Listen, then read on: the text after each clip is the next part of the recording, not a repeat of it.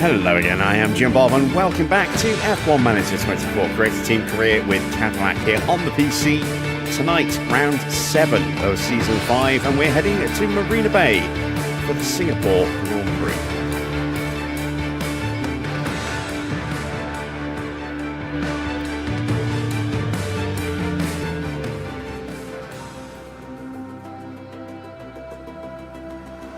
It is the last day of May. We have no money left. We're down to just $32,500. But we are riding high in terms of race results this season.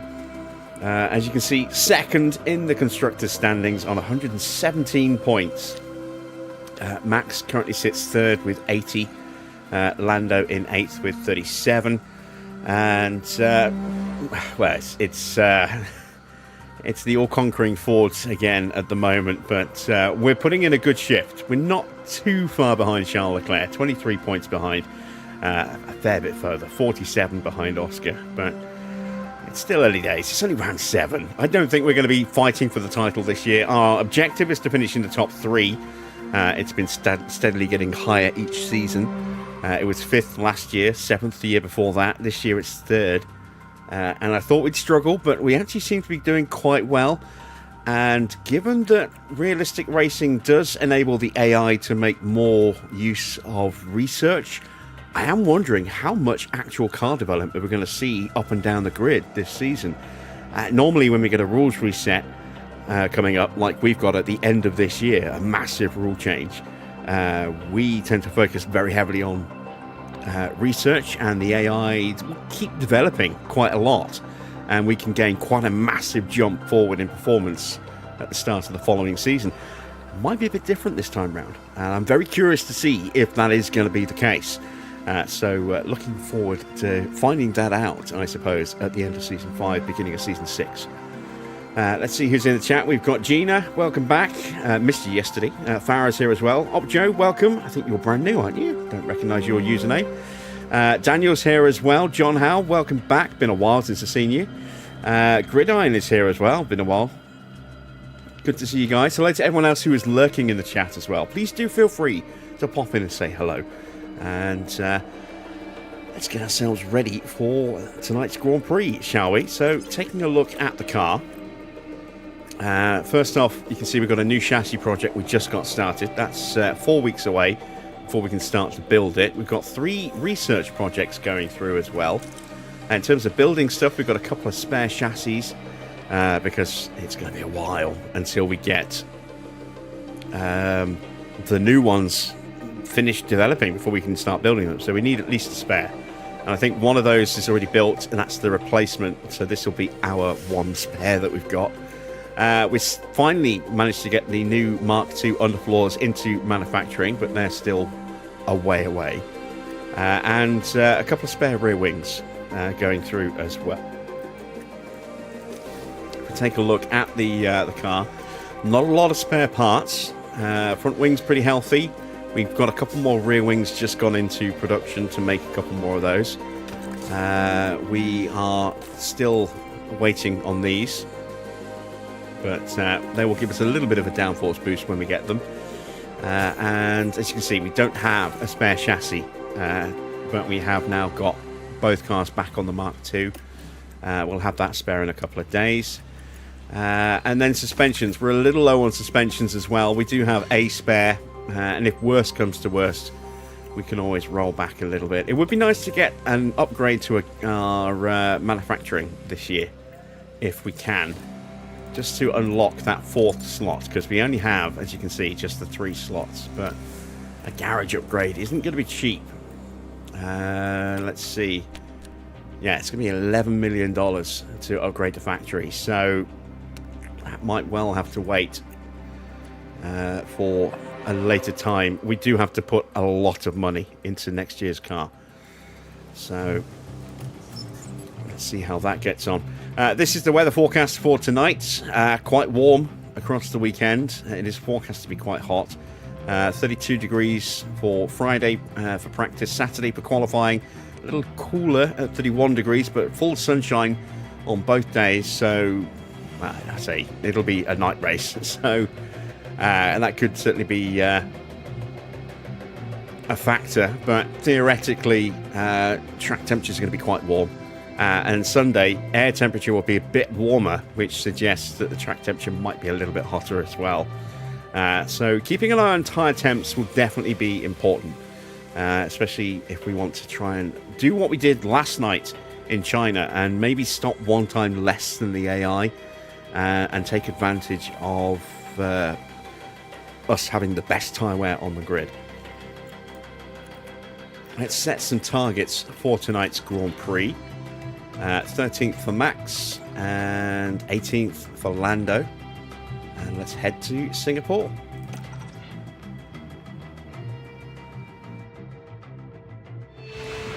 Our Formula One season continues here, in the Republic of Singapore. The Marina Bay Street Circuit is lit up and ready for action, looking like some sort of scene from a science fiction movie. But the competition is real, and nothing else can deliver quite like Formula One. Red Bull have outscored their rivals to be at the top of the constructors' table right now. And as round 18 gets underway, there isn't much time left for teams to make progress. Our weekend action starts here.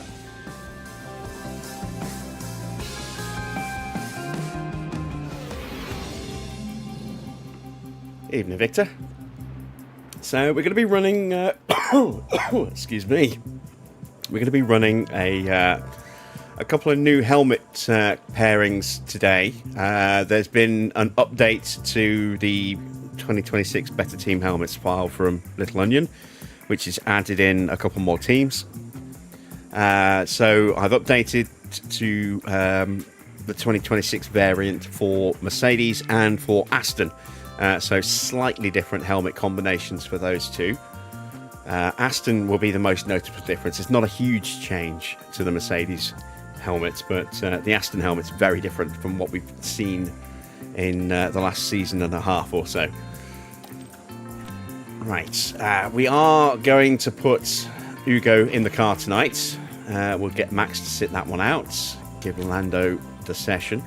Let's go with a set of soft tyres. Singapore is 18 laps to get 2 runs in. I don't know if 15 will be enough to get the feedback. Sometimes it is, sometimes it isn't for Ugo. So we'll go 18 laps just to be on the safe side. And we'll do the same. Actually, no, for Lando, let's go a bit higher just in case we do get a really good setup. Because he'll have 3 sessions to figure his setup out. So we'll go 25 laps and look at running him just the once, unless it's really bad. We need to do some part swapping. Swap out the engine and gearbox.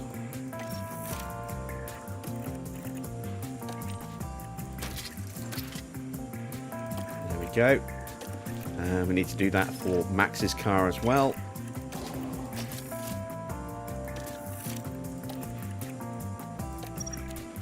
Yeah, we'll stick with that gearbox for now. And now we need some setups. So, quite a high downforce circuit, second highest. Well, actually, no, it's not second highest. Actually, it might be second highest. It's a toss-up for second highest between this and Hungary. I think this is probably slightly higher.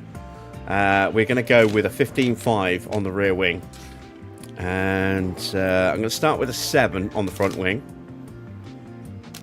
Go. We'll go with a 9.1 on the roll bar. And then I'm going to take this down all the way to the bottom. I'm going to push that most of the way up. Let's go to there. And let's do something a little different, as always, for Lando. Let's go with a bit more on the front wing. Let's go with an 8.5 on the front wing. Again, we'll go 15.5. This time we'll just go to a 7.3. And then this time I'm going to whack that all the way up to a 1. And I'm going to take that just in one little bit, like that. There we go. And let's hit the track. See how these setups look. Green light.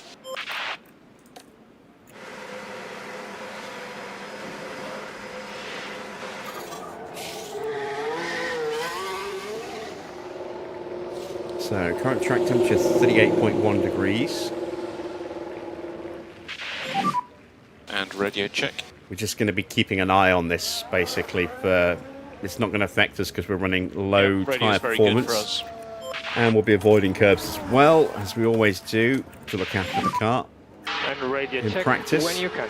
But it'll be useful kind of information for Copy. qualifying and for the Grand Prix. Just to keep an eye on what the temperatures Try do. to reduce the hit on the curb. There we go. Evening, Wayne. So we do have some rookies running, apart from Ugo. Luigi Dalla getting another run at Aston. Is that Shawcross getting a run out at Audi? Is that Watkins? Let's have a look. Yes, Ashley Watkins getting a run out. Oh, it's Schwartzman getting a run out for Audi. I forgot he was in part of their junior program again. Who else do we have running who's a rookie today? Anyone else? Lorenzo Amato getting a run at Ford. And Sanhueza getting another run at Ferrari. Looks like Vesti's got a penalty to carry over. That'll be applied after qualifying. That'll be for his collision in China. And a couple of cars that do have some minor engine wear issues.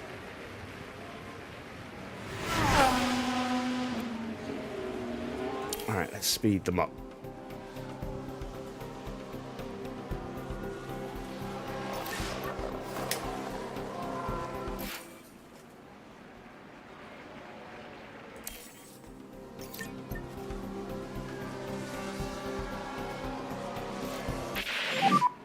And try to keep the temperature on the tires.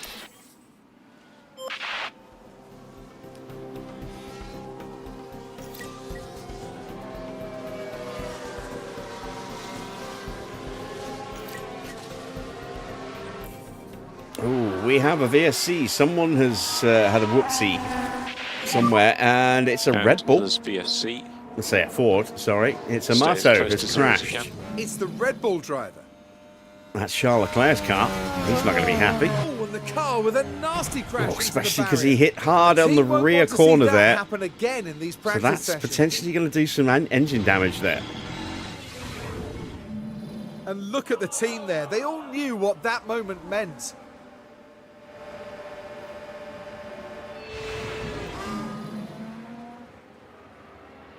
Yeah, Leclerc will not be happy about that at all.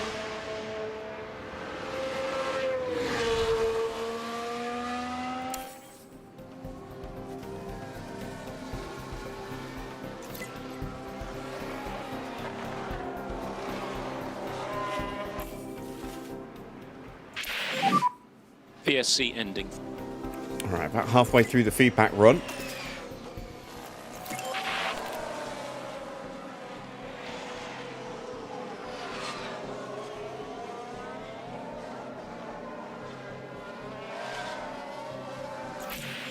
And that's a really strong start for Norris, 96%, so he can just stay out.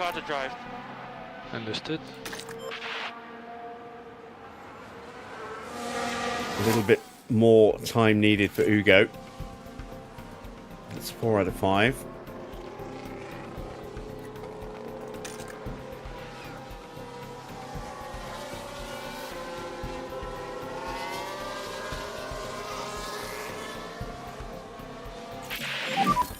How does the Ooh, car it's another feel? optimal. That's encouraging. 99%. Okay. Wow. Okay. One click of toe is all that's needed.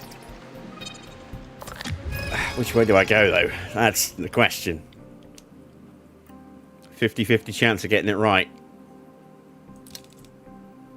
I'm going to go up. We do need to send him back out because he hasn't done enough laps to get his full run in yet for development.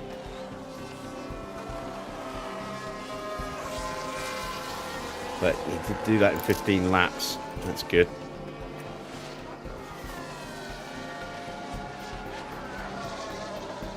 How are the tyres looking? Oh yeah, they're fine. Track temperature fluctuating again. Another yellow flag. In the main straight on the left. Oh, and this is a Mercedes. Is this Teo? No, it's Antonelli. Debris at turn 3. Oh, he's been in a crash. Did he get hit quite badly?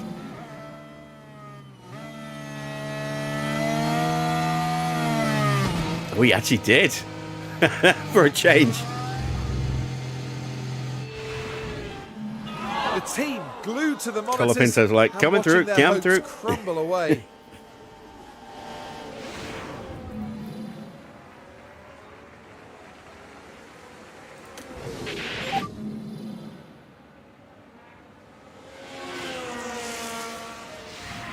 Confirm. Nothing to say. That's unusual. Oh, Colapinto's out as well. Nah, it's not even going to give us anything for him. So that did actually retire Colapinto as well. Wow. Okay, so 3 cars out already. And we're only in practice 1. And we've still got half the session to go. Antonelli was deemed at fault for that. I'm surprised, actually. I would have it was safety car ending. potentially put that on Colapinto. Yeah, okay.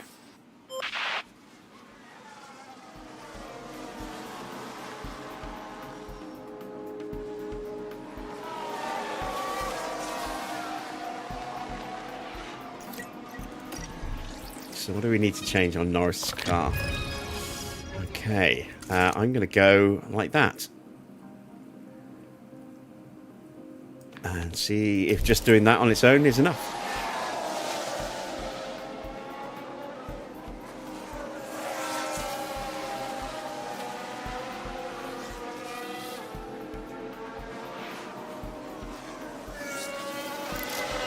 We're not going to send Norris back out. We'll wait for the next session for that.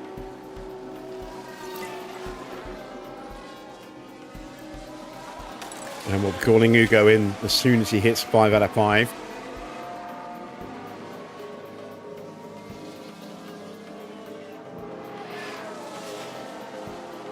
Are we going to get any more retirements? Ah, yes, we are. We got a red flag. And that is one of the Audis.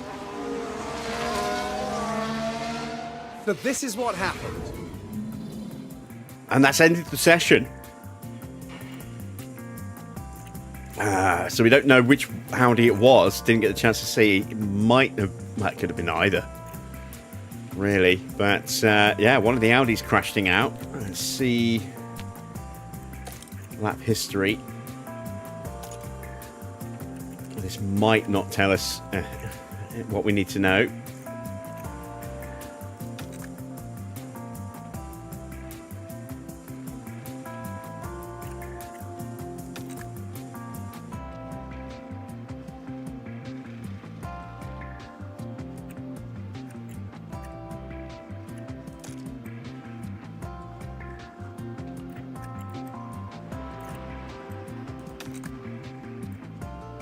I think it was here. I think it was Drogovic, because there's no sector 1 time, and that was an outlap. Oh, excuse me. So that would be my suspicion, is that it was Drogovic, but I don't know. So 4 cars retiring from practice 1. We have penalties for Antonelli and Vesti now, and the chance for maybe some more. Interesting. What happened to Verstappen? He was just sitting out to give Hugo a chance to run in FP1. He'll be back in the car for the next session.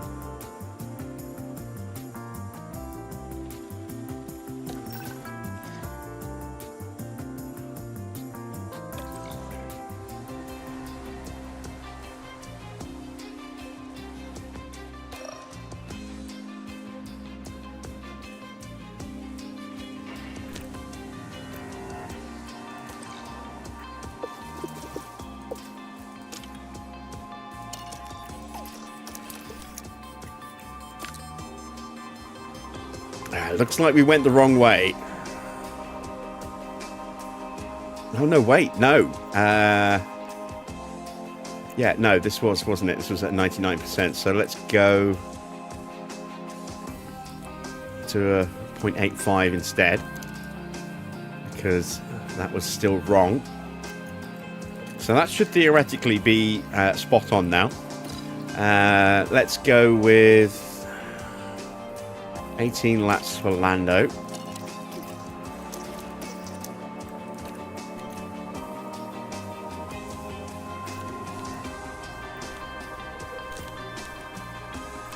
And let's hit the track.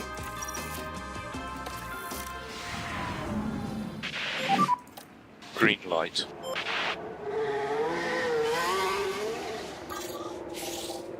So look at this. This is evening time, but track temperature 39.2 degrees.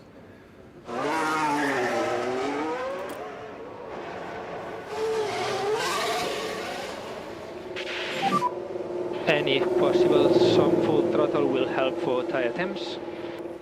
Yeah, confirm.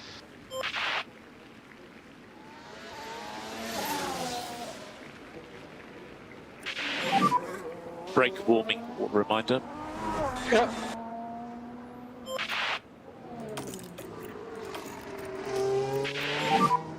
Yeah, confirm. Try to reduce curb use, and it's unsettling the car. Okay.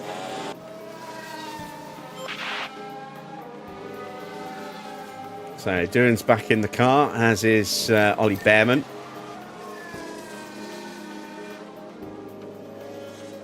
And let me show you the new helmets.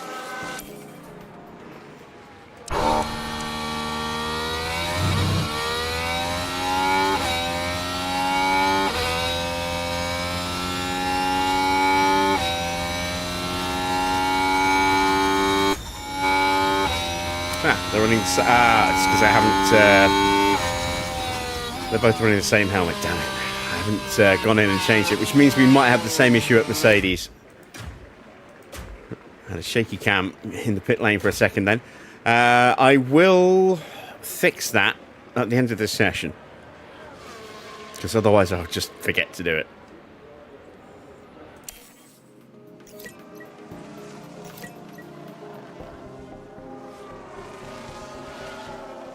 So we'll have to close the game down temporarily just to make that fix.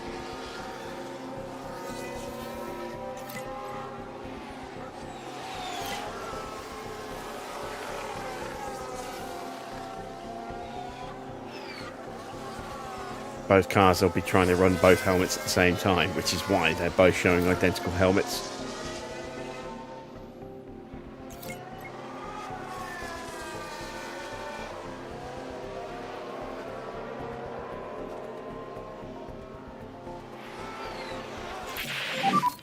All right, there we go. Optimal for Max, and because we corrected, that should be 100%. Copy that. And it is 100%. Fantastic. So he is good to go. Pretty much. Just needs to get a tiny bit more time on track. How is Lando getting on? 91. Oh, we made the wrong decision with Norris. So Yeah, happy. Yeah, copy. we made the car a little bit worse. Let's call him in and fix that.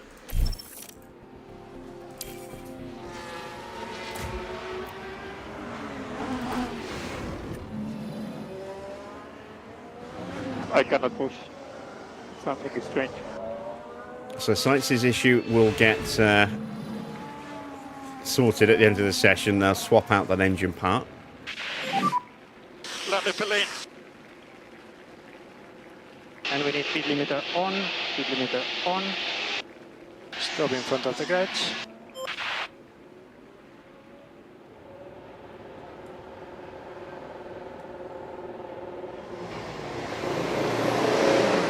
Evening, Johnny. So, what did we get wrong?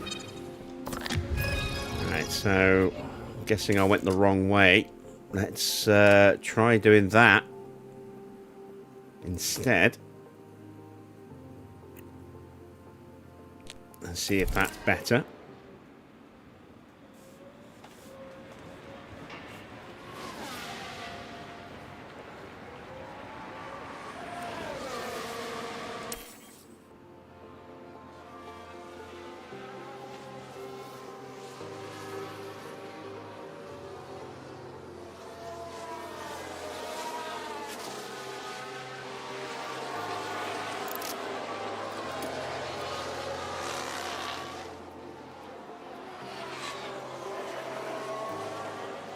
Right, Max will be in a couple of laps.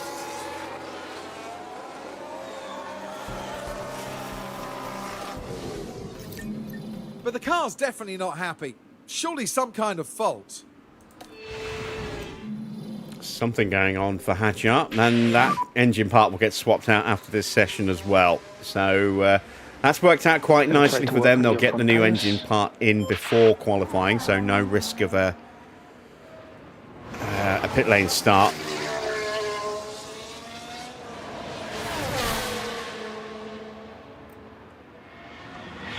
So they can get that done before they have to brake park Fairmay, which is good for them.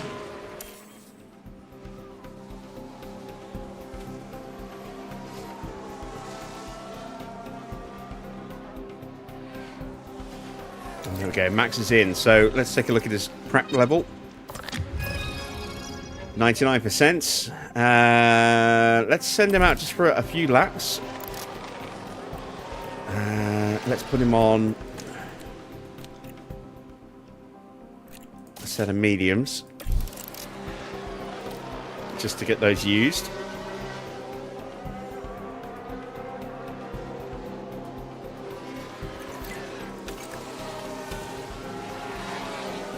And then he won't have to run at all in the next session. And if we get this right with Lando, he won't have to run in the next session either, which will be nice. Just remove some wear from the car by not running in the third session. Evening, Army. There we go. Max is where he needs to be, and so is Lando. Perfect. So let's call them both in. Yeah, awesome job. Yeah, copy. And that's it for us for practice. We're done.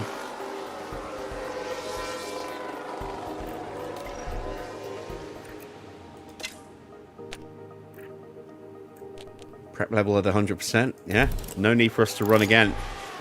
Same here.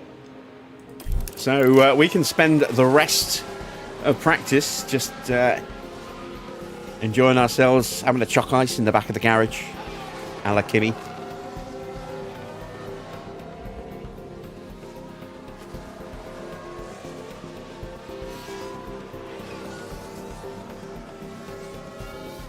Track temperature still quite high.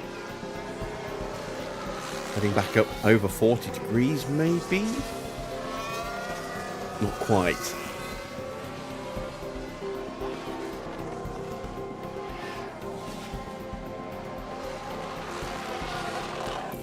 But it should be hotter on race day. It's going to be hotter for Saturday, apparently.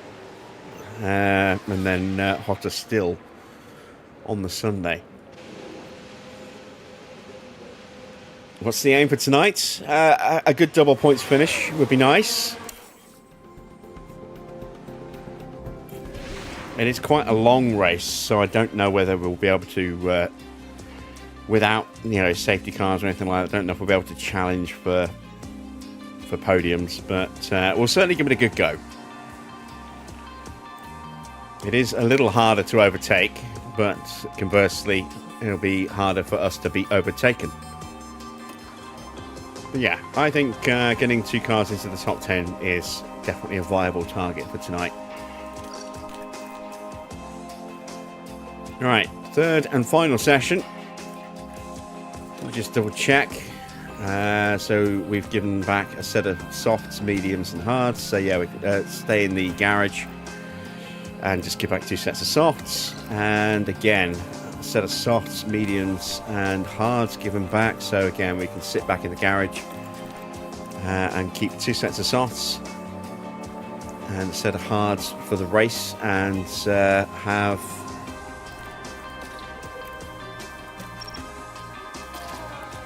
three sets of softs going into qualifying as well, with one kept in reserve for the Grand Prix or Q3 if we get to Q3.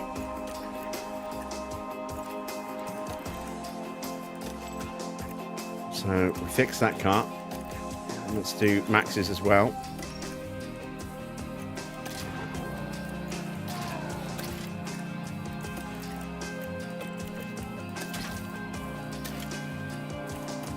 go. And so we're just staying in the garage. Can't simulate because they will definitely go out and use up tyres if we send them Now out. we have green light. So we'll just stay in the garage and see if anyone else crashes. There we go. Science. Out the garage and instantly crashes. Oh, it's a side hit as well. Sorry, guys. Crashed. And not much that the team can do about that one.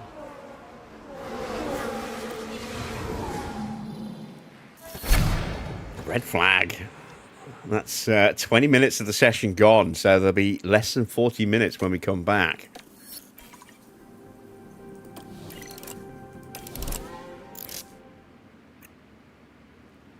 "36 minutes to go." That's half the session gone.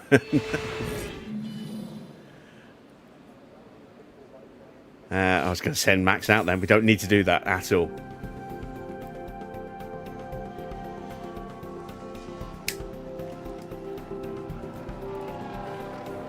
And of course, that was a brand new engine component in the car for Sainz. I wonder if he's damaged it already.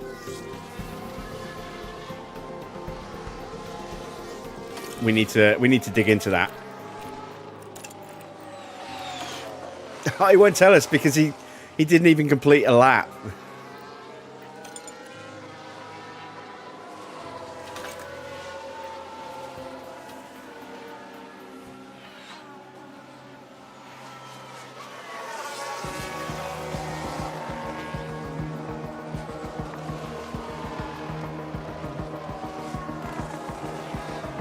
So, seeing as we're not doing anything in this session, let me show you the new helmets. I was actually watching the 1993 Donington Grand Prix before tonight.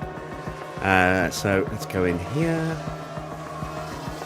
And let's get some Little Onion. So, yeah, this has been updated a couple of times since. These are the new Aston helmets. So, that one you've seen already. And that's the other one. So very different from the sort of Aramco and Valvoline inspired helmets that we've seen before. I think they definitely look nicer. So we're going to go with those. I just need to tweak the mod file slightly. These are the updated McLaren ones that have been added since as well. But there's not a huge difference between the two. And I do like there to be a more obvious difference between them at first glance. They're both very dark. A lot of black on both helmets, which makes them harder to distinguish from a distance. So we'll probably stick with the 2025 ones that we're running. We've got the new Alpine helmets, which I think we are running. Or we were, until we... what's going on? Oh, session's finished. Yeah, we were going to run those, but we've obviously switched now to HiTech. The new Mercedes ones, I'm going to have to fix these as well because it's the same. That's the new Helmet 1 and Helmet 2.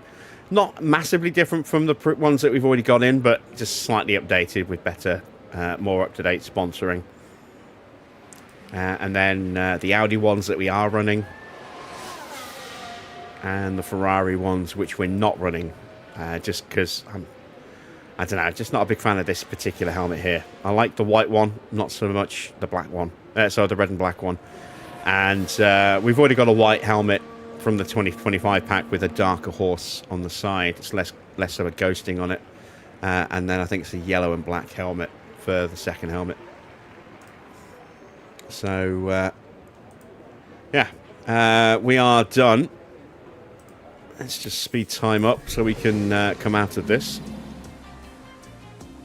There we go.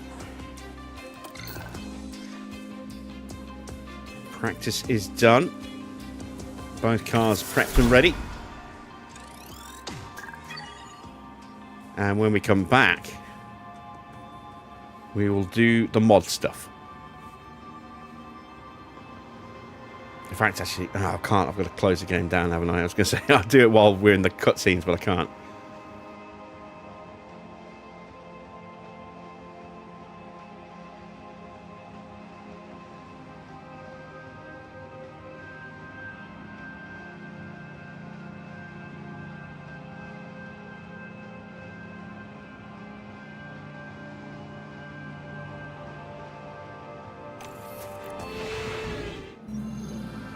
Welcome to qualifying. Let's find out if all that practice will pay off for the drivers. Executing the perfect qualifying lap around Singapore comes down to absolute precision. The circuit needs high downforce and a good suspension to maximize grip on the bumpy street surface. In terms of George Russell and his form, Karun, how's he going to be feeling, do you imagine? They had an excellent performance in practice, setting a solid lap time. They must be feeling confident. But confidence doesn't necessarily mean success in Formula 1. A couple of my engineers Hold working on for tight, McLaren there. Because we're getting underway.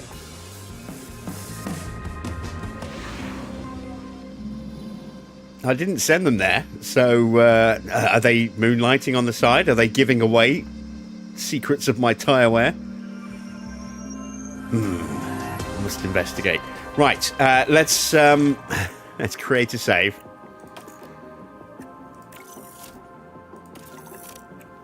There we go.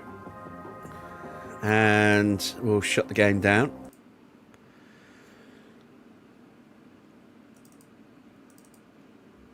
And let's go into the mods. So,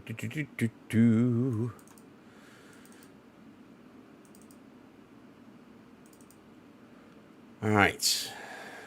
Let's go to Aston Martin. So, version 1 in car 1.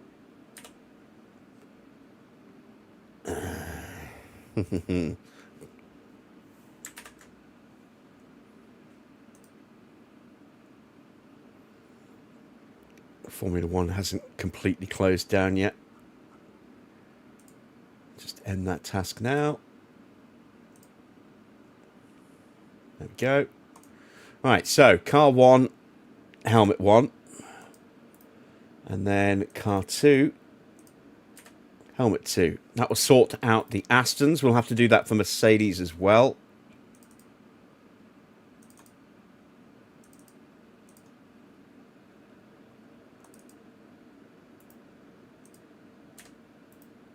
And then version 2 in car 2. Lovely stuff. So that's done.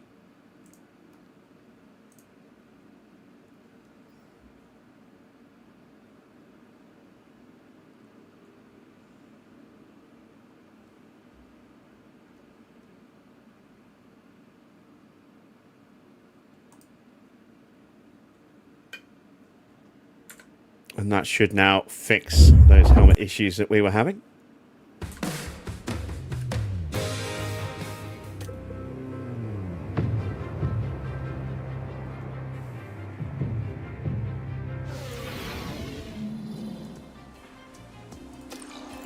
Right, so we've already done the engine swaps, so let's go straight into qualifying.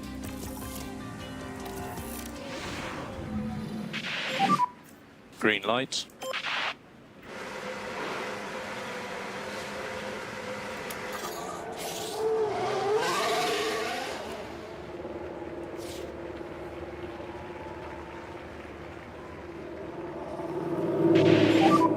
Ready, check. Copy, loud and clear. And we need a good warm-up on the brakes. Yeah, all good.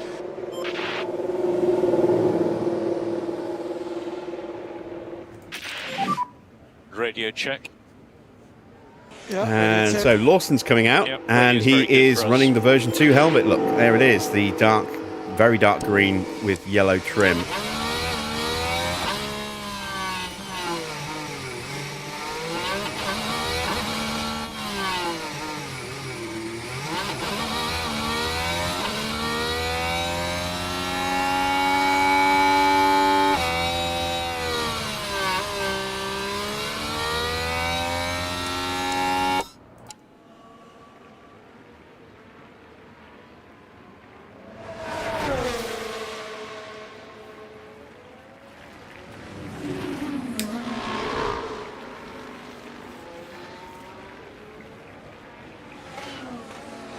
And we just need to wait for Porsche and Sonoda. See what helmets they're wearing.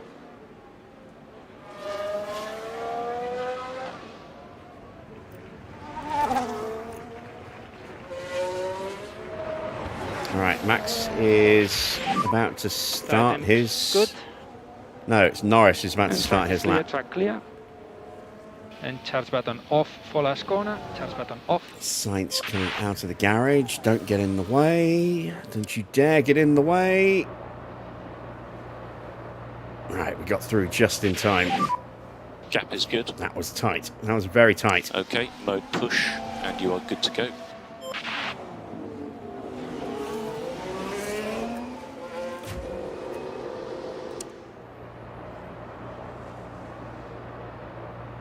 Max easily beats the BMW Williams out, so that's good. Right. Split times. Let's have a look. 26.7. Leclerc slightly quicker.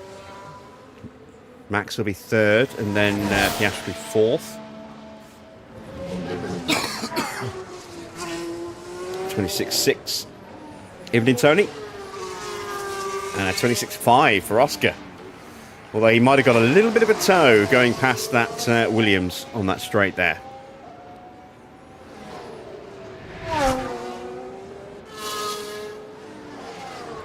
Right, got Sainz ahead of us. Should get past him on the straight over the bridge. Actually, maybe not. No, we'll get him on the run down to the end of the lap here. Max slightly quicker than Norris in the middle sector as well. Leclerc definitely getting held up. 36.9. Oh, no, Sainz has just started to push. So that actually might give us a little bit of a toe. Stay negative. Stay negative. Norris has done a 25.1, a 127.9 across the line. Half a second quicker than Leclerc, who lost a lot of time in the middle sector. Piastri looking very quick. Max goes top by 3.5 tenths, and there's Piastri, and he blows us out the water. 6 tenths. A mighty final sector there, 24.5.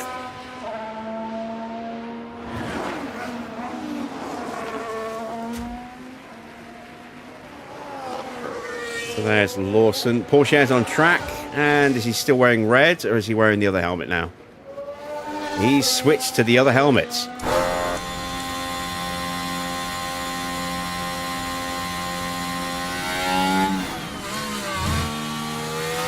So you can see the updated branding with the Meta AI on the top of it.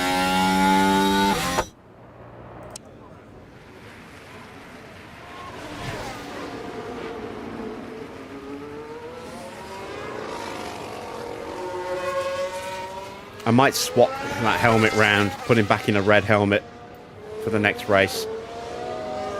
I'm not going to mess around with it again today. But that does mean he has a very similar, at a glance, very similar looking helmet to Antonelli. You know, a lot of white on both of those helmets. Landy pit lane. Speed limiter All right, on, Albon is closing out his lap. Sainz has gone P4. Colapinto's gone up above us as well into P5. Norris down in 6th now. Watch your speed in the pit lane. Stopping on the marks. Albon goes to P6. 10.5 quicker than Lando. We are going to go again, but we're going to leave it a while. In fact, we might only do one more run just to save a little bit of wear on the tyres. Track temperature not too bad at the moment, 32.4 degrees.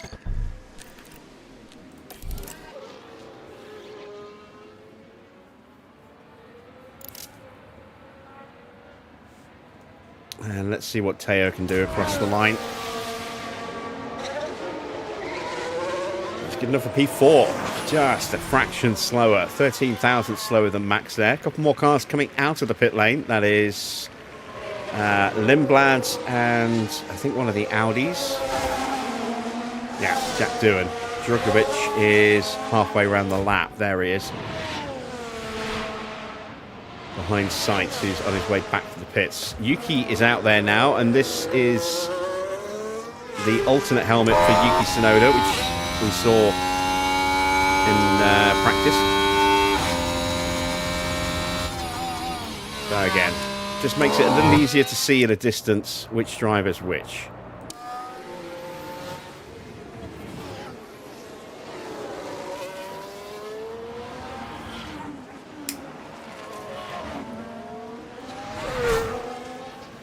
It's one of the things I do kind of lament a little bit, is the loss of identity for some drivers, where the helmets are now more corporate branding than they are individual drivers. Back when driver helmet sponsors were nowhere near as prevalent as they are now. You know, every driver's helmet had, well, not every driver, some just have very boring generic helmets, but every substantial driver of the last, from the 90s through to the mid 2000s, the late 2000s, early 2010s, had a kind of a unique individual style of helmet. I mean, the ones that immediately spring to mind, obviously Senna, Mansell, Button had a very distinctive style of helmet.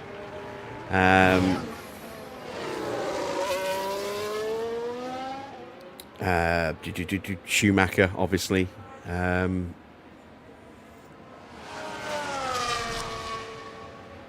They all had elements that kind of stayed the same all the way through. And I think one of the closest we've got in modern times to that would be Alonso.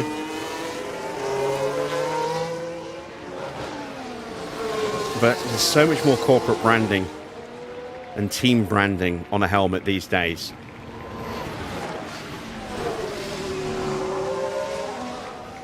That uniqueness of each helmet has kind of gone away. I mean, we even saw it with Button when he went to Brawn, or when Honda became Brawn. All of a sudden, his helmet, while it still had the JB on the side, all of a sudden was in Brawn colours. It wasn't in, the traditional colours that he'd been using before. And we see that, particularly with, the teams that, the drivers that drive for Red Bull teams. It's just a lot of their helmet design is just taken up by a massive, great Red Bull slapped on the side for both teams.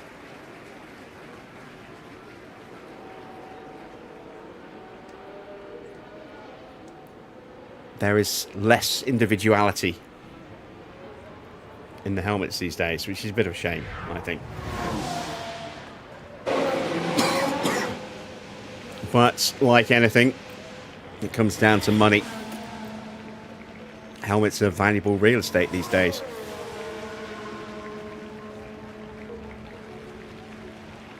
You see, in all sports, you look at football, you've got naming rights for stadiums. Stadiums are not sacrosanct anymore. They are, named for the highest bidder.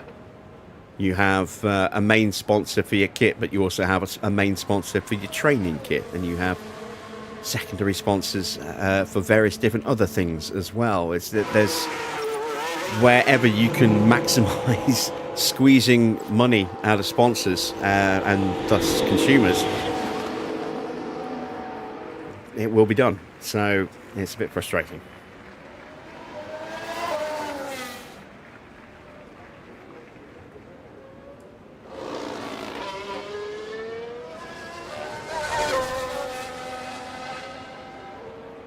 Right, Schumacher is closing out his lap. Max is still looking pretty good. He's up in P6 still. Norris has dropped down to 13th.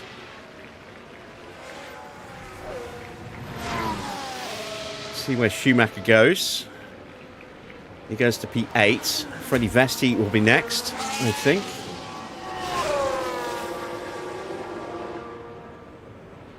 And he's only good for 19th. Where did he lose time? Against Mick. Nowhere specifically. I mean, he lost a couple of tenths there, 3 tenths there, 3 tenths there. Just bleeding time in every sector. There's no great big hold up somewhere that's eaten all of the time up. Ollie Bearman goes P2. That's a good lap for Ollie. What about Pato? Last one yet to set a time.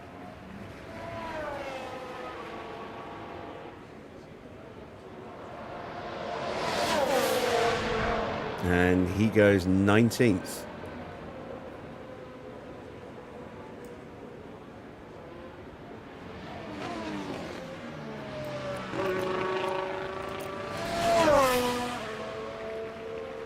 All right, I'm going to try and hope that we get a clean run by going now.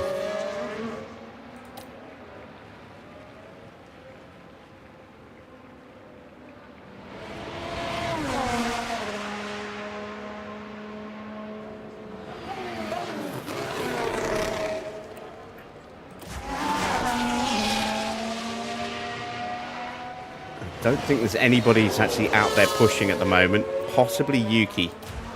Yeah, Yuki's pushing, but not improving in the first sector. Everyone else is either on an in-lap or in the garage or just coming out of the garage now. So we've got Sights tucked up just behind Lando. Hadjar just leaving the pit lane now. Same with Russell. Now we've got a flurry of activity leaving the pits as well. I say that, I think Vesti's going back in the pits. Yes, he is. Leclerc's coming out.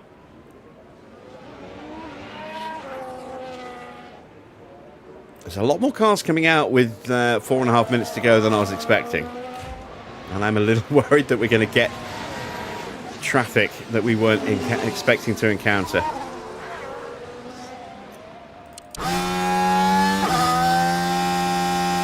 There's more cars coming out the pit lane as well. Ah, come on. Don't screw me over. I think Max might well be safe, but Norris won't be safe. He will need to improve. Especially considering Charles Leclerc is currently bottom of the standings. Tyre temps look good.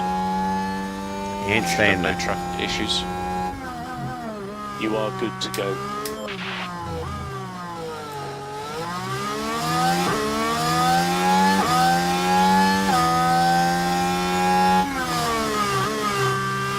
Final round of the year for you, is it tonight? How is the season coming in terms of objectives and stuff, Tony? Are you going to meet them, beat them, or miss them?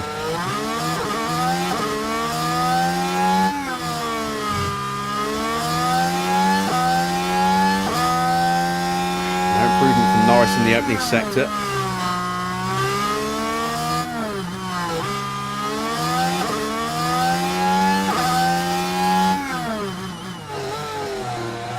Middle sector split is at the end of this straight.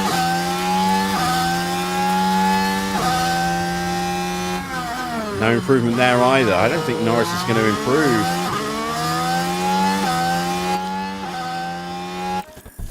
I'm going to call Norris in, put another set of tyres on him. Get out of Sights' way. Coming past you now.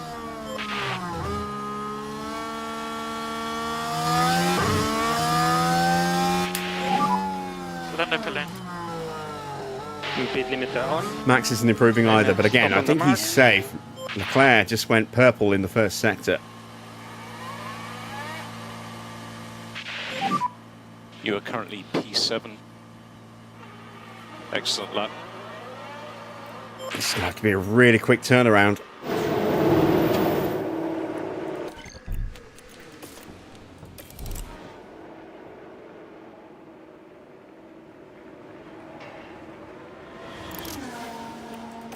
And probably going to have to push him on the outlap as well.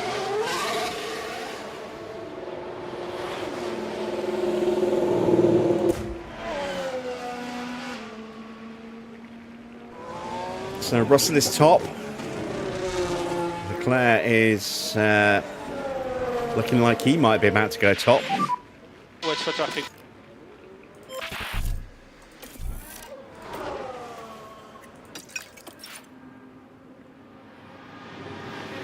Oh no, he only gets P3. Not the best middle, not the best final sector for Charles Leclerc there.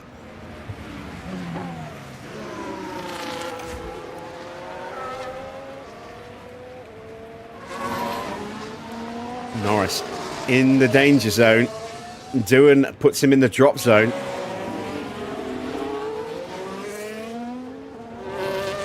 Coming in for fresh tyres was absolutely the right call.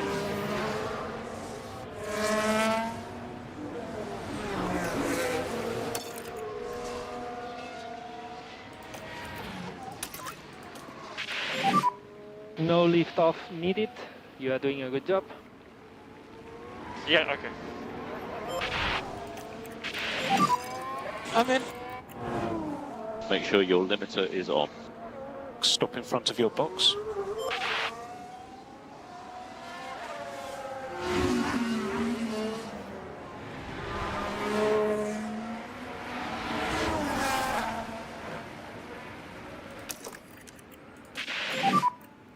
So deployed.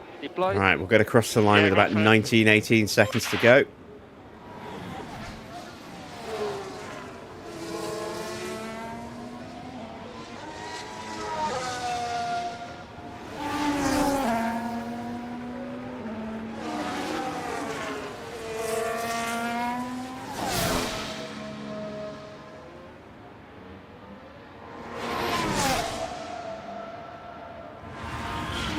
That's a bit more like it. 26.5 in the opening sector. Personal best. It's just a shame we've had to burn second set of tyres to do it, but I really don't want to have to start from the back of the grid around here. Max down to 11th.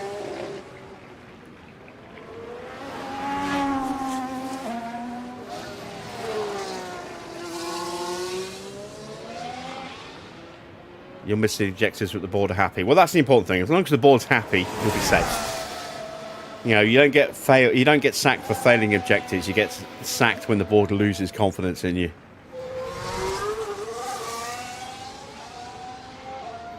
This is definitely a good lap for Lando.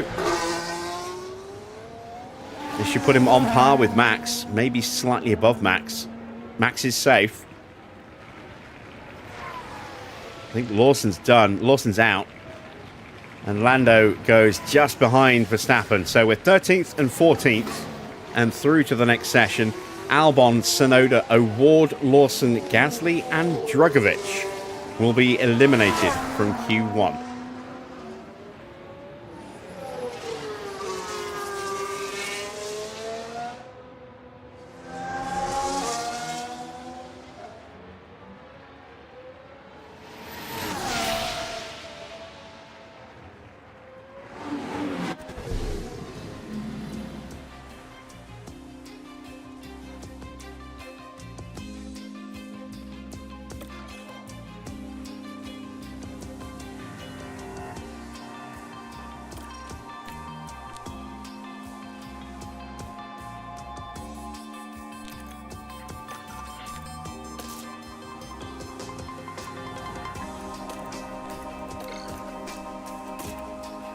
Alright, let's do our first run on those scrub tyres from Q1.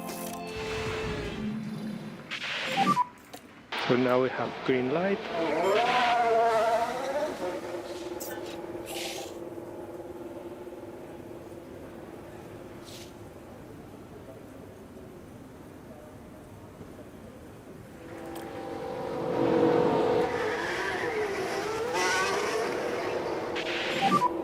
Need a good warm up on the brakes. Yeah, okay. And Max will go out behind Antonelli. I was hoping to get out in clean air. That's a bit frustrating, but not the end of the world. I mean, we're on scrub tyres, first run. It's a practice run, basically.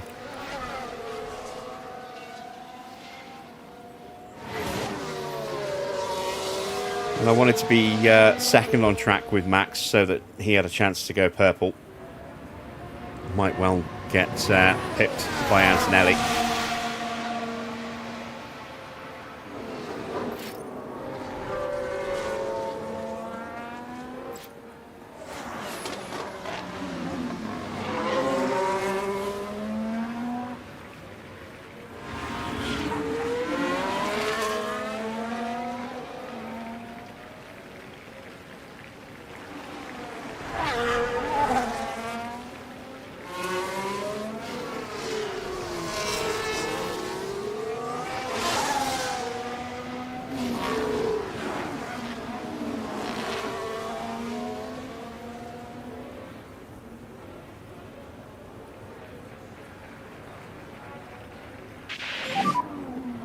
are good for the moment. And track is clear, track clear. There will be charge button off for last corner.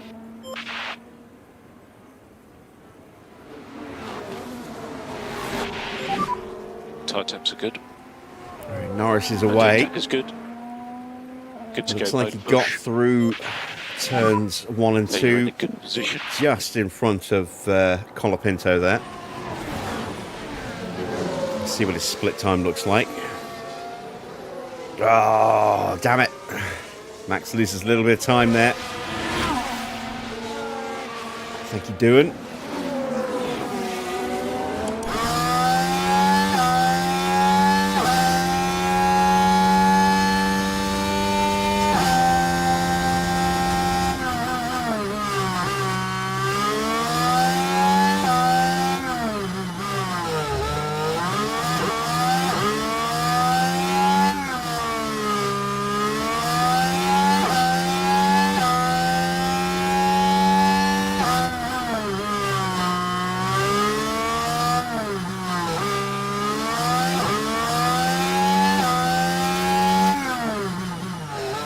Tempted to sign Bottas.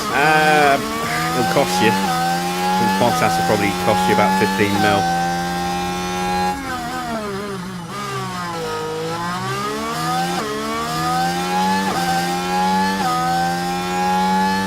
Maybe even more. Trying hardest mode with 2 rookies is hard. Yes, it is. Absolutely, it is. Confirm. But you save a lot of money, which allows you to develop the car. There we go, Max into 2nd place, just ahead of Lando, and that's not too bad considering the tyres.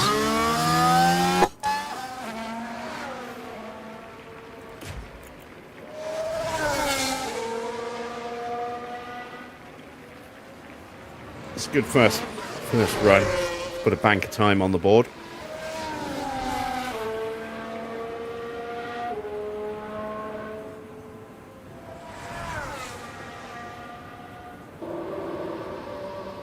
Porsche goes 2nd.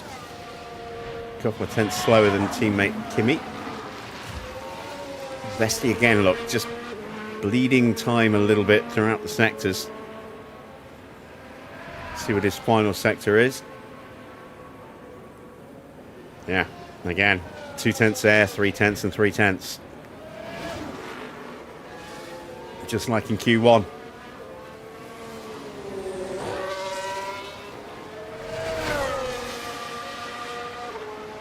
That's the difference. I mean, normally I go with two more inexperienced drivers, shall we say? Not necessarily rookies, but drivers with lower stats.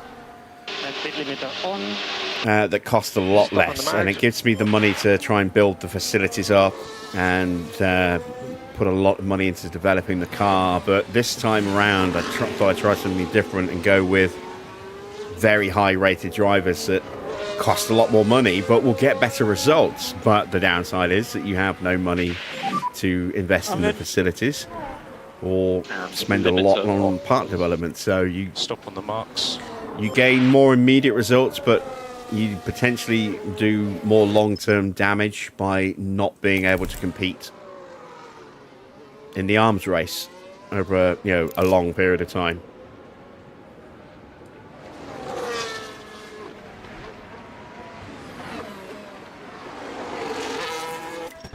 I mean, if you started in 24, which I'm guessing you did, my advice would be just try and tough it out for the next year, because at the end of 25, you've got that big rules reset. So while you've got 2 rookie drivers, there's a risk, you might end up with some big repair bills, but the driver wages will be much smaller, which means you can theoretically invest a lot of money into research for the following season, for 26 and the start of the new regs. And then come 26, then you can look at maybe getting a better driver in. And we need a good warm-up on the brakes. Confirm.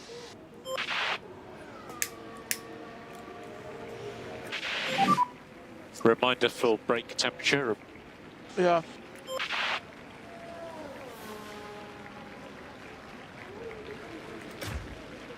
All right. Let's see what Oscar can do. There's George getting out the way. He's about to start his flying lap.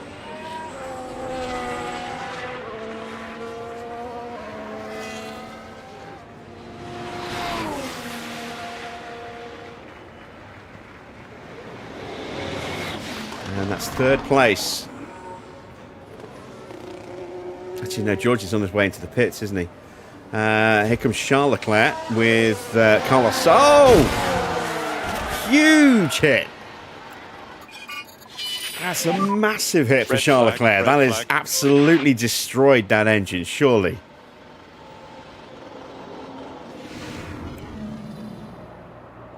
That would have got Farah all excited to see that happen live. And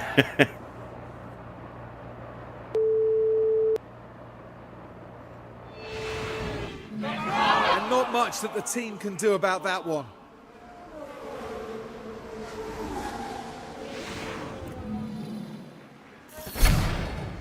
What a massive hit that was. All right, so 7.5 minutes, not enough time for 2 runs. So now we are going to just have one more run to finish the session and hope that it'll be good enough to squeeze us through.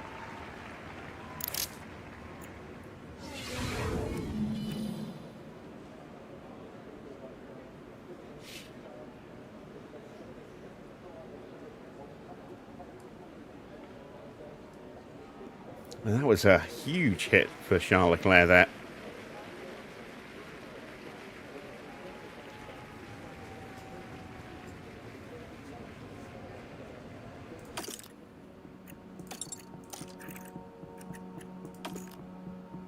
Oh, look at that. He had a brand new engine and a brand new gearbox. His ERS might well be destroyed after that. And that gearbox could probably be destroyed as well, or very nearly destroyed. The engine will have taken a bit of a whack, but I don't think it'll be too bad. Farah's so excited he couldn't spell accident. Evening, Dennis.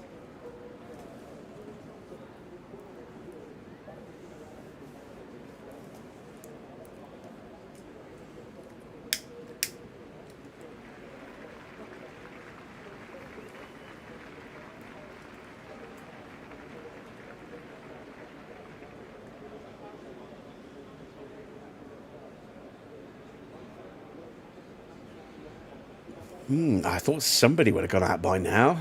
Everyone else has come to the same conclusion. There's only time for one run. So I thought surely someone will come out early. I thought, I don't want to go out too early because I'll get caught in traffic. Now everyone's going to get stuck going out and hitting traffic at the same point. Out goes Gabriel Bortoletto. Needs a time, as does everybody in the bottom drop zone here. Leclerc obviously will not have the chance to set one, but Schumacher, Bearman, Lindblad, Bortoletto and Hadjar all without a time yet. It's 5.5 minutes to go. Freddie Vesti now heading out for a second run.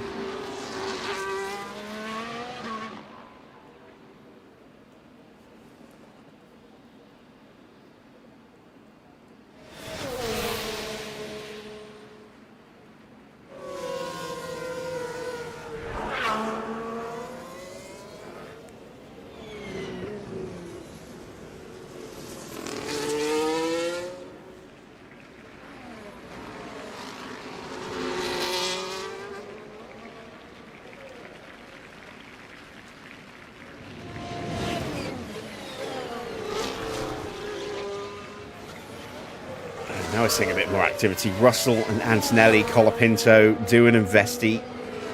Actually, we knew Vesti's there. But George out as well. So we've got a few more cars out now.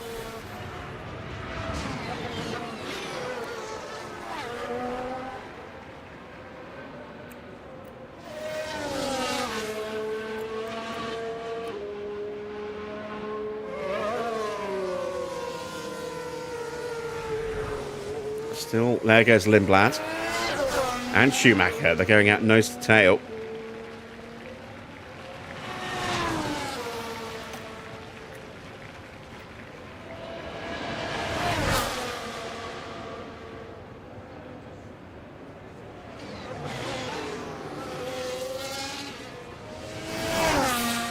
There goes Bearman.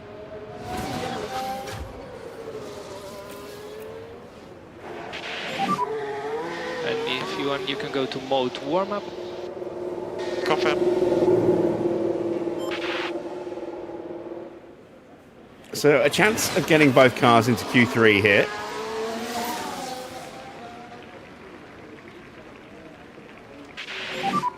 Reminder for brake temperature. Yeah.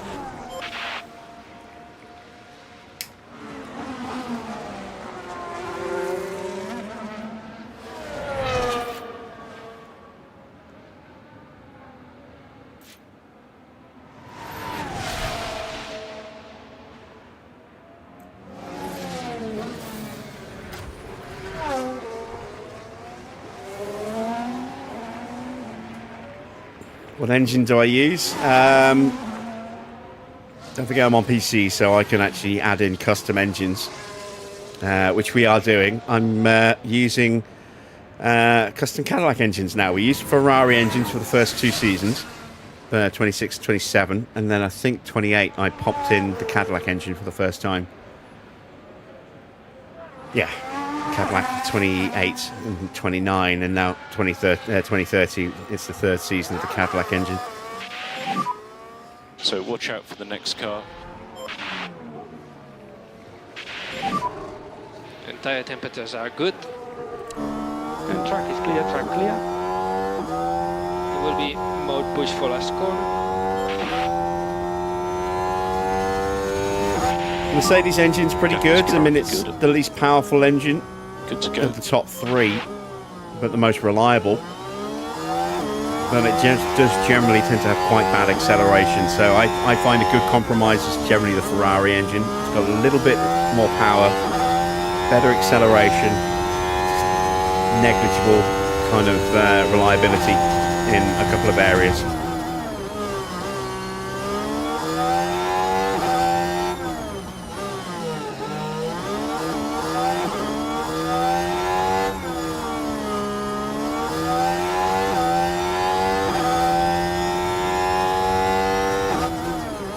Yellow flag. It's a brief one. It's not a personal best in the first sector. As Doohan runs wide in turn 2. Right, we're taking the second corner. And that's where they slightly run off the track. They've got to be careful and watch the car there. Nobody's using Renault engines because Renault aren't in Formula 1 anymore.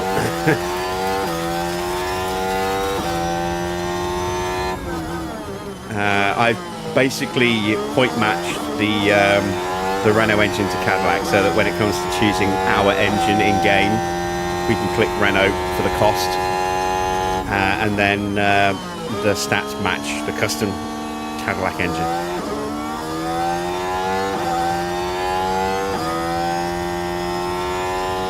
Everyone else uses either their own or custom engines, so Ford are using the RBPT At the moment, P11. engine, This is a good lap. Ferrari using Ferrari, Mercedes, McLaren, etc. using them. BMW are a custom engine in for Williams. It's their 2nd season now in the game for us. Lap time looks pretty HiTech competitive at the moment. are running Mercedes engines because they've got AMG branding on the side of the car. Maserati are using Ferrari engines. Audi have got a custom Audi engine. Norris, watch out for Norris right behind you. Watch out, Norris. You've got Norris right behind you.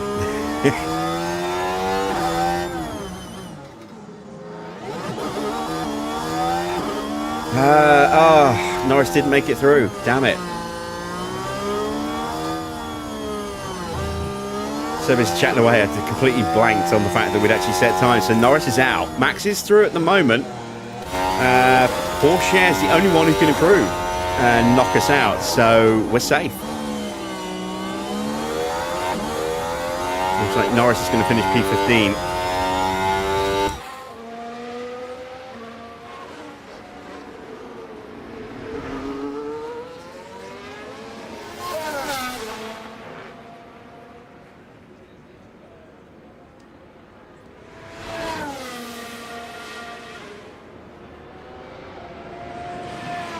So Porsche improves to P13. Eliminated then from Q2 is Freddie Vesti in 11th, then Schumacher, Porsche, Bortoletto, Norris, and Charles Leclerc, who had that massive crash as he started his flying lap.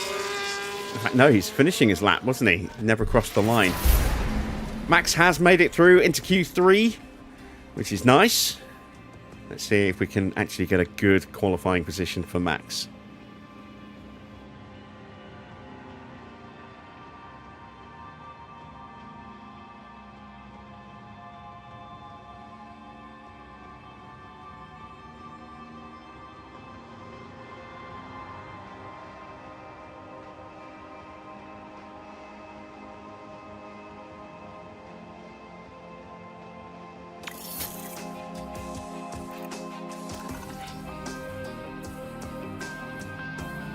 Behave yourself, Farah. Every time.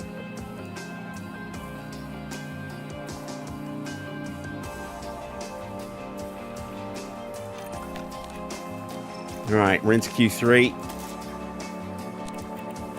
First run will be on the very worn scrubs. Second run on the lightly used scrubs. So I've got 2 brand new sets of softs for the Grand Prix. 4 seconds, 3, 2. Who do I support in Formula 1 in real life? I don't really have a favourite. I mean, I've got a soft spot for Ferrari, but I think everybody does. I don't really have a favourite team. I'm more, tend to follow the drivers rather than the teams.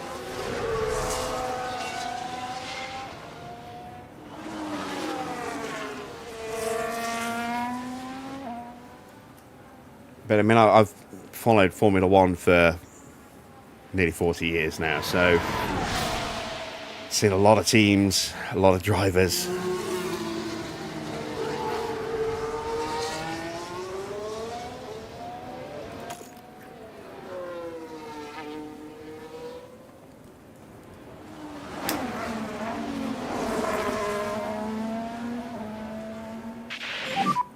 So you're in a good position.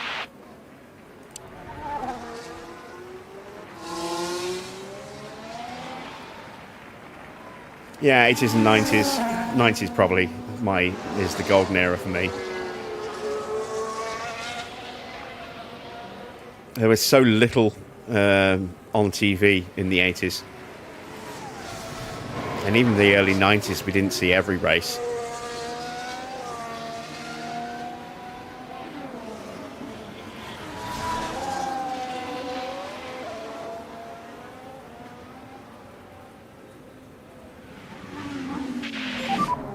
Tyre temps look good. Track should be clear. Mode push, and you are good to go.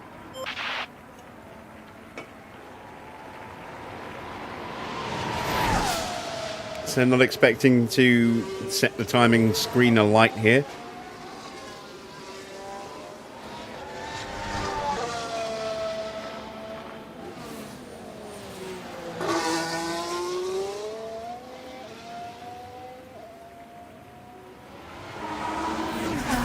Yeah, back in the late 80s, we only got random races every now and again.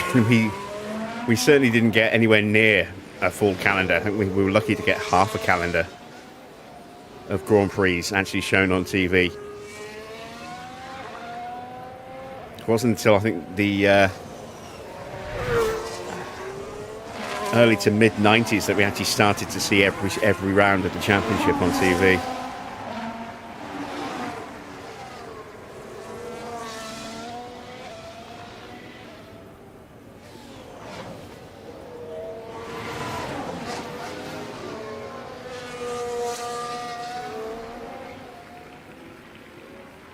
So we're down 0.3 in the opening sector. We're down a little bit in the middle sector as well. These tyres are very worn now.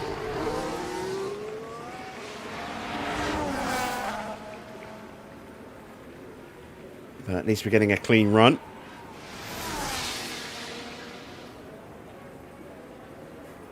$128.2. It's not great. Stay negative on your delta. You can see Hadjar's gone 6 cents quicker. Antonelli's going to go quicker still. Yeah. He does, and 127.4. We're now 8.5 tenths away. Still waiting on Russell, Piastri to set their times. They're going to be quick.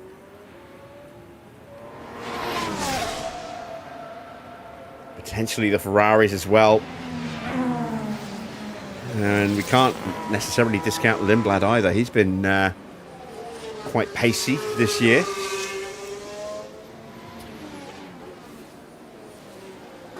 And he's tucked up right behind Oscar Piastri as well, by the look of it. Yes, he is. So he's going to get a really nice tow here.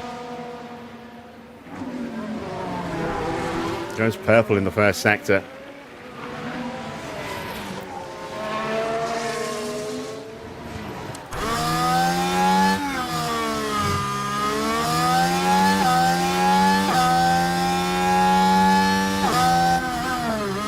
May well lose a little bit of time in the middle sector, but his final sector should be strong as well.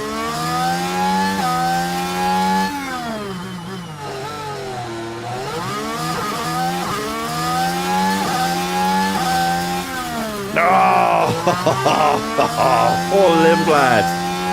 He was on such a good lap. That's cost him 2 seconds. Yeah, I'm in.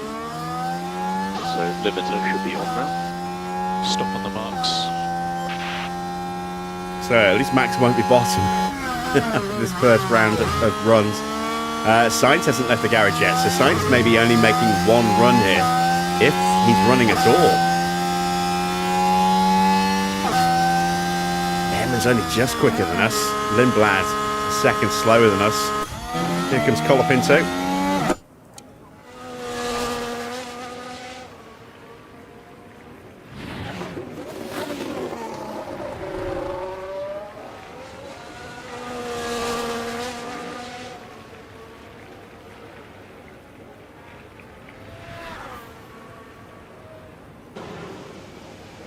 And he goes up to P4.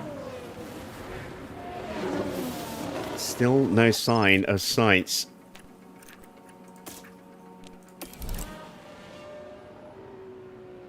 I'm going to go now with Max.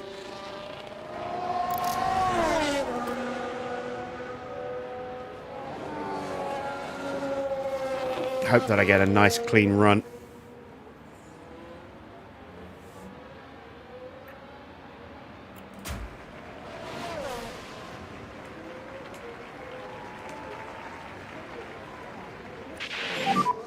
Just work on your tyres. Oh, yellow flag. Somebody running a little wide. It's an end lap, so it's not going to be catastrophic for anyone. It's Colapinto. Now this was the 7th corner. Oh, we've seen a few go off the track there. Really, they must be careful.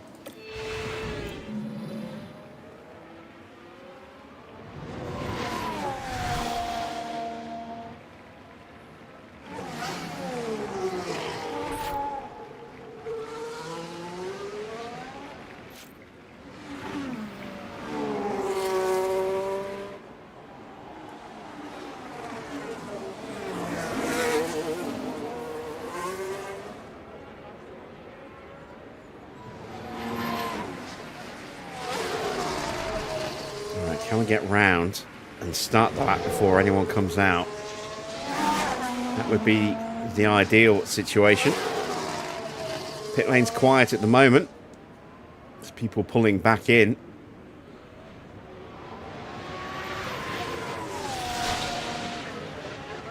I get the feeling someone's about to break cover. There we go, Doohan. Damn you, Doohan.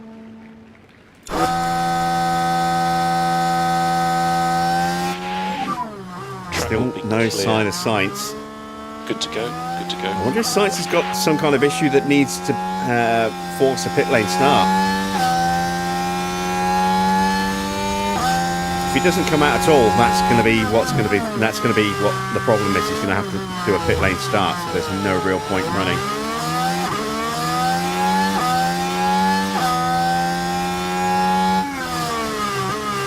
Am I getting up early this weekend? No, because no, he's still going. He's still going. Thought Doohan had binned it for a second then. It's a big one. He did crash. Follow the action now at turn 7. I don't have Sky F1, so it's highlights for me, and that's it, unfortunately. And that's a tough one to take for both driver and the car.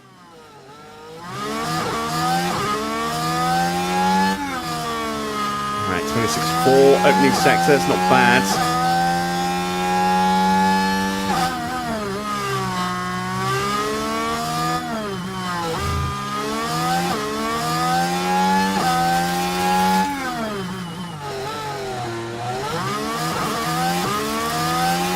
Get out of our way.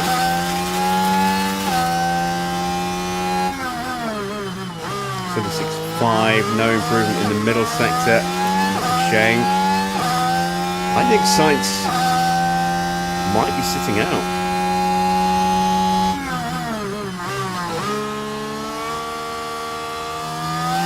That's Bearman coming out again.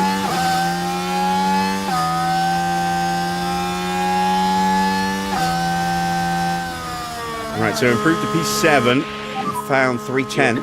P7. Maybe Nice 3.5 tenths. It's not enough. But they weren't brand new tyres, so there's potentially a little bit more time on the board. Too late now, though. Doohan's actually going to go round and do his lap. I mean, he's got no choice with that wing.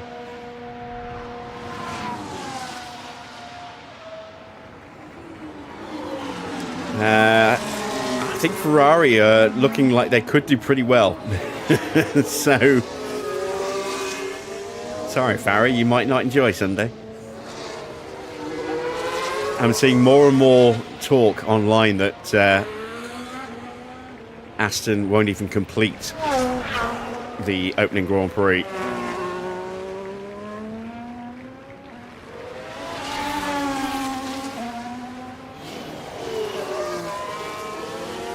Down to a lack of parts and all sorts of issues with that Honda engine.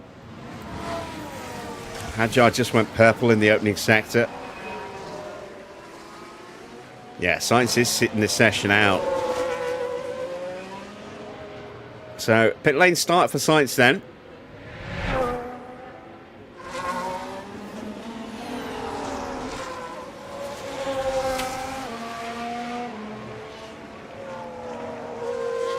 The cars will be completely different from testing. Some of them will. What's your speed? Some of them might not. In the pit lane? Don't expect McLaren to be that different from the car that we saw in testing. McLaren have won the Constructors' Championship for the last 2 seasons in a row, so the amount of hours that they have in the wind tunnel and for CFD and stuff is much smaller than the other teams. So expect them to kind of adopt almost like a wait-and-see policy to see what other teams do with their upgrades before they go down a path of their own. They'll have their own kind of ideas, but they'll wait and see what other teams do, what seems to be the strongest style of upgrade, and then they'll probably explore that. And so expect McLaren to not have much in the way of upgrades for the first third of the season, maybe, before they start bringing in big upgrade packages. Just simply because they don't have the same amount of time in for testing of parts and developing parts that other teams do. I think Zach Brown said they're going to be was it Zach or was it Stella said they're going to be on a defensive footing at the start of the season.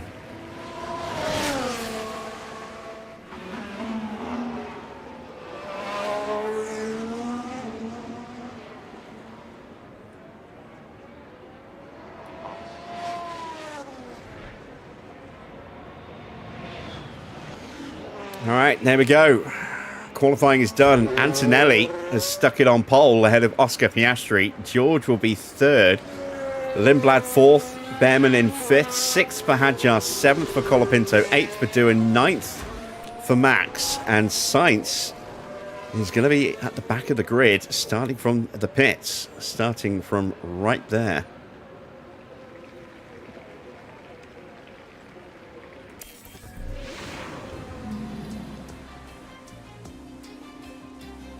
Let's check out the amended grid.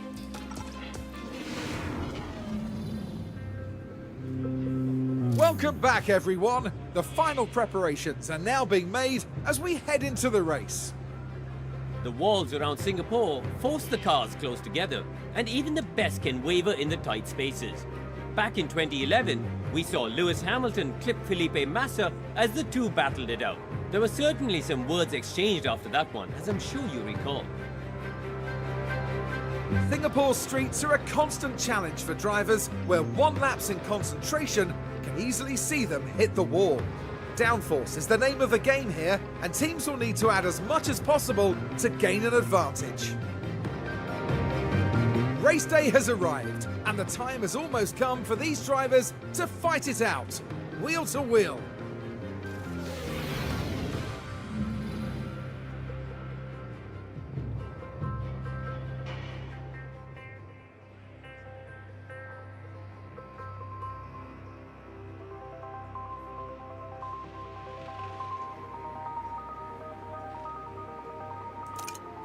Okay, so let's have a look. Antonelli has a 3-place penalty, so Oscar will start in pole position.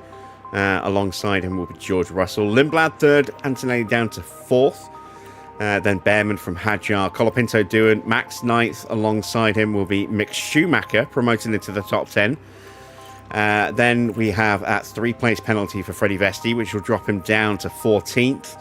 Lando Norris promoted up to 13th, so it's 2 places gained for Lando Norris. And there we see Leclerc obviously had to start from the pit lane following that massive crash in qualifying, and Sainz also starting from the pit lane as well. So, strategy time. What do I think is going to work? That is definitely a possibility. That is quicker.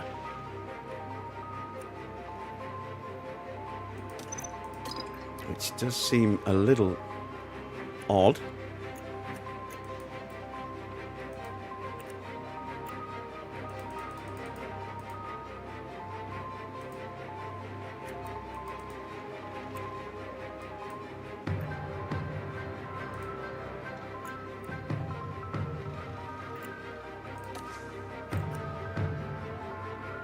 Why is that so much quicker? Just maybe because the hards are more durable. I don't know which way to go. Oh, wow. We could even go the one-stop route. We do have the tyre wear for it, but are we going to give up too much grip? Certainly don't want to entertain that. I think this might be the smarter call rather than the one-stop.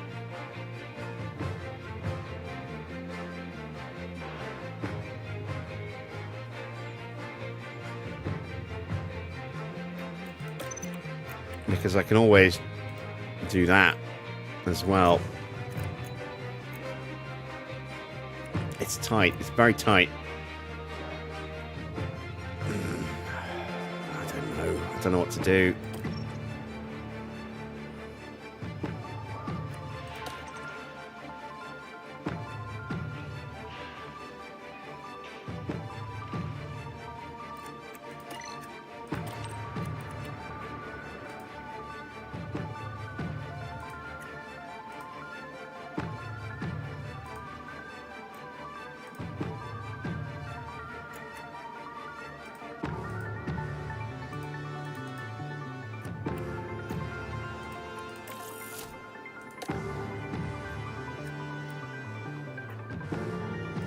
I think we have to go with that. It allows us to be more aggressive with these tyres. What about if I was really aggressive with our opening set? And then a little bit more balanced with the middle set. And then still have a lot of grip to play with in the final set. Maybe try and get an undercut here in the opening stint.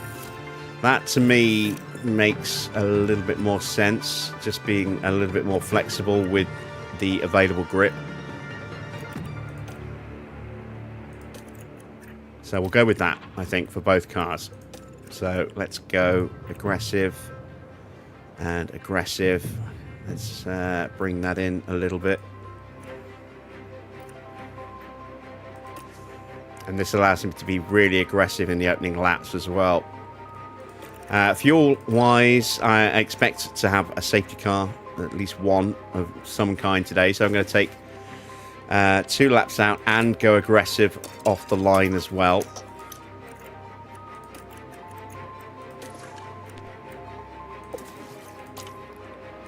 And stay aggressive with fuel for probably the opening 5 laps, maybe more than that.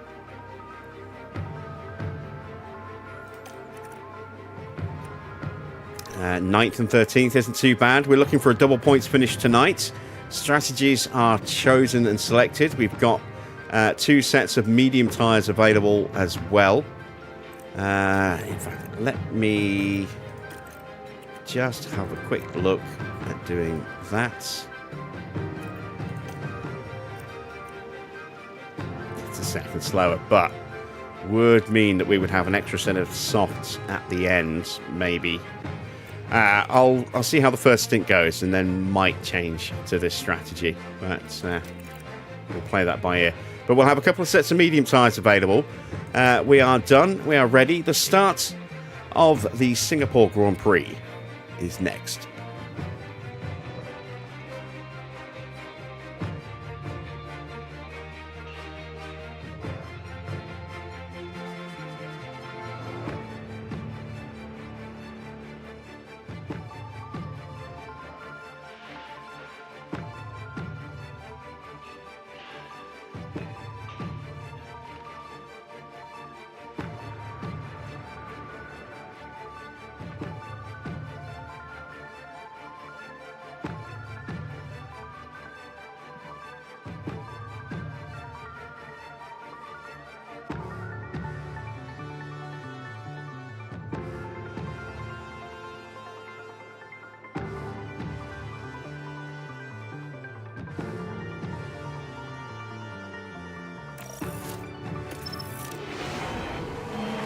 Well, it's great to have you with us, folks, as we settle in for the weekend's Grand Prix action.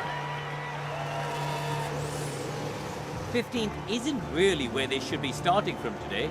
They need to move forward quickly to salvage a good result. And it looks like we're good to go. And this is it, the Singapore Grand Prix. And it's lights out, and away we go.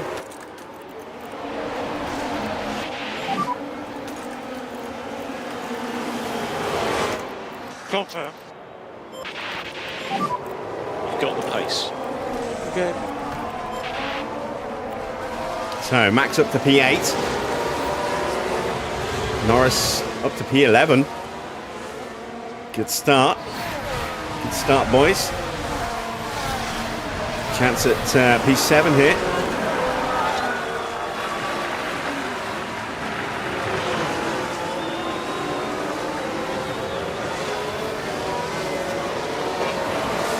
And Max puts move on the driver he replaced. Not too bad, huh? Not too bad at all. That's the way. Currently E7.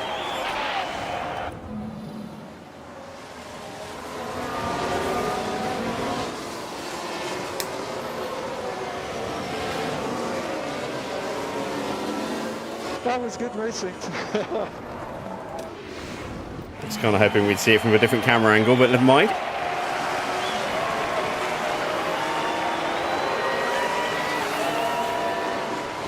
Track temperature is 7.2 degrees.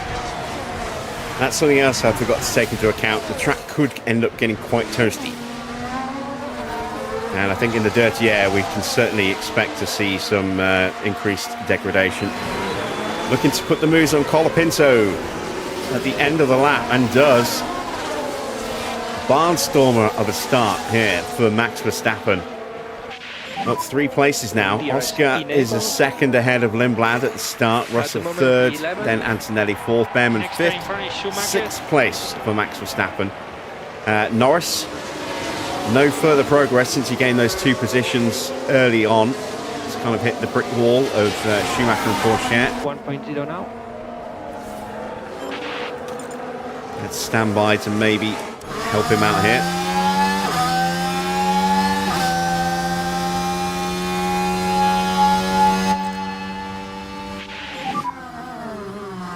Not this time round. Yeah, confirm.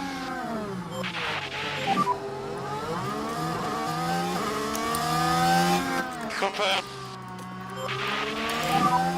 Charge on. Here's an opportunity, maybe. Get your tyre temps down. Go on, squeeze on through. Squeeze on through. Good lad. That's Norris into the points.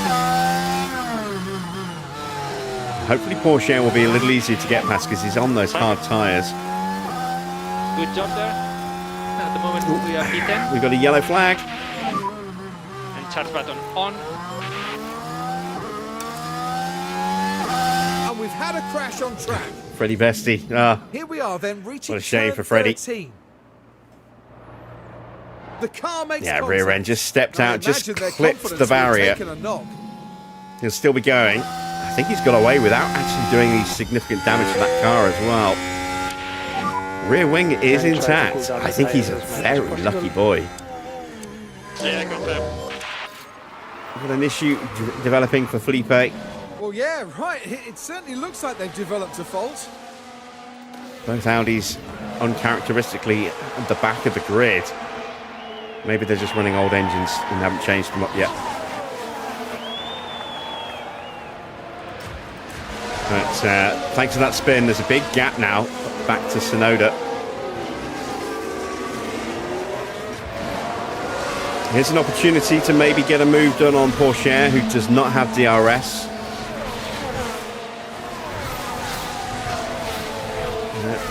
Not this lap.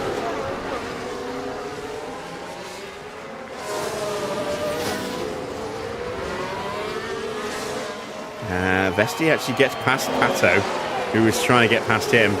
Pato ain't having any of it.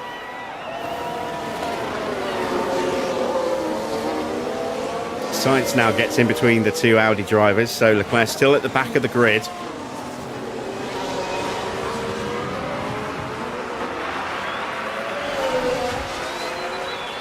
Again, Norris not quite close enough yet.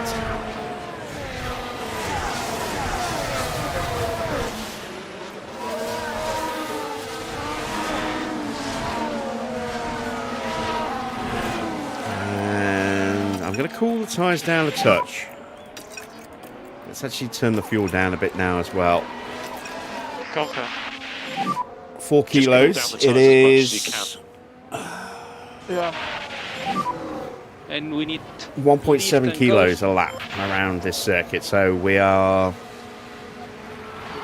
just over 2 laps, 2 and a bit. Colapinto trying to fight back on Max. Or is this Max trying to get Colapinto? I think it's Max trying to get Colapinto. This focus is a long race. No, Colapinto did get Max. Yeah, just dive bombed him.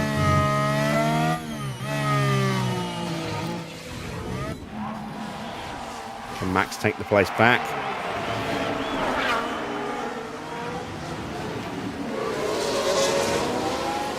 Maybe. No, he's backed out of it. So let's go mode push. And there goes Schumacher. There's progress to be made. continue. Driving clean air away. No, I'm not.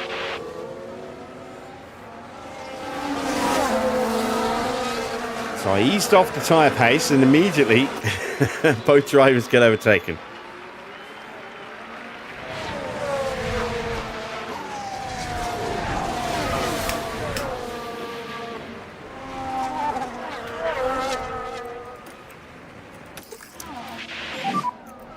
Charge on.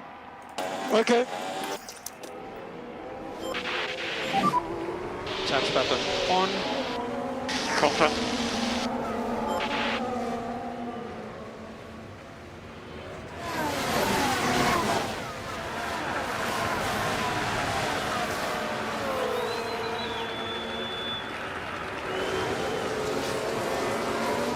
Both of the Williams drivers behind. Charge button on. Go for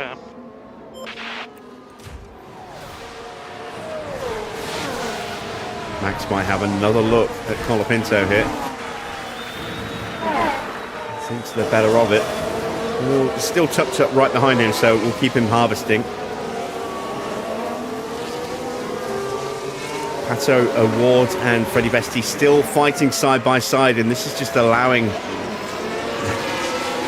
I say allowing Tsunoda to scamper away. He's not, he's stuck behind the two Williams cars, but it's just increasing that gap.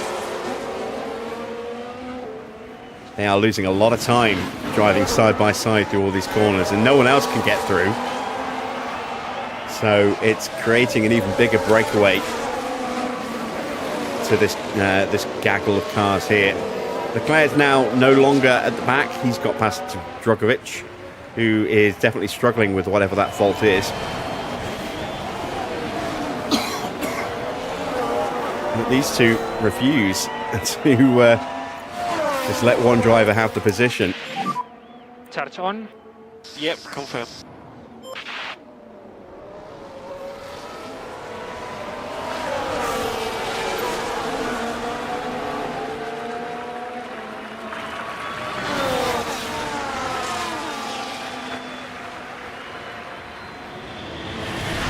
Let's go back to Norris. Schumacher's right on the back of Porsche. Porsche's only just about hanging on to the back of Hadjar. A little mistake for Bortoletto, cutting the chicane. Trying to find his way past Norris. And the tyre temps aren't coming down because of the dirty air here.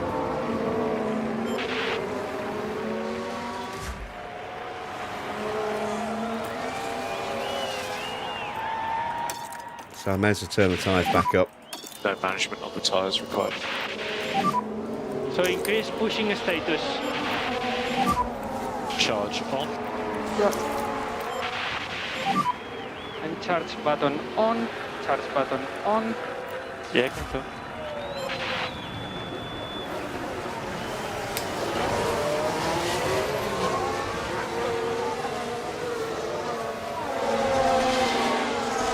Still, Vesti and Award are side by side. Oh my god, these two.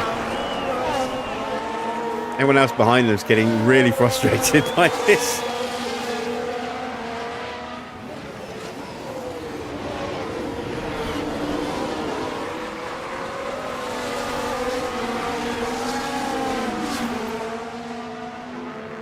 There's a hell of a battle going on between these two though. I kind of want to stick with it, but we have our own battles to keep an eye on. Let's see if we can get back through again. Mode push. Okay.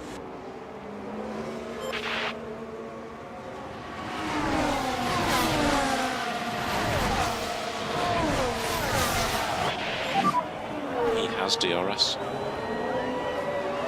Yeah.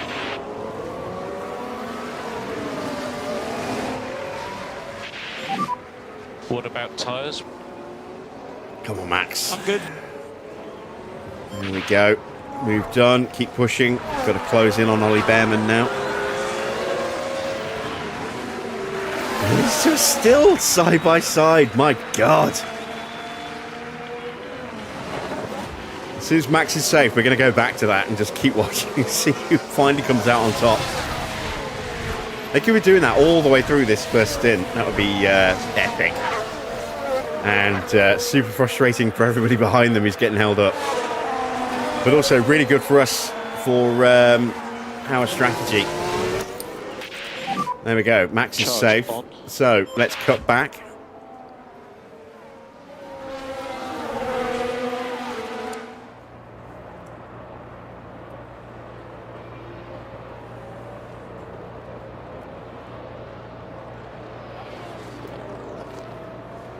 Pourchaire's right on the back of Hadjar. That means Mick isn't getting through, which means Lando isn't getting through. Here comes Freddie Vesti once again.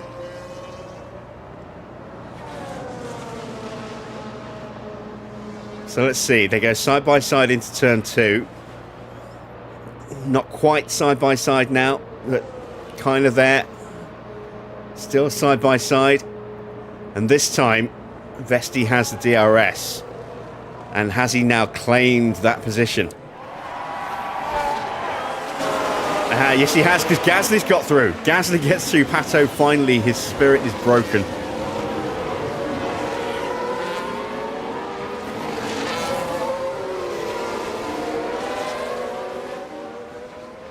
And now we should see the pace pick up. So let's see. Freddie Vesti did a 1:34.3 last lap. Let's see if he's quicker on this lap. He's scampering away. Let's see if we can get Norris a little bit further up the order. Actually, I might just stay like this thinking about it, because we're going to be boxing pretty soon. And I'll probably go to a set of medium tyres rather than another set of softs. Because in any kind of dirty air, these tyres just aren't able to keep up with the cooling. And Gasly gets past Vesti. So Gasly's had a stormer of a lap. 1:33.0. Finally unleashed. Lawson's got past Pato as well.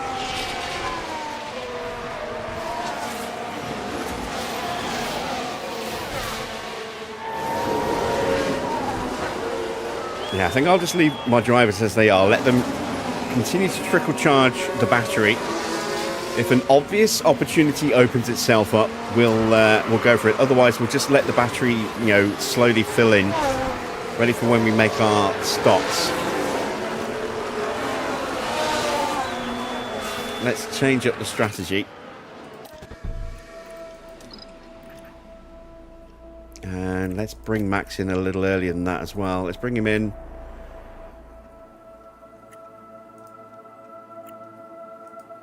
Really early.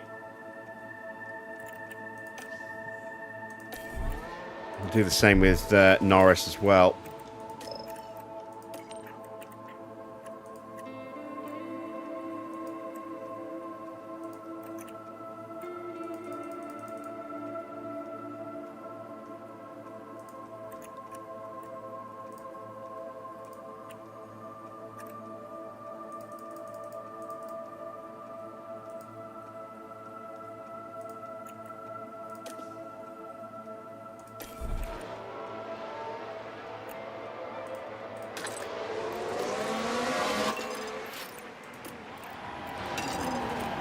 And let's go for a nice early undercut. Let's get after these cars in front.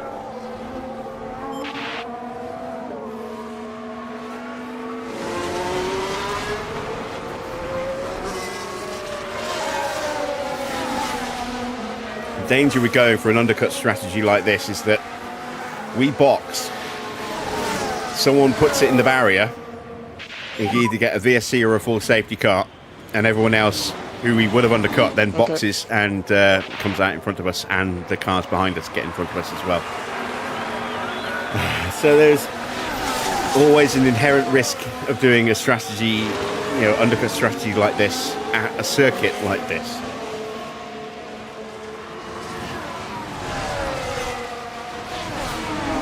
Just have to hope that fortune favours the brave. DRS on you. Because we are kind of just stuck in dirty air at the moment, not able to make any further moves. Max might be able to make a run at Bearman. Pourchaire and Hadjar are now fighting. So again, Schumacher and Norris kind of stuck until that resolves itself. Let's see if Bearman's back in DRS range again. Okay. Charge on. Okay. Charge on. Yeah.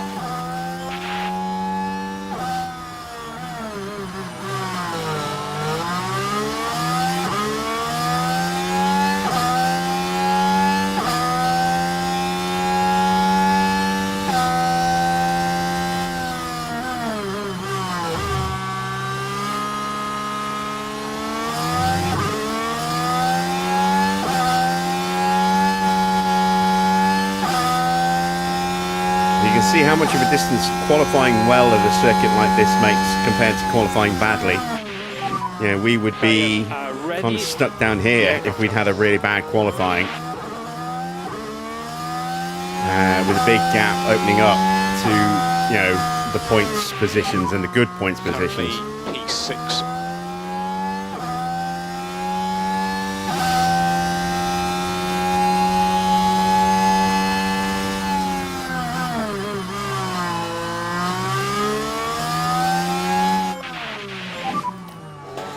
Pinto's a little close, so let's not push our luck.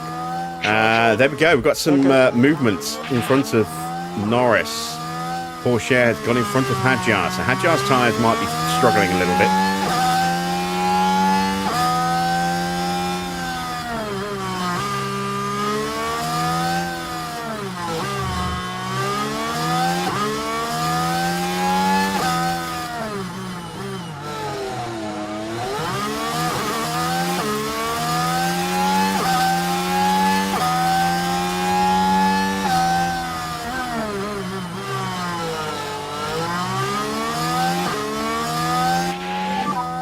At the moment, P11.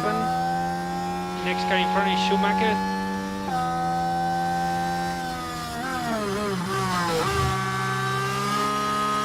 I'm not sure if Schumacher's trying to make an overtake or just trying to drive in clean air, and I think he's trying to drive in clean air. Which means he is going to potentially leave himself vulnerable to being dropped out of DRS range here.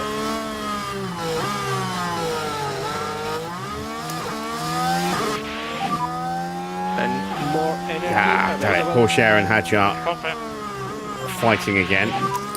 Just look after these tires. And that allowed Schumacher to get right up there again. Russell fighting with Lindblad. Yeah,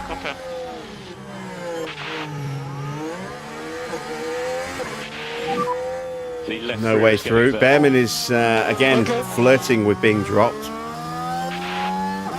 But we are going to be boxing in a lap or two here.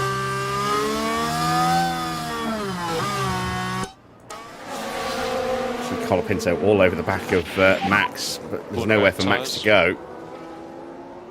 My right front is dying.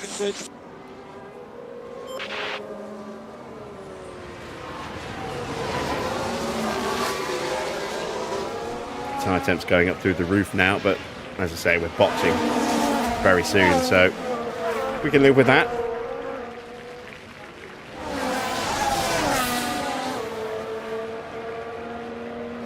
We've just about got enough of a margin to double stack. And Bearman's in. Wow, I thought we might be the first to blink, but apparently not. Bearman's in. A lap before I was going to box Verstappen. Typical. Box this lap. Box.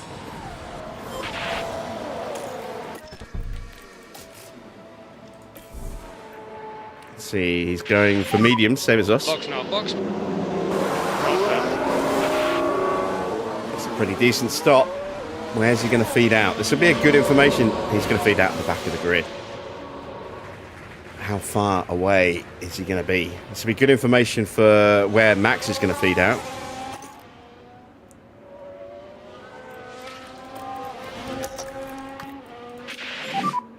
Okay for mode push. Yep. About 4 seconds off the back.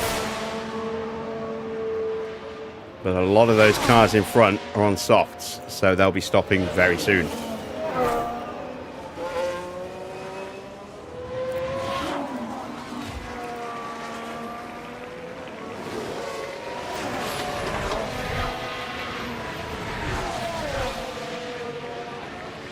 Just trying to add a little bit of an extra gap between Max and Norris, just in case there's a slight delay on Max's stop, and also to see if we can get out ahead of Bearman. It's going to be tricky to do.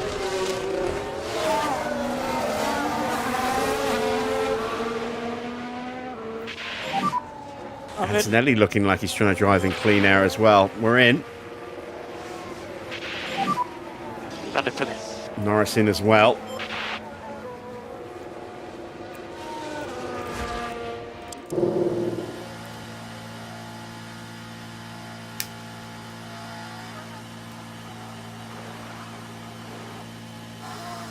Nice clean stop for Max, 2 seconds. Could be close with cars leaving pit exit. 1.9 for Norris. Track will be cleared. Ah, damn it, there's Bearman. No, we almost got him.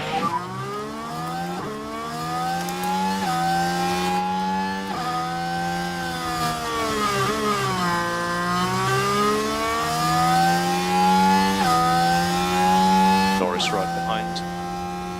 Gap behind is 3.5 seconds.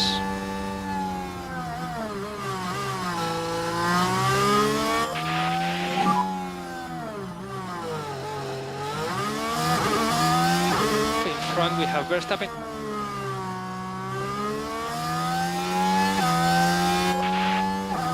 Closing in quickly on Drogovic now.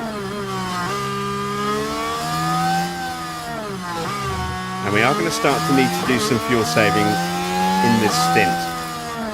But let's just try and get through the next few laps first, because this is where the undercut's going to count. Evening, Mike.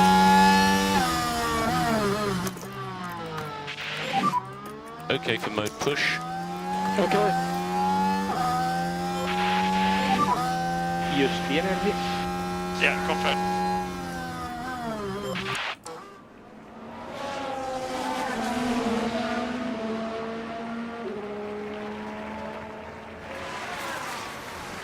So Bearman should make the move on Drogovic, and that'll line us up for a move ourselves pretty Tire soon. temps are good.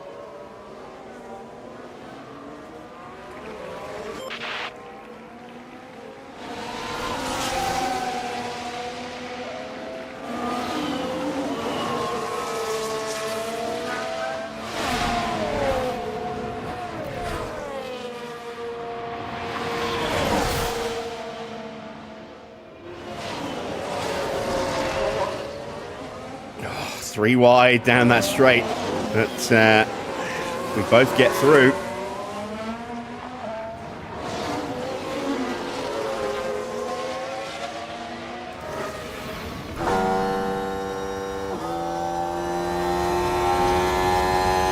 A little tight there, close to the wall, but we got the move done.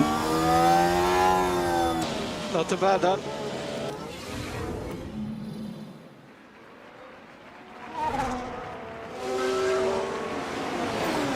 Norris will be closing in nicely as well. Right, let's get back into top up. Charge on.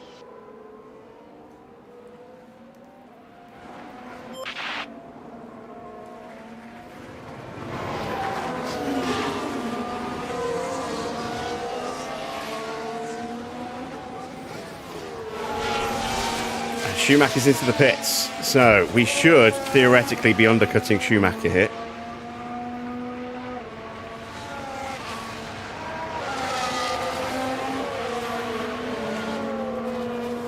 Because Norris was behind him.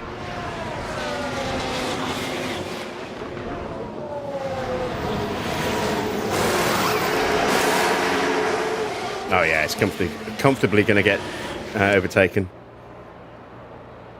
Yeah, Norris is already through. There's Norris.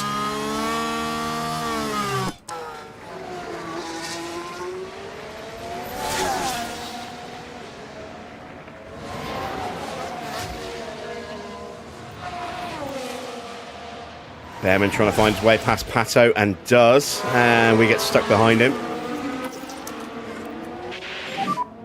Charge on. Okay.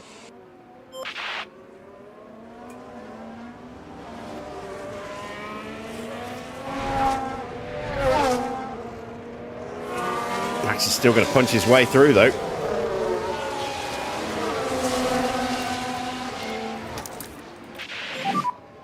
Charge on.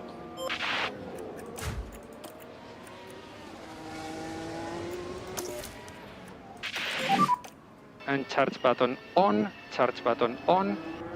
Confirm. And just a reminder on your eyes.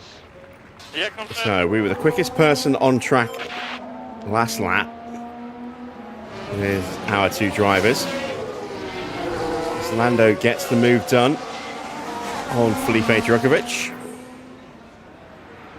Pato up next, 2.5 seconds ahead. 1:33.8 and a 1:32.3. Another good lap for Norris. Bearman gets past Charles Leclerc. Or does he? Yes, he does. He's got too much grip. Holds the outside line. There is Max, just out of DRS range. Tyre temp starting to creep up as well. Russell and Lindblad side by side. And Lindblad backs out of it as they cross the bridge.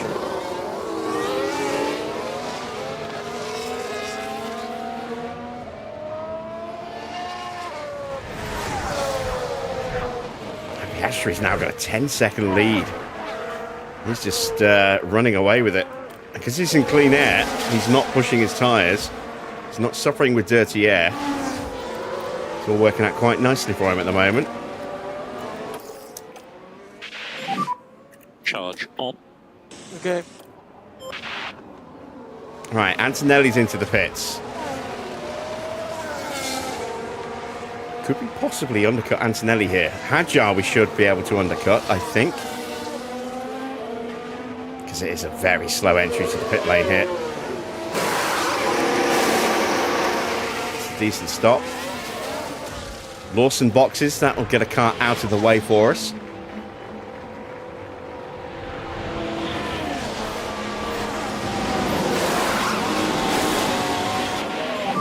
We do get past Antonelli. Remember, long way to go in this race.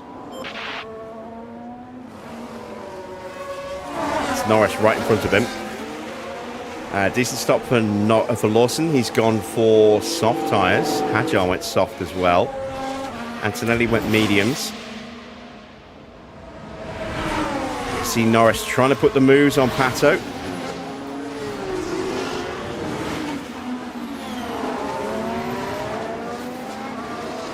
And gets that move done. Max still hasn't cleared Leclerc. Nope, we've got a yellow flag. Is that Schumacher? No. Now we can see what happened. Now the focus is on Lando Norris here. It's there for the taking.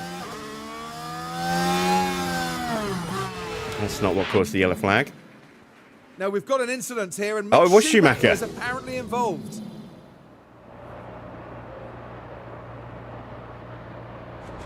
Oh, just clipped the inside of the barrier there.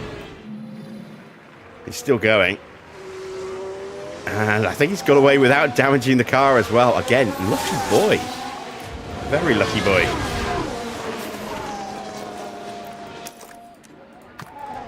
All right, we're definitely getting held up now. Lindblad's into the pits, and so is Colapinto. So we were fighting with Colapinto, with Max. Albon gets into the pits. We should hopefully undercut him, but you can see here, traffic in front of us. Look at it all. That's another car out of the way. Freddie Vesti dives in.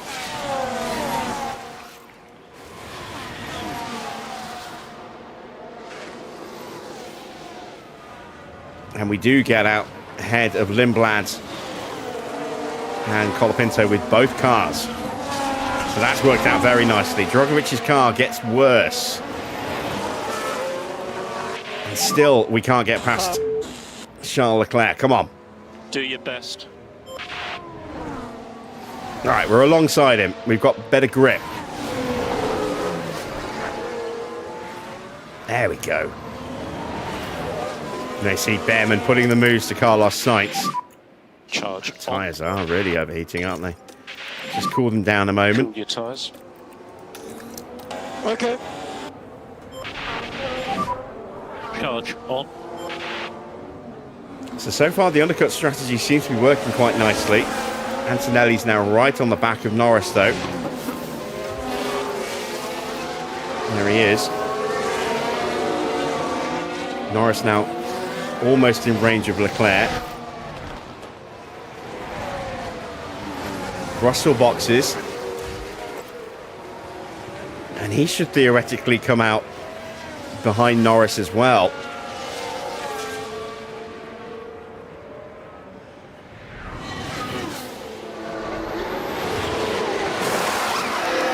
Going for a set of medium tyres.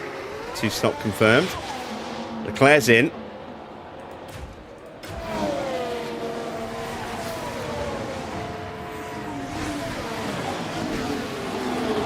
And there was George. We just saw George in the background. There he is. So, yeah, we have got ahead of George Russell as well. So our undercut has worked really well. The only car that we didn't get, Really good job. as Max Let's see what gets through on happened then. Carlos, the only car we didn't Now, this beat was at out of the turn pits 3. was Can they Bearman. squeeze by? And that's because he boxed a lap before we did. And Verstappen says thank you very much.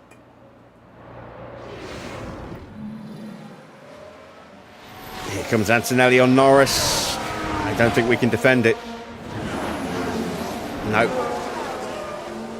That's okay. I can't keep up with the guys ahead. Race is long.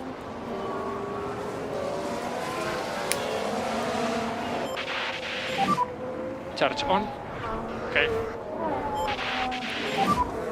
Charge on.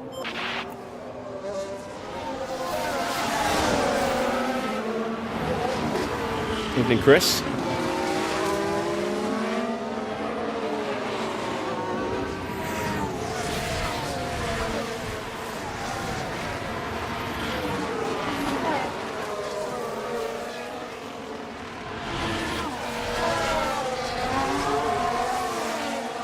Alright, Gasly's in. We will get both cars through on Gasly, but we are under pressure from Lindblad.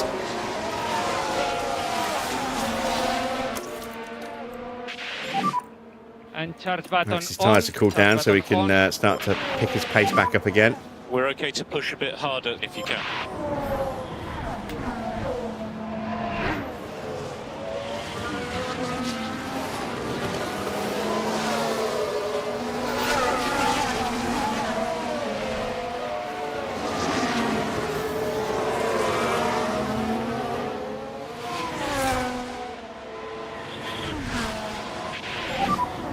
Yeah, P10. Next car in front is Sainz. We do need to get past Carlos Sainz. Antonelli's already cleared him, so this should be our opportunity this lap.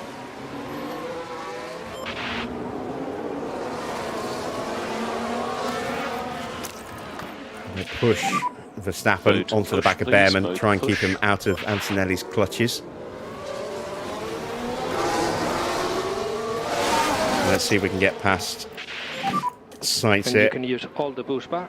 Oscar's in from the lead.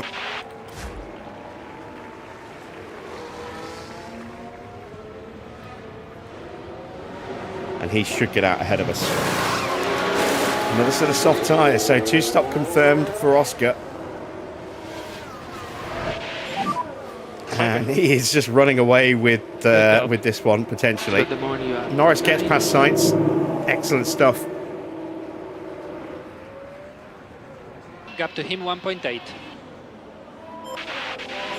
Oscar gets out ahead Hitting this lap. of Jack Doohan and Bearman. So, yeah, he is going to keep the lead effectively.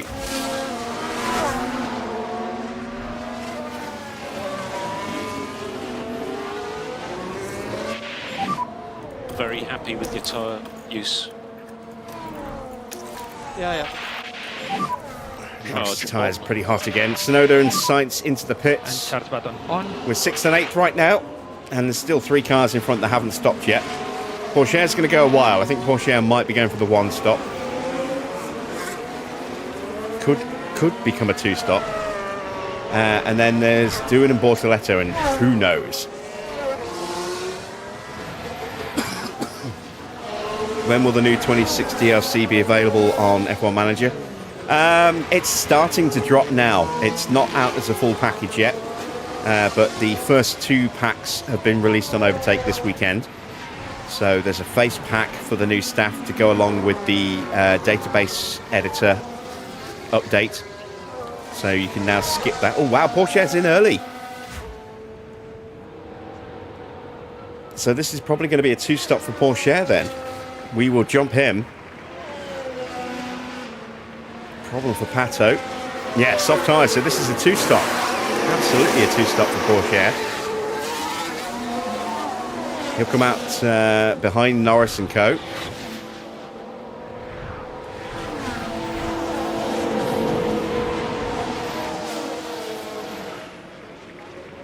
Where's he going to feed out? Ahead of Gasly.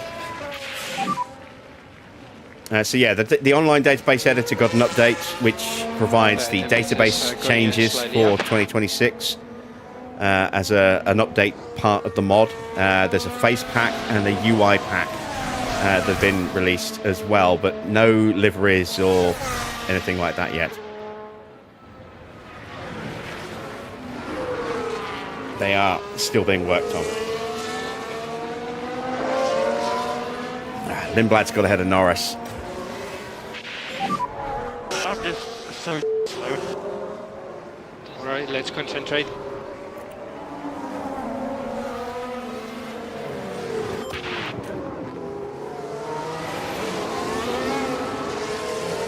Max has got Antonelli for company. Just outside of range of Bearman, who's a little stuck behind Doohan at the moment. That might give Max a chance to close in. Piastri gets past Bortoletto, who still hasn't stopped. Neither is Doohan. You are doing a good job on tires. Keep it like this. New fastest lap for Oscar. No pit stop for Bortoletto or Doohan this lap. So if they box and go hards, they could easily be going for a one-stop strategy. There you see Bearman getting the move done. That will give Doohan the DRS though, which will make it harder for us to get past him.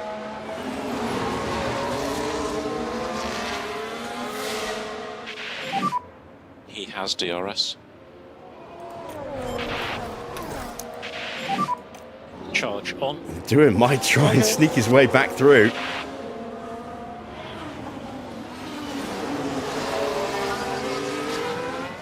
Not able to get through though. What about tyres? So yeah, this puts us a net P3 right now for Verstappen and P6 for Norris. I don't think we're going to be able to do anything about Piastri today. I think he's just, you know, in a race of his own today. But we're definitely in a hunt for the podium, maybe even second. Which is currently, after the pit stops, Ollie Bearman. And who knows what we can do with Norris, but Antonelli and Lindblad in particular are both very quick today. And that's Bortoletto into the pits. It's one less car for us to worry about.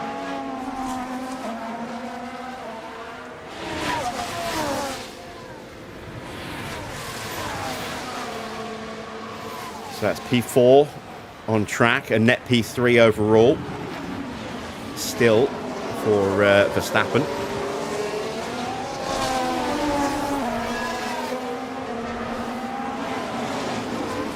Doohan is keeping pace with Bearman, so we're going to keep harvesting while we have this opportunity. We should be safe from Antonelli while we have this DRS. He does have DRS on you. Tyre temps creeping up again.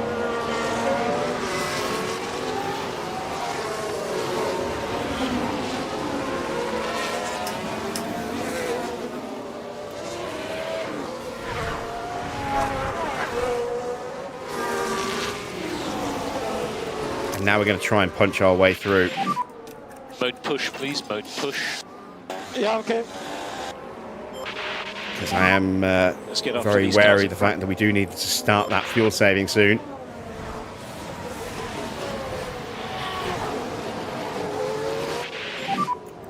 It's nearly impossible to race like this. Okay, let's get on it.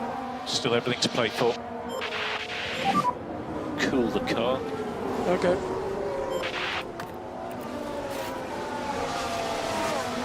There we go. Through on Doohan, who stays out for another lap. That'll help put a bit of fresh air, hopefully, between us and Kimi. Awesome.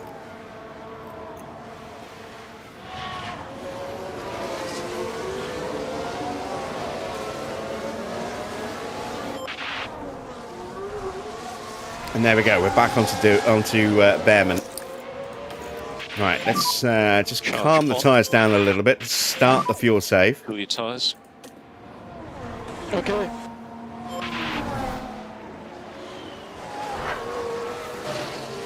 And the reason I say Oscar's in a race of his own, I mean, he's on the faster compounder tyres at the moment. He's 10 seconds clear. He's got no dirty air to overheat his tyres. He can do whatever pace he wants and he'll be fine.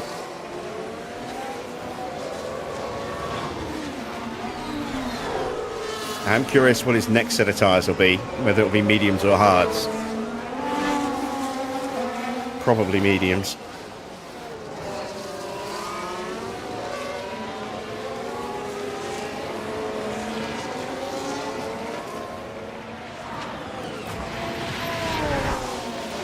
Right, Lindblad now stuck behind Doohan.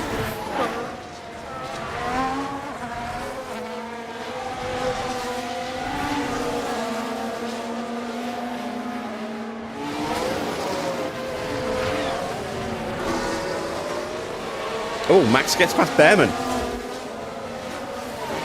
Wow, didn't see that one coming. Well done, mate. Next car, yeah. We might not hold him.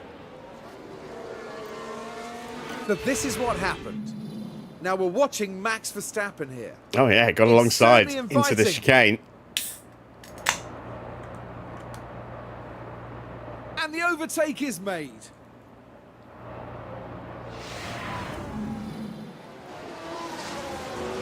Good job. Very good job. Right, can we stay ahead? That is the question.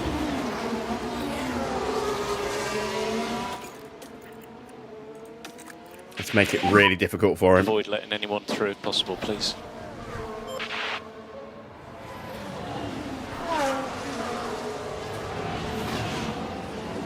Yeah, there we go. Now we can fuel save to our heart's content. Lindblad is through on Doohan. We are not yet, so let's And charge button on. do a little bit of harvesting. I think Doohan must be going for a one-stop. Who was the other car? It was who was the other one who also needed to stop? It's going to be a two-stop because yeah, no one's gone onto hard. So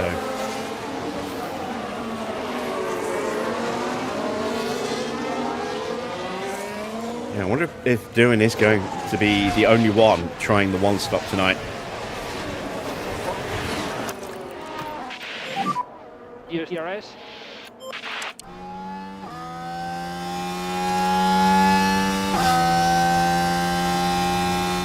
Excuse me. A little bit of gas there.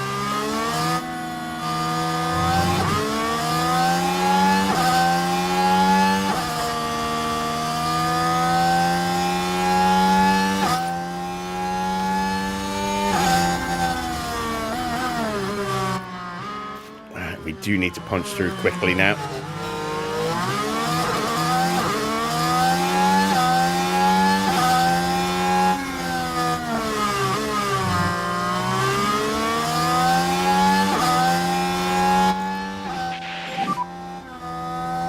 That's it. Keep your foot in. Good lad. Yeah, confirm.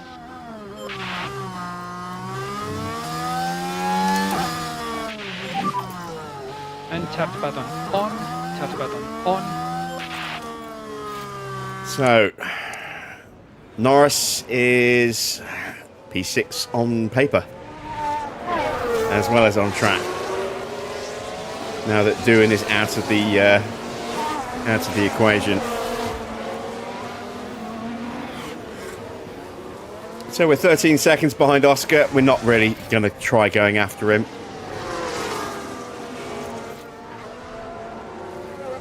We're going to aim for second. Of course, if there's a safety car to close the field up, then that certainly changes. But for now, we are just going to see if we can consolidate second place. With Antonelli putting Bearman under pressure, that will certainly keep things more favourable for us, because it will stop Bearman from trying to push forward and attack Max. Allow us to continue to fuel save in relative safety. Hadjar and Russell are fighting.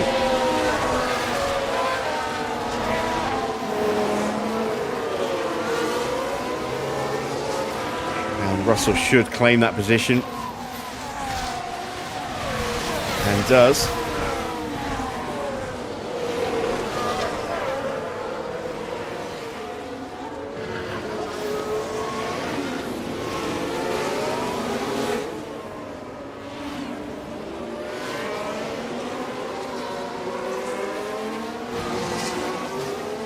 And once again, Doohan is acting like a bit of a roadblock for everybody. So this is just giving us, again, a chance to get some good fuel saving done with no pressure at all on Lando.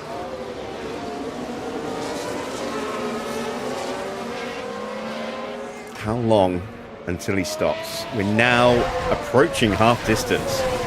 So probably very soon, and for a set of hard tyres.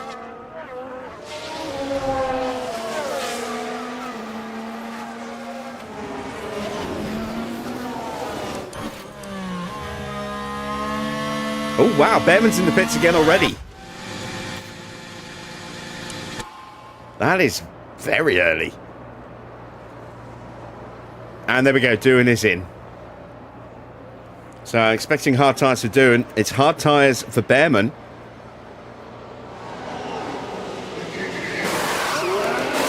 They will go the distance, but it's a long way to go.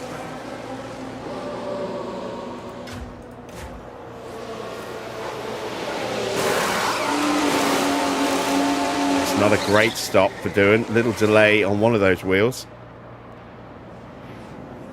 So Norris now at P5, thanks to Bearman's unexpected pit stop, and he's come out behind his teammate. There's a lot of traffic in front of Bearman. That will potentially neutralise Bearman for a while. So that might stop him from getting on the podium.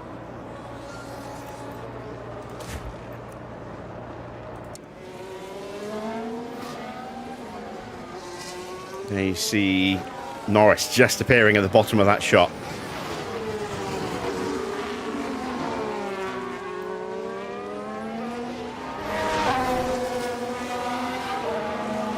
And our tyre temps are absolutely fine now that we don't have to worry about dirty air in front of us for either car. The taking it easy into the braking zones with the fuel save will also help keep a little bit of the heat out of the tyres. You are currently P2. But Antonelli is a whole other animal over Ollie Bearman. 15 seconds ahead. So it might be harder to stay ahead of him. Pit window for Max opens up in the next few laps, but I am double thinking whether or not to go onto these hard tyres or not.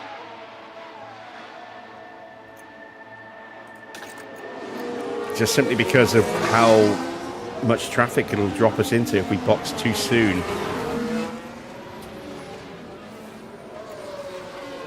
We've got plenty of life left in these tyres, so we don't have to make our stop in the next 4 laps. We can go another 6, 7, 8 laps on these tyres easy.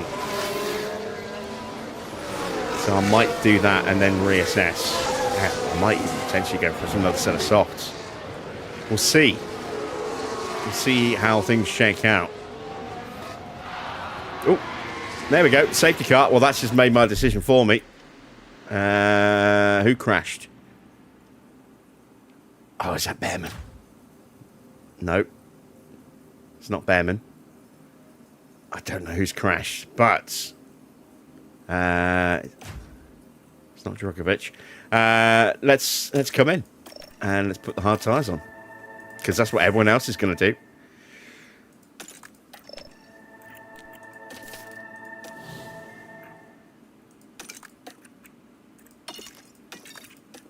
We'll refill the batteries. We'll continue to fuel save. That's going to sort our fuel issues out for us as well, which is really nice.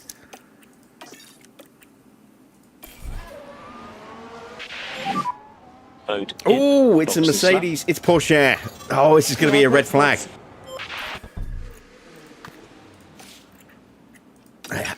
Oscar's dived into the pits, but we're not going to get through past him before the red flag drops, so he's still going to stay ahead of us. All right, so instead we need to do this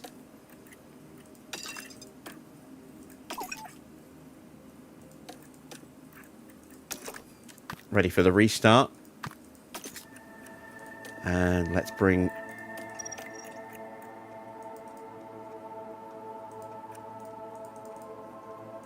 this forward like this. And then we'll find out what happened to Teo.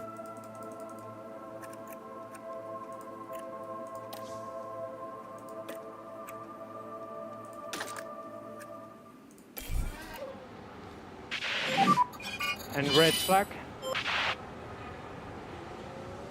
He's gone in backwards into the barrier and bounced back across the track, it would Let's seem. take a look at the replay. Look at the Mercedes. Yep. There. That's exactly That's what the I thought would moment of happen. impact, and the car leaving a bit of paint on that barrier. And that's not what they would have had in mind when they woke up this morning.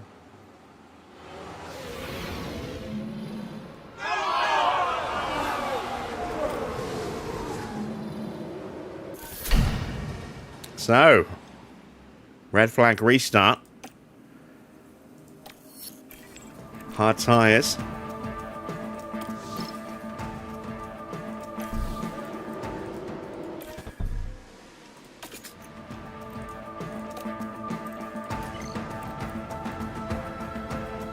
I always hear BBC News in my head when I hear this music.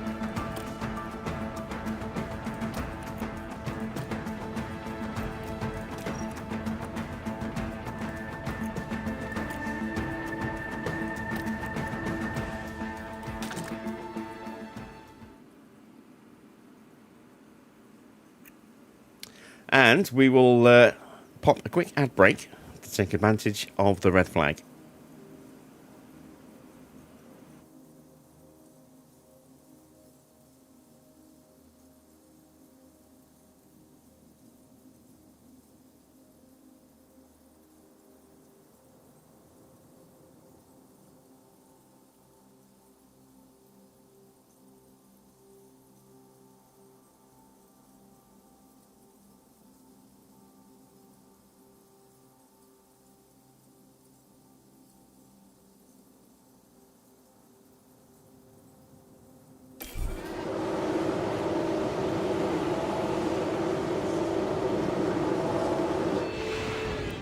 All drivers have taken their positions again. Once more, they're ready to race. It's lights out, and away we go.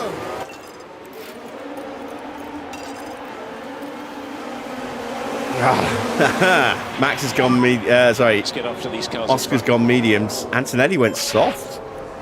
Is Antonelli going to have to stop again? Maybe. Norris gets up to P4. Gets ahead of Lindblad. Good lad.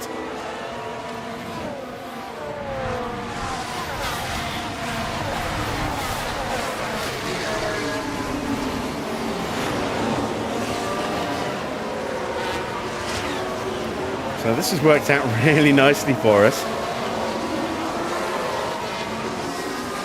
With a tyre change just as we were getting ready to make a tyre change. What a few cars on softs actually. Bortoletto, Schumacher, Colapinto, Antonelli. Well, I say a few, 4 cars. But I think all 4 of them are going to have to stop again because there's no way they're going to go 30 laps on the softs in these temperatures. Piastri could well take those tyres to the end. No, wait, he was on...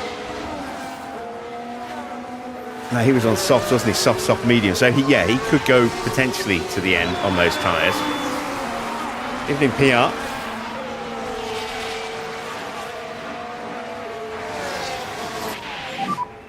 DRS is enabled.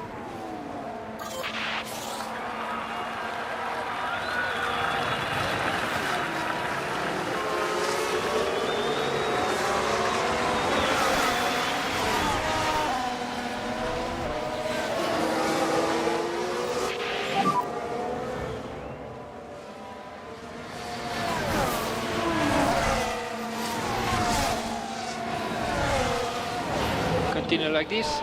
Come on, Norris, hold him off. Hold him off, please. Another issue for Pato. That's a retirement. Or, well, potentially, it depends what the fault is, but Lindblad's got through. Continue, keep going. Russell behind. Gap to him 1.7. Issue with Colapinto's car as well. That's a minor fault. You're doing a good job. We're ahead, but we haven't got the DRS. Gap to him 1.7. We do hold him back. Okay, we're out of battery with Max. You should be mode charge. Yeah. And we're also out of battery with Norris. Yeah. Here we go. And try to cool down the tires as much as possible. Yeah, copy. You need to keep your K1 usage down a bit, otherwise you just run Lindblad out of just battery. immediately It'll just be pounces. taken by everybody. Okay. Antonelli's got through. And just a reminder on DRS. Just do your best. Gap behind is 2.2 seconds.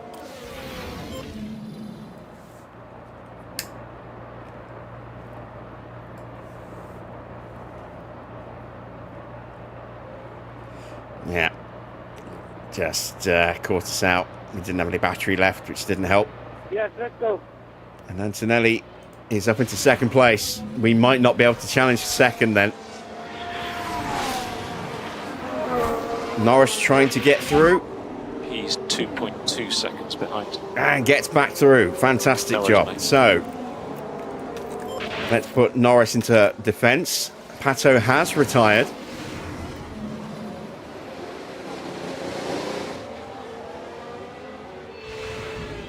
So whatever the issue was something that forced the car out. If it was battery, he would have been able to keep going, but he would have been slow. Try to So that's stay either in front. gearbox or engine that's forced that retirement.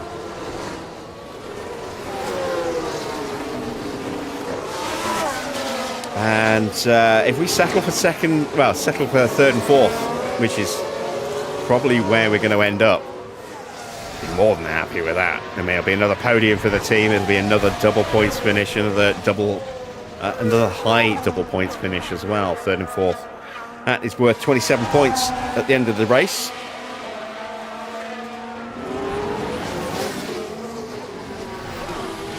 And Schumacher gets past Colapinto.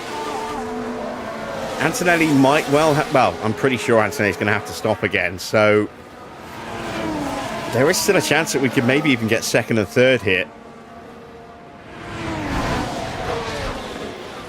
Because Antonelli's not going to have the pace, I don't think, to pull out enough of a gap on those tyres to avoid dropping down at least down to somewhere around here, outside of the points. Especially with Norris potentially holding the pack up like this.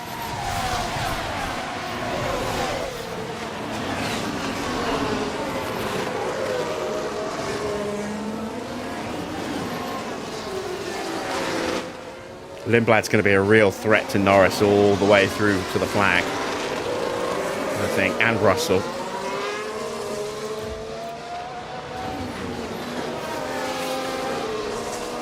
Meanwhile, Kimi is starting to put the pressure on Oscar. Oscar, I think, will go the distance. Antonelli won't. And if he tries, he's risking a puncture, which would destroy Leclerc his 0.6. race. This focus is a long race. So I would expect Antonelli in about the next 12 to 15 laps.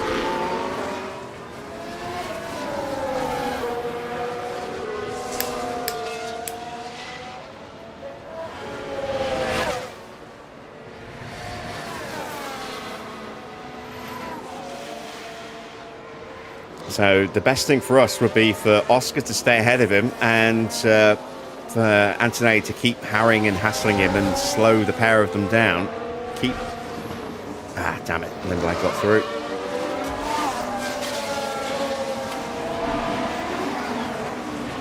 Might be able to retake the place Right, let's concentrate. again. Behind you we have Russell.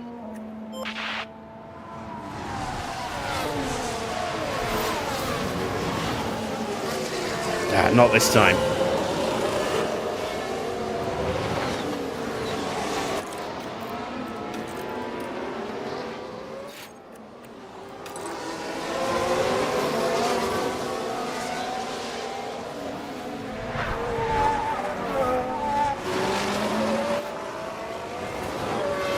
Yeah, I mean, if these two keep fighting, or at least Oscar has to keep going defensive into the corners, that will keep Max within striking distance, and maybe And Russell behind towards with the DRS. end, he'll have enough tyre to actually Yeah, okay. launch an attack and maybe even steal the place from Oscar. Which would be lovely Just if look that, after if the that tyres. happens. Get a win. Go here.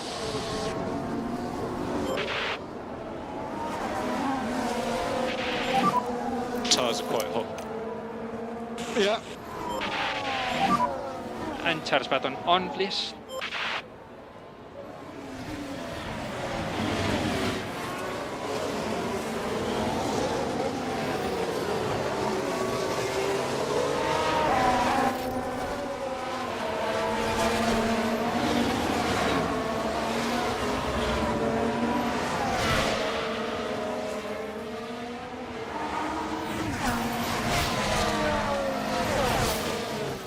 Actually took 0.8 of a second out of Antonelli on that previous lap.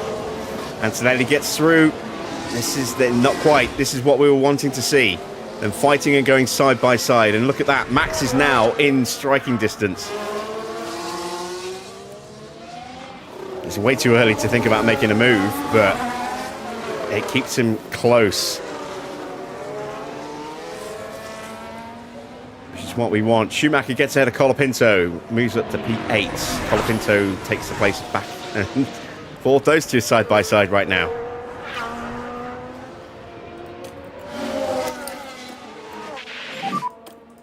And charge button on, charge button on.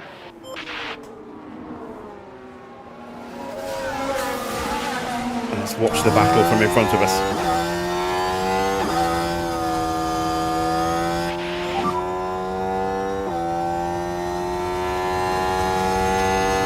Long way to go. And again, side by side through the corner. Antonelli gets through, but he's given up the DRS. Max might have just stolen it as well. No, he didn't. Not quite. Is Oscar going to retake the position? They're going to go side by side again.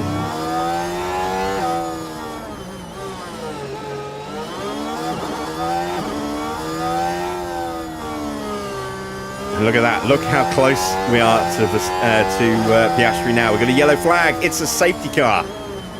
Who has binned it? VSC. Stay as close as you can to 0 on the delta. Okay. Doing. Here Evening, we are Adrian. down at turn 7. Just flies into that crash. Oh, Now that's their a big confidence hit will on the have back taken of the a hit car. with that. That's engine damage. The team glued to the monitors and watching their hopes crumble away. Watching their powertrain crumble away as well. Go back to doing lift and coast now.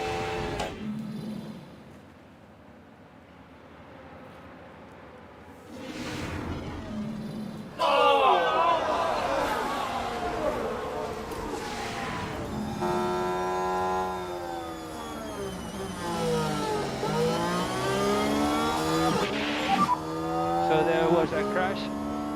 Is everyone alright? He's okay. Look out for debris.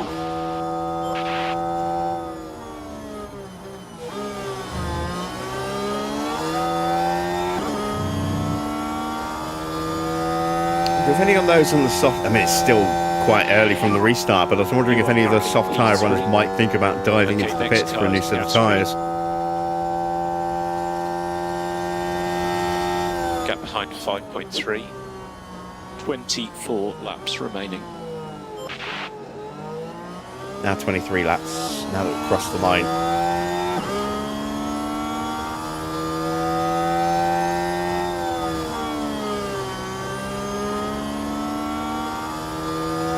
And we are right in the hunt for the win now. We're going to go full attack as soon as we go back to green flag running. full tyres, battery, fuel. Do the same with Norris, see if we can get him back in front of Lindblad again. Because I do think with Antonelli potentially having to stop again, Energies are good. that Norris Yeah, and Lindblad are going to be fighting over P3.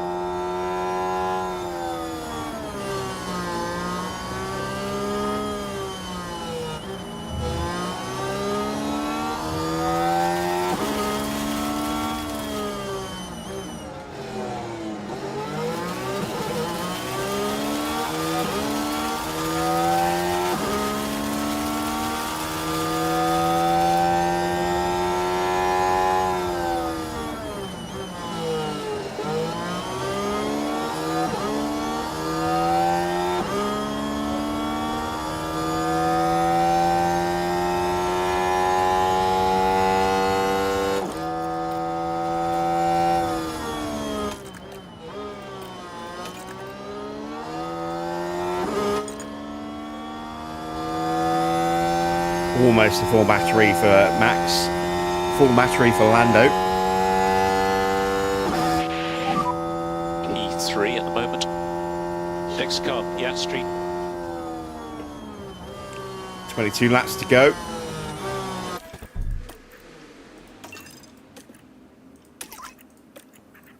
Time to go for it.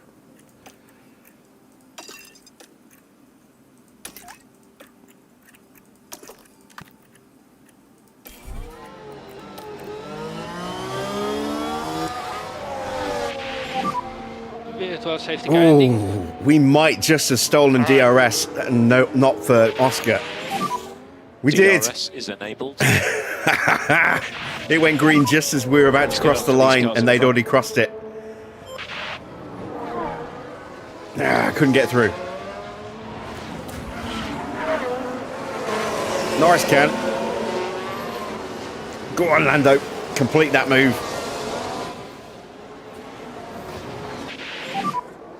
Go on. Come on. Don't make me use my Arnie voice. Come on. Continue, keep going. Now we get the move done, but we've given up the DRS to get it done. So at the moment you have P4. So in front we have Verstappen. Gap to him, 4.4. Oh man, Lindblad punches through again.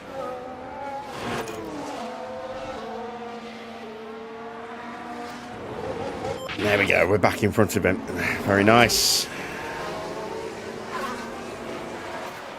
Max trying to find a way through.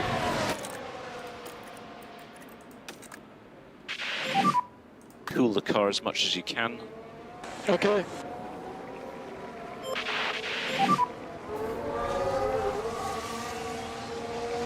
Hidden in safety Clark.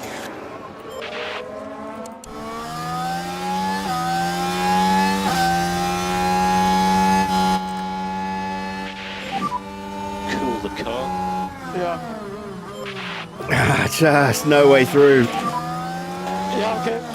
All right, let's bide our time. Charge on. Yeah.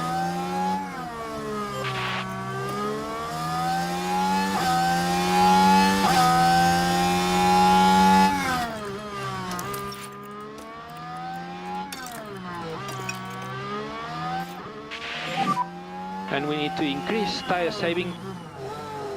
Yeah, confirm.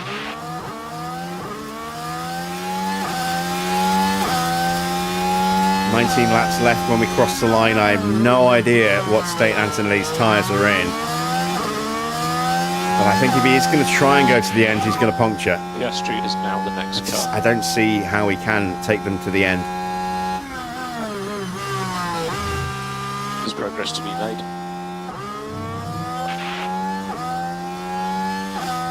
And with the whole field still really bunched up, apart from Felipe Drugovich, who's nursing another severely wounded car, he's going to drop down to, well, he's going to drop down to 18th behind Ollie Bearman when he stops. He should get out in front of Felipe. That's going to put so many cars between us and him. It's going to take him out of the hunt for a podium.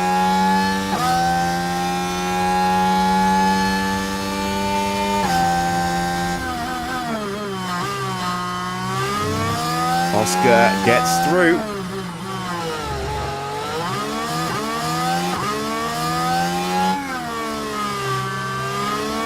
No, he doesn't. Wow, Antonelli caught him napping. Remember, long way to go in this race.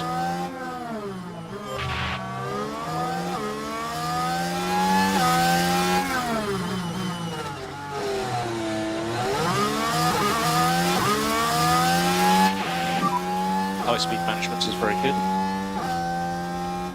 Yeah. Getting some nice battery saving going on here. But we're also about to get dropped as well, so we need to stop that. They're side by side again. That slows down Oscar. Just a touch. Oh, maybe it doesn't. Oscar goes on through. Did we get the DRS? Yes, we did, just.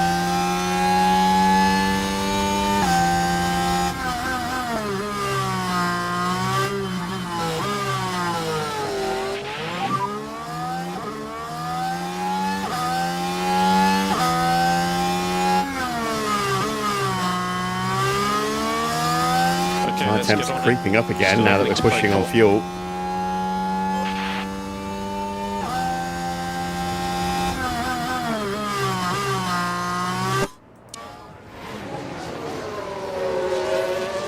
Oh, Lindblad's close to Norris. Looks like Norris just held him off.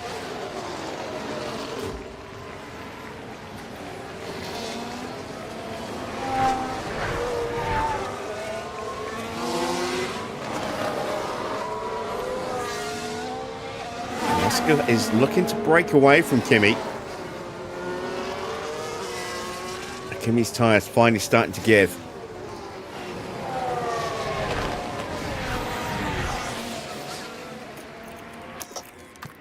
Possibly. Mode push. We're going to start to push, put him under a little bit of pressure because he's on the cusp of losing DRS. So if we want to really challenge Oscar, we need to get past Antonelli immediately.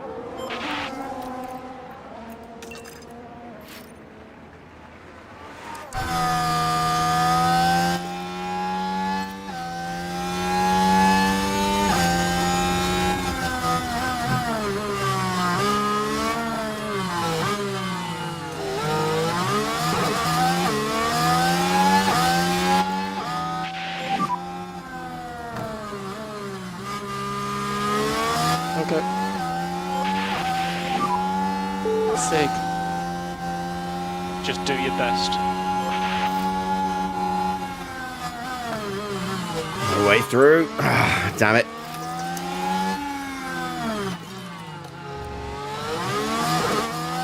Yeah, Antonelli's tyres are giving up. Tires.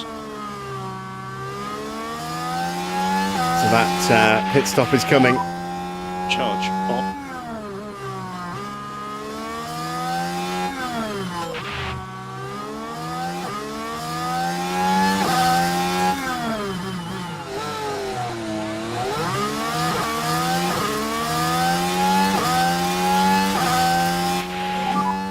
Do your best.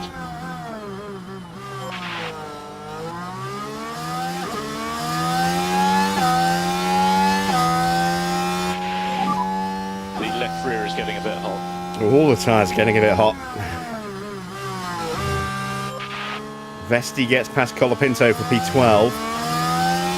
Colapinto takes it back again. Those two still fighting side by side. They've been doing that since the beginning of this Grand Prix. Antonelli stays out another lap.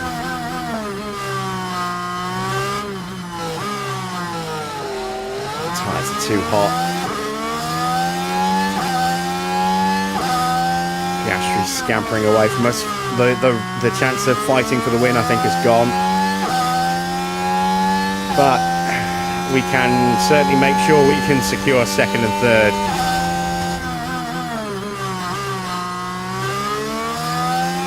Another yellow flag. It's a safety car. Who's binned it? Ah, Ferrari. It's a red flag. It's a red flag.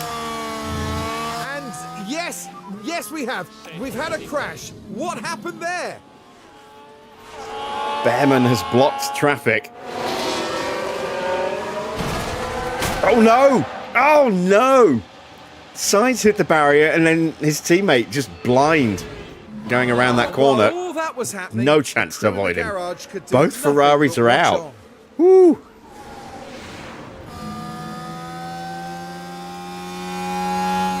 Actually, oh no, well that might be cleared by the time that Drugovich gets there. Ooh, safety car. Well, this will certainly help those who need to stop. We are staying out. Yeah, look at that, look. He was able to get through, so it won't be a red flag, it'll be a safety car. Yeah, okay. And charge button on, charge button on. So, will Oscar change his tyres?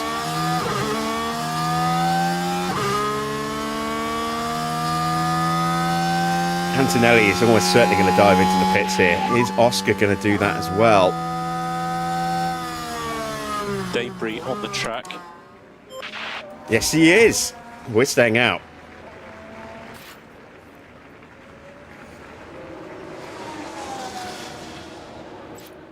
So Max takes the lead. Oh my God, Russell's boxing as well. Sainz got a penalty for that. That's harsh. That's really harsh. Soft tyres again for Kimi. It was soft tyres for Oscar as well. Soft tyres for George. Not many people have stayed out. Gasly, Vesti, Lindblad have all stayed out. But they will be acting as some kind of cover for us, but hopefully... well, I say hopefully. I don't think they're going to be that effective. But this really gives Max a chance to win this Grand Prix because Norris is going to be in full defensive mode. Try and hold them back. But that's a lot of people on softs that are going to try and punch through. Can we get a 1-2 here tonight? Energies are good. Yeah, Felipe's boxing as well, look.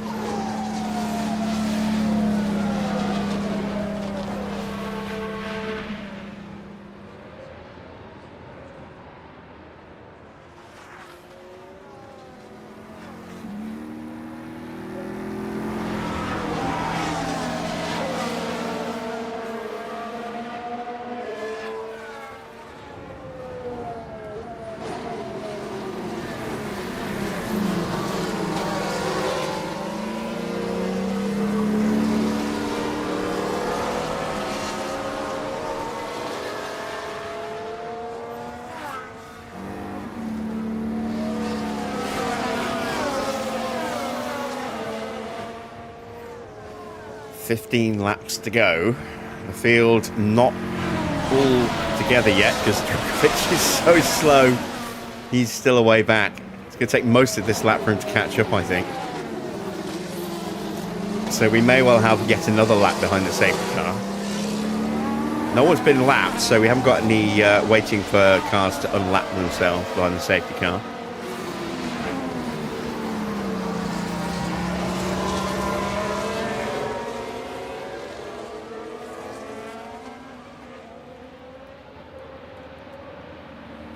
And while we don't have the best grip available, we've got enough grip to get us to the end. We've got more than enough fuel to get us to the end. We've got full batteries.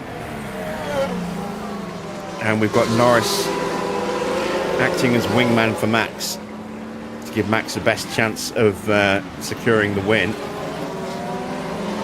And if we can hold this to the end, it'll be 43 points.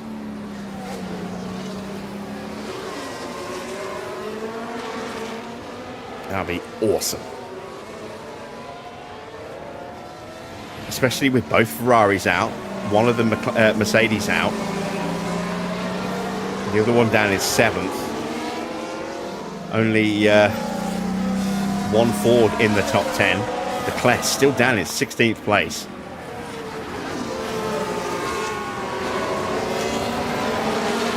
Drogovic still hasn't caught up to the pack yet. He might just about do it as we're getting close to the line.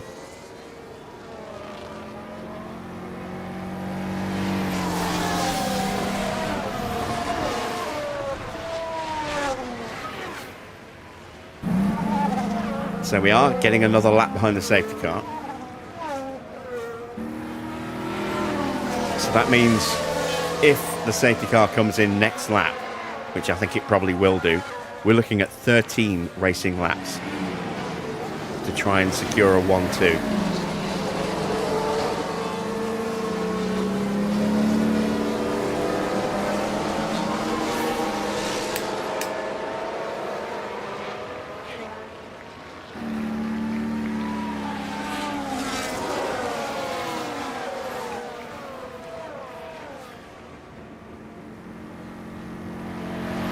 Drogovic still hasn't caught the pack.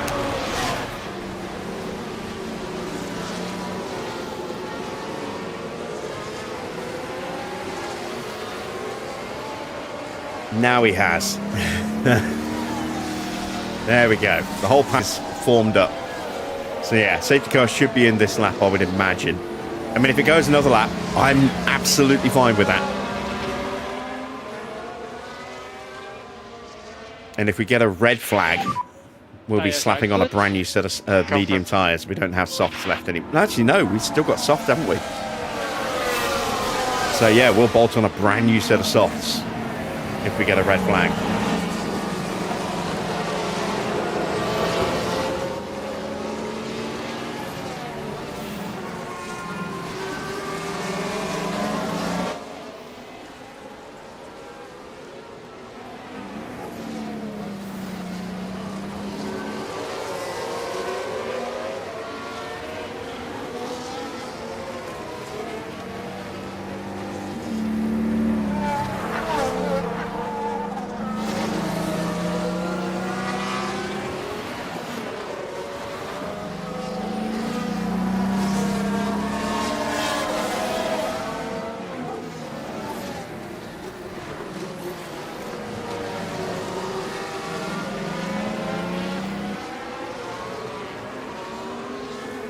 Right.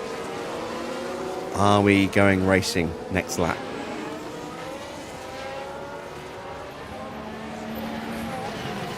Yes, we are. Safety car in this lap. And we may restart next lap. Go on, Pat. And push. You need to push as much as you can. Yeah. Load push. Yeah.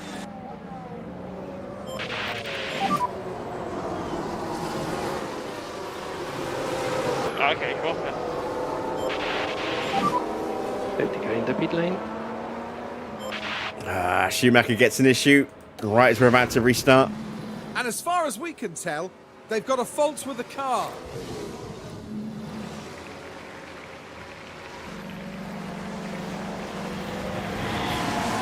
Right, Max is off. Oh my God, look at Lindblad. He's going straight for it, look. Gonna have to use the battery just to fight him off. So, deployed.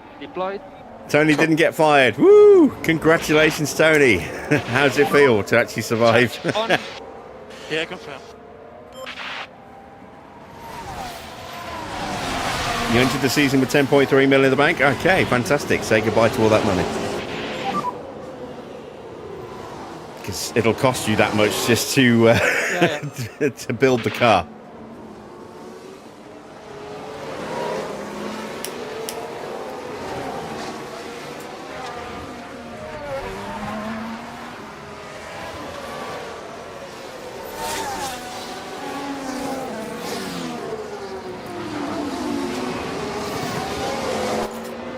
Right, I need to see how hard I can push these tyres. So we'll update the strategies like this so I can see the expected wear rate and how much above the expected wear rate we are. So we can go to the flag like this, but I'd rather not. I think the plan will be to try and do it like this so the tyres don't melt. They're still going to overheat, but they won't overheat quite as badly And try to cool and down should the survive tires a as bit much as longer. possible. Yeah, confirm. So I'm going to let Max just scamper away as much as possible. Actually, no, that's probably enough.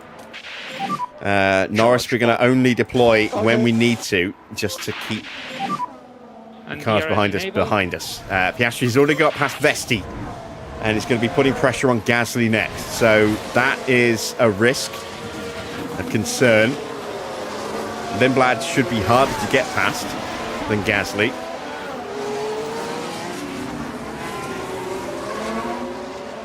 It's another reason why I don't really want to push Norris, because I want to keep the cars behind us in DRS. Do a Carlos Sainz and make it harder. No, keep cars behind in DRS to make it harder to be overtaken by the truly fast threats, which is Piastri and Antonelli and Russell. P2 at the moment. Coming from his And Verstappen. Piastri just having a little look at Gasly. Got the Verstappen in front, 1.7. Couldn't get him. Norris, I think, is actually closing on Max, annoyingly.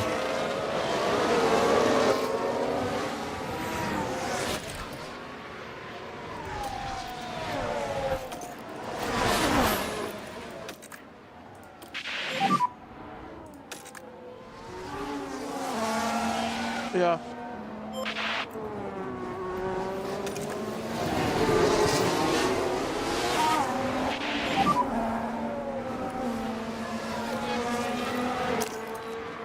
Alright, let's concentrate. Charge button on. Confirm. Okay.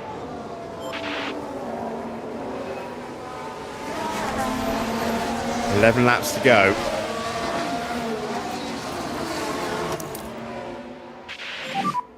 Charge button on. Charge button on. Yeah, confirm.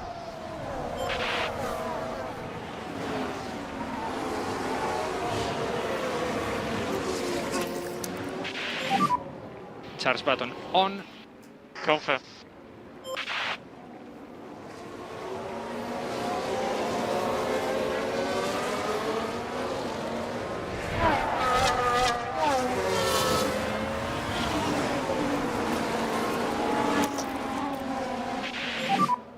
Use the energy. Yeah, confirm.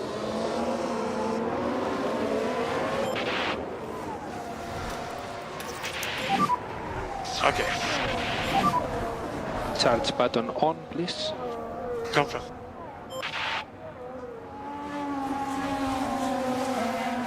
So far, so good. Gasly's staying close to Lindblad, Yeah, confirm. which is keeping Piastri and Antonelli and co behind. 10 laps to go. 2.3 second gap.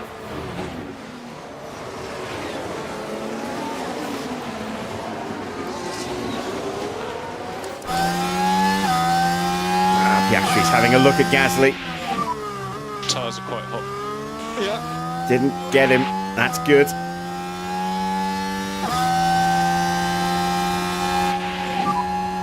Yeah, confirm.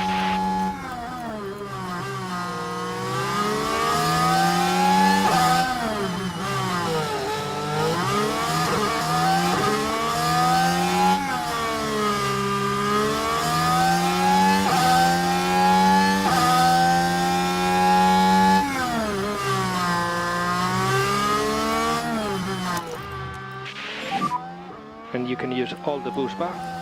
Confirm.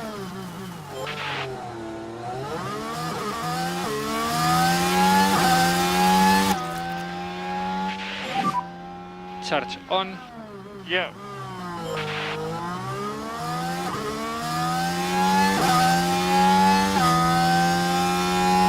Piastri might try and throw it up the inside here on Gasly. Don't know if he's close enough or not. No, he's not. Antonelli's now putting some pressure on Oscar. Good, let them two fight. Oh no, Oscar's got the better exit. He's all over Gasly again. He's too far back. Works for me.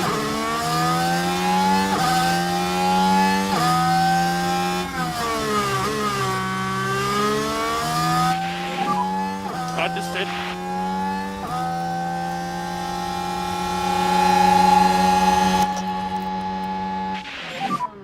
DRS. Yeah, confirm. Kept shutting the door. Charge button on. Confirm. Energies You got this, Lando. are good. Confirm.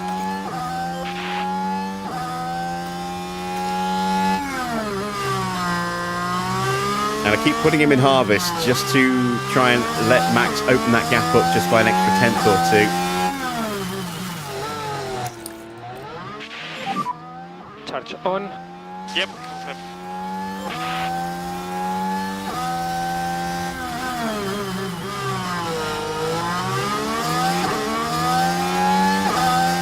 Frustrating Arvid. Yeah, absolutely. I mean, that's what we've got to do. We absolutely have to just keep frustrating him. Oh, Gasly is on the cusp of being cut adrift. Did he get the DRS? It's tight. It's very tight. If he's out of it, Oscar may well pants. Can't see his rear wing. I think Oscar's going to get him. Side by side. He's got the inside line for this corner as well.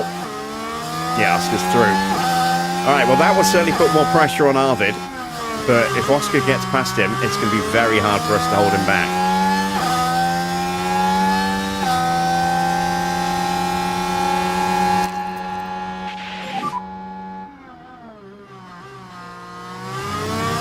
Yeah, confirm. And charge button on. Yeah, confirm.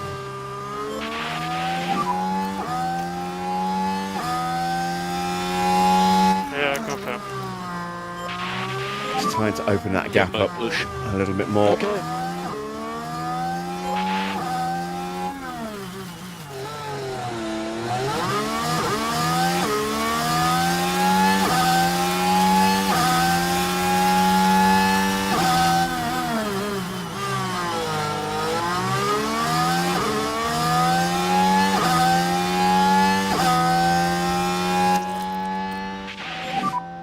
Charge button on. Cool.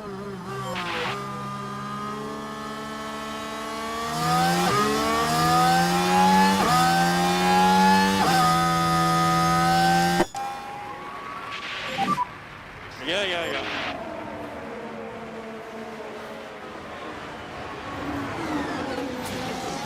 Leclerc still down in 16th place.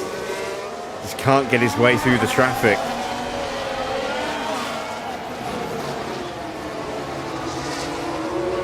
Max now 4.5 seconds clear.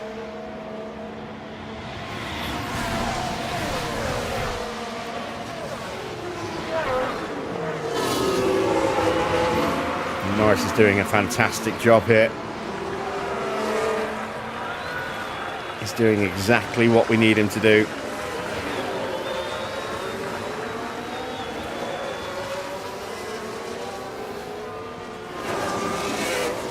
Six and a half laps to go.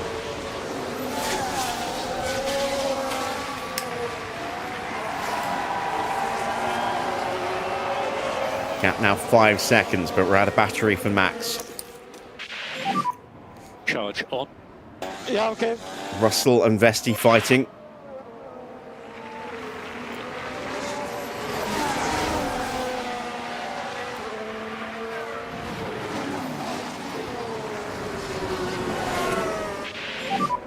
The temperatures are going slightly up. Confirm.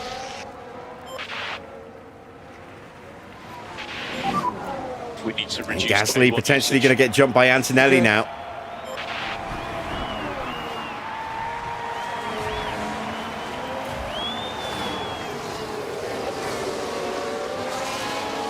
Hadjar gets past Vesti.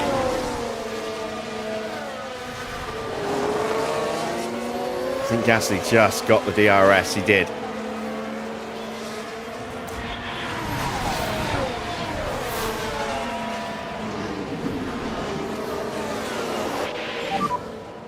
Entire phase update when you can. Tyres are probably just going off a little bit now. All right, 5.6 seconds is the gap. There goes Max disappearing as we come into the onto the straight. So he's got, I think, enough of a gap now to be secure.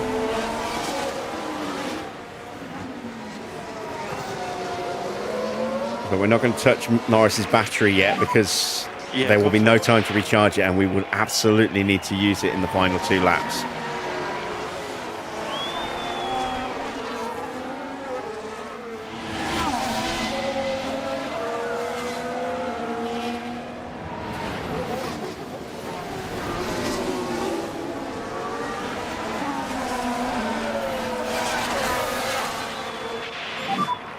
There are 5 laps to go at the end of this one.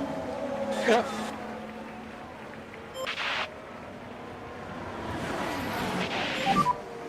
Yeah.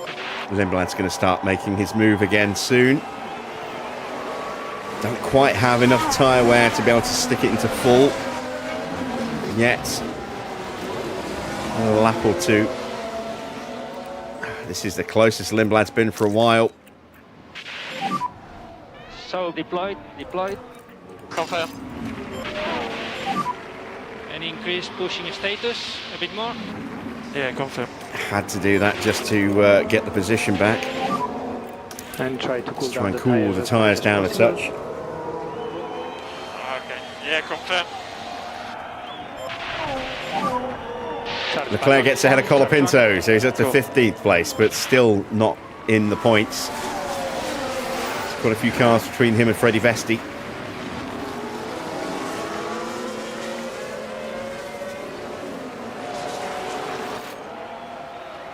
Why don't I push now with Norris? Because the cars behind are quicker. So if I push now, then I just leave myself open to being caught very quickly and then overtaken with nothing to respond with in the last lap or 2. Ah, it's an issue for Piastri. But it looks like they're carrying some kind of fault. 4 laps to go at the end of this lap. So I'm going to wait for the last 2 laps because we have just about 2 laps with the battery.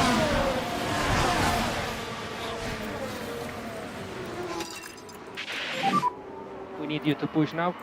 Confirm.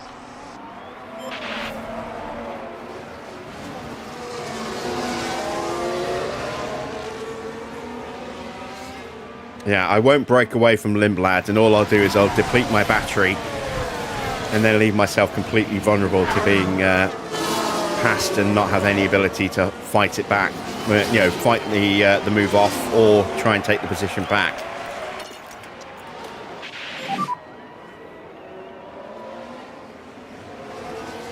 So I have to be very careful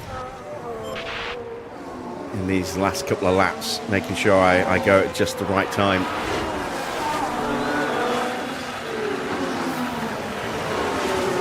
Not quite there yet.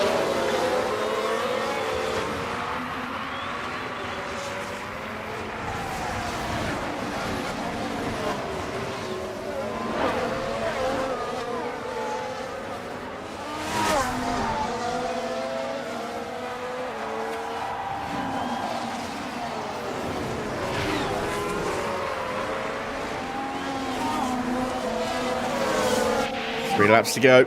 There are 3 laps remaining, including this one. Okay.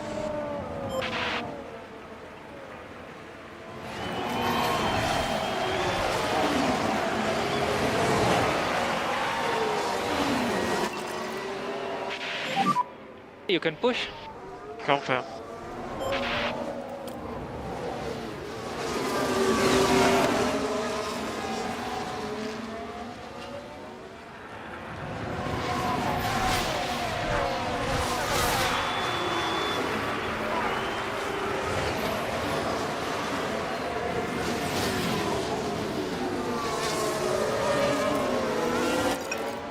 Track temperatures have come right down, look, 31 degrees. I was wondering why the tyre temps were staying quite nice.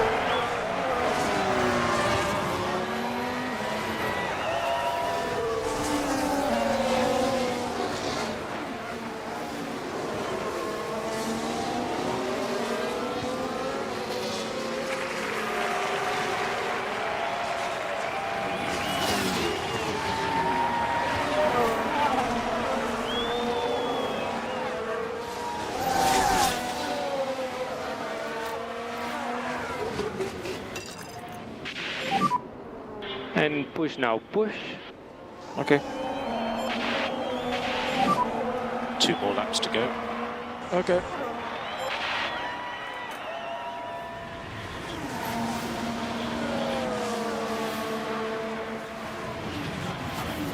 So this is where Lindblad's going to be his most aggressive, this lap and the next lap. Verstappen in front.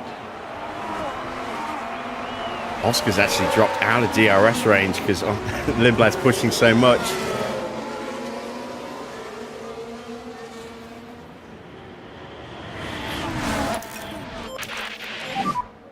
Yeah, confirm.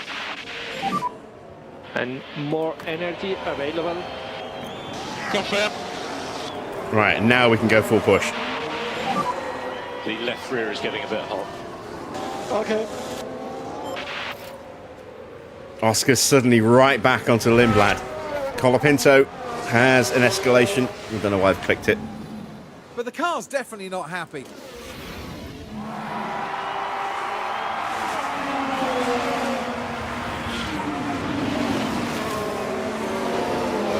How have you got 32.5 mil? Is that with sponsor payouts, you know, for your start of the new season? I'm guessing you took a big chunk of upfront fees, upfront cash.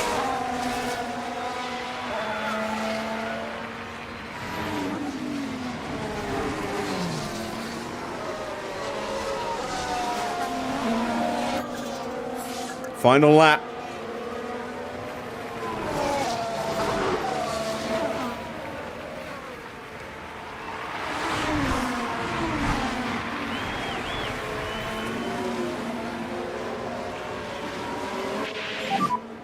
And you are doing a good job on tires. Understood. And we've got the breakaway now. We should be safe.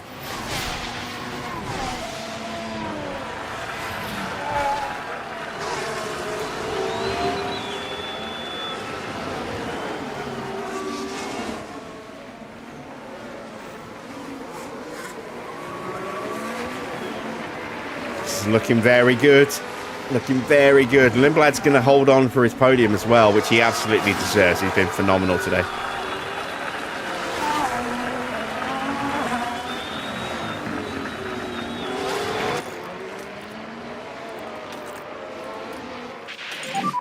And so is Norris, for that matter. He's done a bang-up job.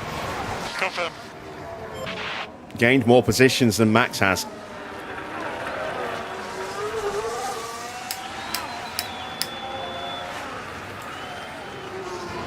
And defended like an absolute lion as well. But Max is going to win. It's our opening win of the season, and we've capped it off with a 1-2 on the podium. It really means so much to the team. Thank you very much. Oh, well done. I think we managed that really well, guys. And there's the checkered flag. Max Verstappen is our winner.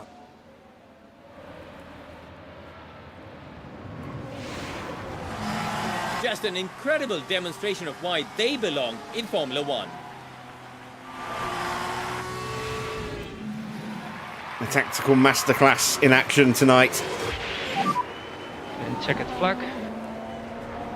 Being able to read the tyre situation. P2. Nice try. Nice job, everyone. You've done a great job. And into the pit lane, please. A great drive today from Max Verstappen. What a brilliant race that was for the team. They just did everything right, the driver included, of course. A great display of team spirit there, as everyone finally gets the chance to share this moment. Well, Max Verstappen can add yet another podium to his already impressive record. It gets even better for the team, with both drivers scoring a podium finish this weekend. And you've got to think that Singapore will be buzzing now for many hours to come.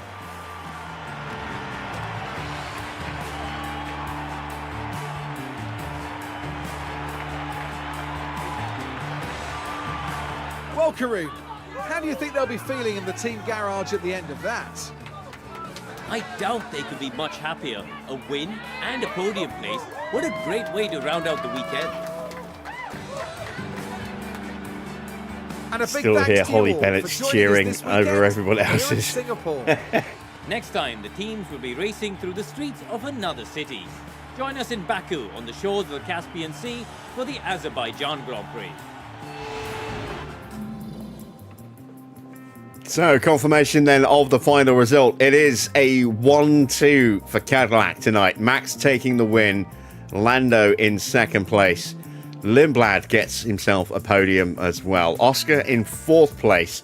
Gasly in fifth, holding back Antonelli. He gained 13 places tonight. What a great drive from Gasly, up from 18th to 5th. Antonelli in 6th, George in 7th, Albon in 8th, Hadjar 9th, and Yuki Tsunoda gets the final point in 10th place. Then it's his teammate Liam Lawson in 11th, Schumacher 12th, Bortoletto 13th, then Freddie Vesti 14th, 15th for Charles Leclerc, 16th for Colapinto, 17th for Felipe Drugovich, and 5 retirements tonight. Both Ferraris out in the same corner. Sainz hitting the barrier hard, bouncing into back across the track and giving Ollie Bearman no chance to avoid him. Both Ferraris out in the same collision. And then Doohan and Pato and Teo all having their own issues. Pato with an actual car retirement from an engine issue. The other two crashing out.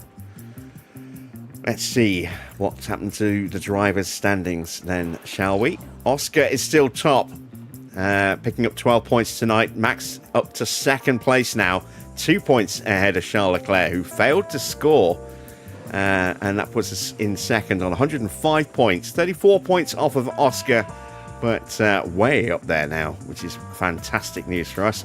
Antonelli moves up into fourth place on 66 points. Lindblad has 60, as does Yuki Tsunoda in 6th. Russell in 7th has 56 points. Norris up to 55 points now with his second place there. Sainz, no points for him. He stays 9th with 32 points. Albon in 10th has now got 30 points, just 2 behind him. Then it's 26 points for Bearman, 16 for Colapinto. 2 more points for Isaac Hadjar, puts him up to P13 on 15 points. Gasly gains 7 places with his first points of the season, and what a great drive it was. He overtakes Bortoletto, Schumacher, Drugovich, Lawson, Vesti, Doohan, and Pourchaire tonight. Bortoletto also has 10 points, but with a lower finishing position, which is why Gasly's jumped ahead of him. Mick has 9 points, 7 for Felipe, 6 for Lawson, 5 for Freddie Vesti, 3 points for Doohan, 2 for Pourchaire, and then just Pato O'Ward, the only driver now not to score any points this season. Into the constructor standings, 12 points for Ford, puts them up to 242, but we picked up 43 points. That puts us on 160 points now. We are 78 points behind. Still a long way behind, but we now have a huge lead, a 91-point lead over third place, which is HiTech. HiTech have jumped ahead. They're up 4 places today with that 15 points, thanks to Arvid. They overtake Mercedes, Aston, McLaren, and Ferrari. They are 1 point ahead of Mercedes, who has 68 points, and 3 points ahead of Aston, who has 66. McLaren has 61. No points for Ferrari, sees them down to 7th place with 58 points. Williams now up to 40 points. Then it's TGR moving above Maserati with 12 points today, most of which were scored by Gasly, but 2 points also from his teammate. So that puts them on 25. Maserati on 16. Audi stay bottom. They're still on 10 points. Did we get anything out of the pit stops today? Might with one of the cars. Let's have a look. No, we did not. We missed out. So our best stop was 1.959. We missed out by 11 thousandths of a second to Lindblad there. So Ferrari, maximum points for them. Good points for Aston as well. They get second and they get fifth as well. HiTech in third. McLaren fourth. Then it's the two Fords in sixth and seventh. The two Williams in eighth and ninth. HiTech also getting 10th place as well. Our lead is going to shrink, but we should still be top. Let's have a look. We are. In fact, it was Williams who was in second. I thought for some reason it was HiTech. So Williams only picking up 6 points means our gap stays a relatively healthy 49 points. Ferrari up into third place. They're on 93 points now. HiTech down a place despite scoring 16 points of their own. They're on 91 today. Aston overtake Ford. They're now in fifth place with 70. Ford on 63. Then it's 53 points for McLaren, 33 for TGR, 22 for Audi, 8 for Maserati, and just the 3 points still for Mercedes. And of course, both drivers hit their targets comfortably. Let's head back to the garage, to HQ, and start prepping for the next race, which I think is a sprint weekend in Baku.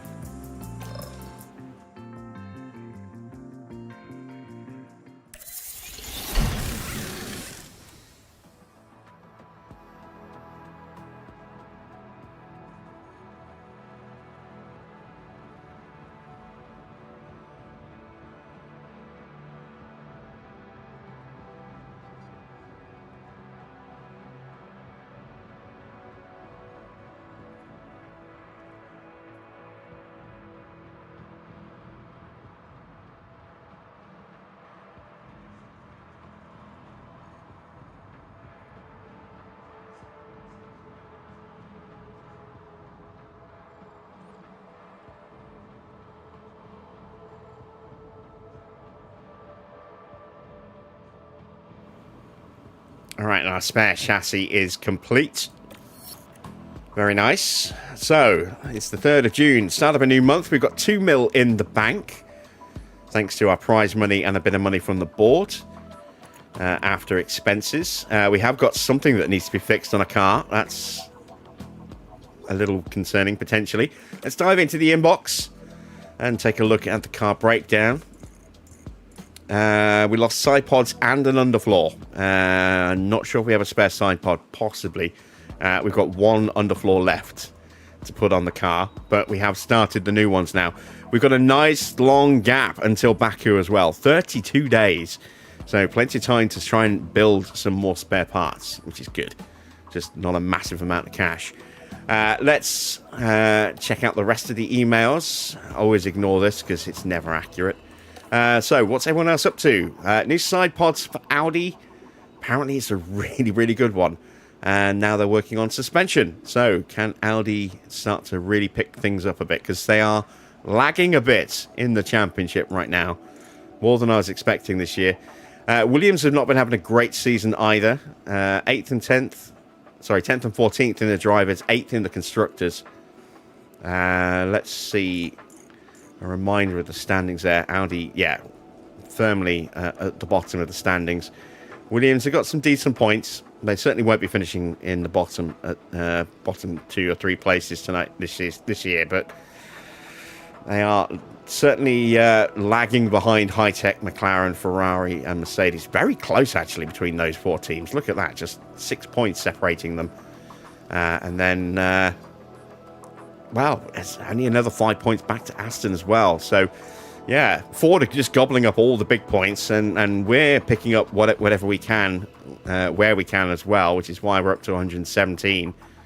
But that tells the story, that the fact that both of their drivers are first and second, and they're both in triple digits after just 7 rounds. It's, that just explains why they've got such a big points tally.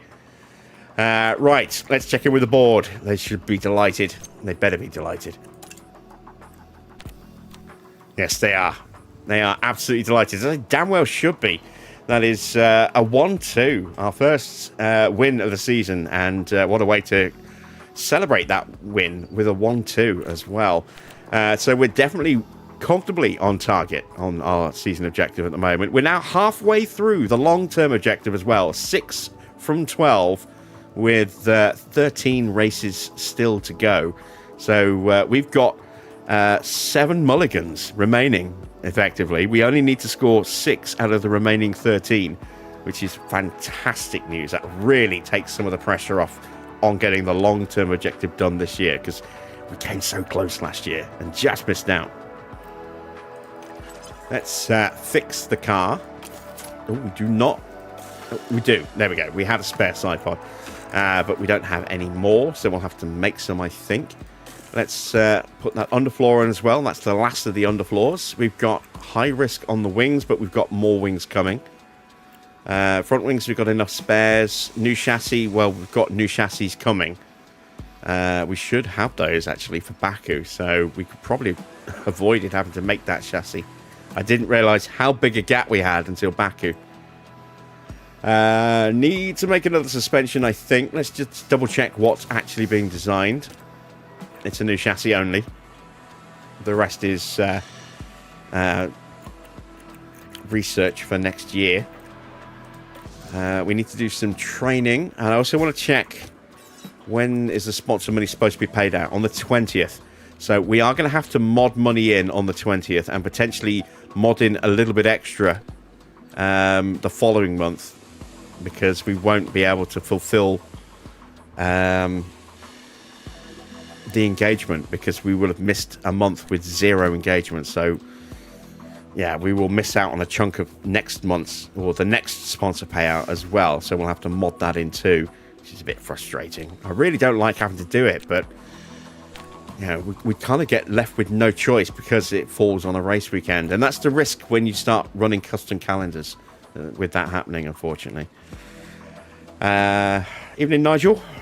Late tonight. You've missed a great race. You should definitely watch this one back.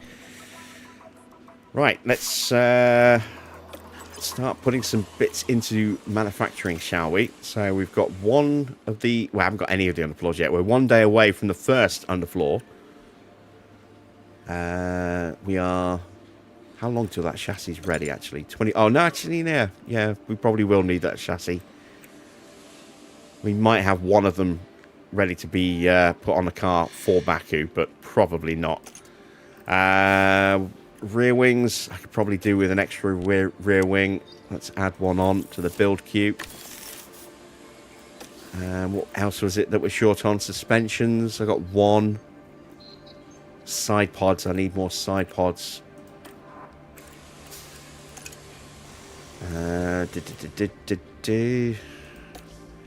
Which is... Alright, we've got time. Let's do one more suspension. And then we can build a couple of side pods. Actually, we can do that when the rear wings drop. So, yeah, let's increase that to 2. And then we'll do 2 side pods when the rear wing clears. Alright, pit crew training. Let's strip all of that out. Let's see how much fatigue we are starting with. Oh, 36, that's a lot. So I'm going to give them the first 2 days off. And then we're going to focus in on some solid gym work.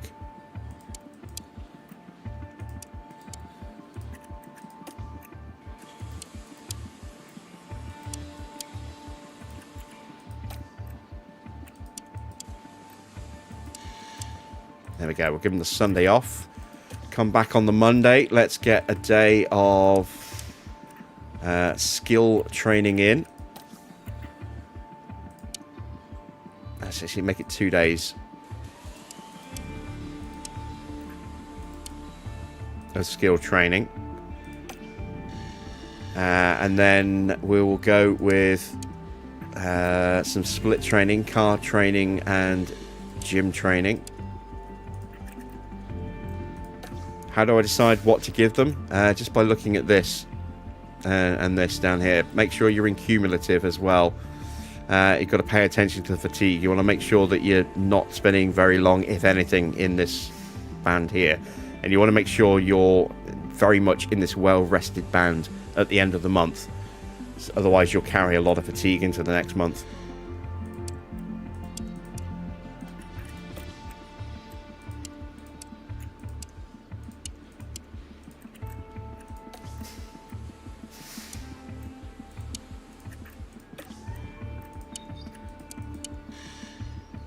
There we go. Ah, damn it. There we go. My OCD will complain if I don't have that lined up properly. Into the next week, we will do just one day of pit stop training. And then we'll focus a bit more on split training.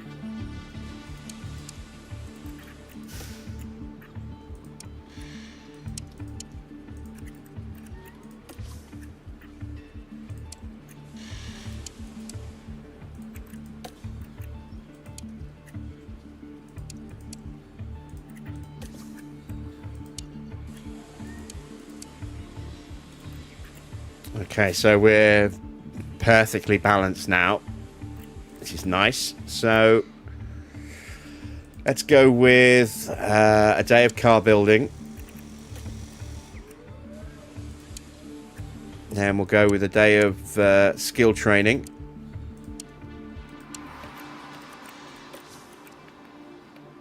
And then we'll go into some old school split training.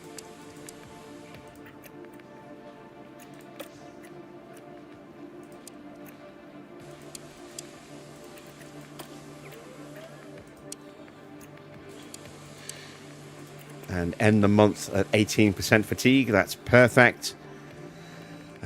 So we will end very close to maxing out our stats as they currently stand. Chance of mistake down to just over 4%. 1.893 is the estimated pit stop time. Car building now up to match our other stats at 93 out of 100.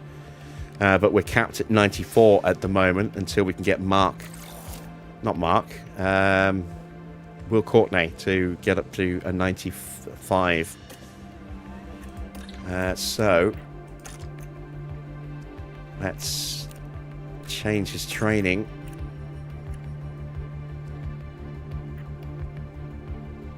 To improve his aptitude. We'll go with that one. Communication techniques, because his leadership is the lowest of his stats as well. There we go. Right, 32 days to go. Let's advance time a little bit. Ooh, something purple. Ah, design center improvements. Yes, because we're about to get some cash. I was hoping we would get this back later this year, and we have, because we got it. When did we get it? February? At a point where we just did not have the money to spend on anything. So that's really good that we have been given another opportunity at that. Sometimes you do, sometimes you don't. Sometimes you have to wait till the following year. But yeah, approve. We've got no money to capitalize on it at the moment, which is a bit of a shame, but we will do in a couple of weeks.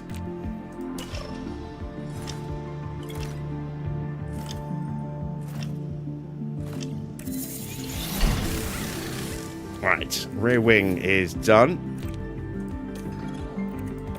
So we've got plenty of spare rear wings now. 240 grand. It's not enough to do anything yet. 337 grand. That's our spare suspensions done. I haven't got enough to do a side pod yet. Lando's biggest issue is where he is in the personal driver's standings. Everyone else is going to be unhappy about the car. Yeah, the car performance is terrible. We just got a 1-2 with it. It's terrible.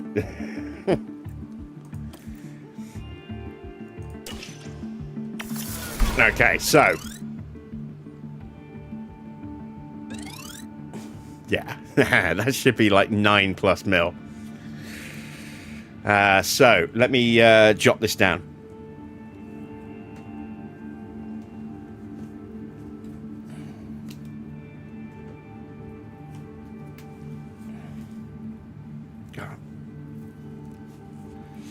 Just need to mute myself for a second.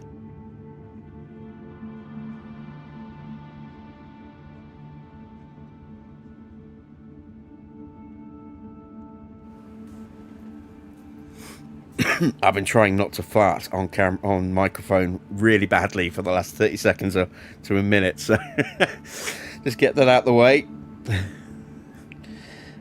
So we got 376,890. That's what we got.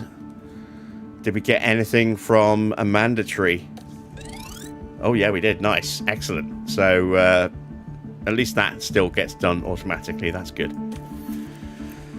Right, sponsor plan. Now, this is not going to be something that we can fulfill, unfortunately, because we had a month where we added no fulfillment into this. It's a rolling thing, so it means we will not meet our target. We should have had 9.24 mil. So we need to add in a little under 9 million. We are also looking at 5.5 mil from our mandatories coming in 6 weeks' time. That's really nice. So let's put in what we can. And we're going to have to max out with the best things we've possibly got. Otherwise, we're going to be in exactly the same situation at the end of this period as well. And we're still going to be nowhere near, look how far off we are. We're only going to get 2.2 mil out of 9.24 mil.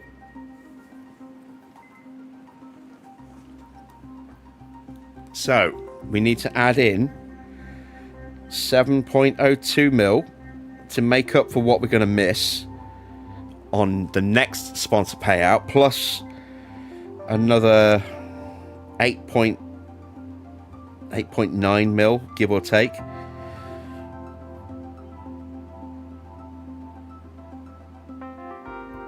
Because we're going to take it all now in a one big lump sum rather than doing it twice, I'm going to round it down. So let's call it 8.8 mil plus 7, so 15.8 mil. Let's call it that. So we're going to basically lose out a little bit. But we should just about next time around be able to fulfill our sponsor obligations. We're going to have to hammer our engagement options to get into that position again. But you can see how much we're gaining on this one means we should, on that same amount next month, comfortably clear that engagement marker. So we won't have to do it again next month. In fact, while we're here,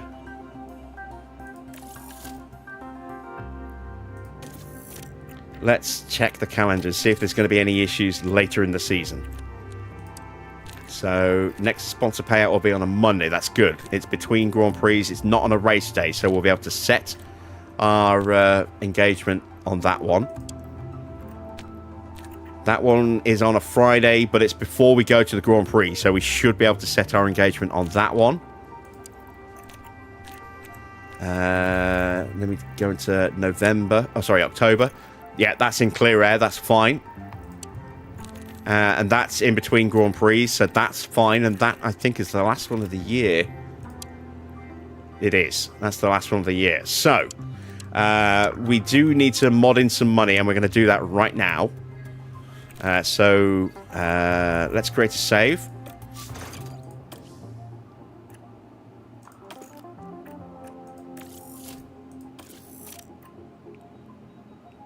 There we go.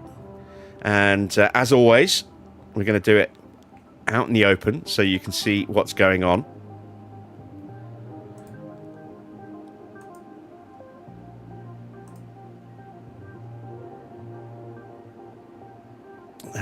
Right, so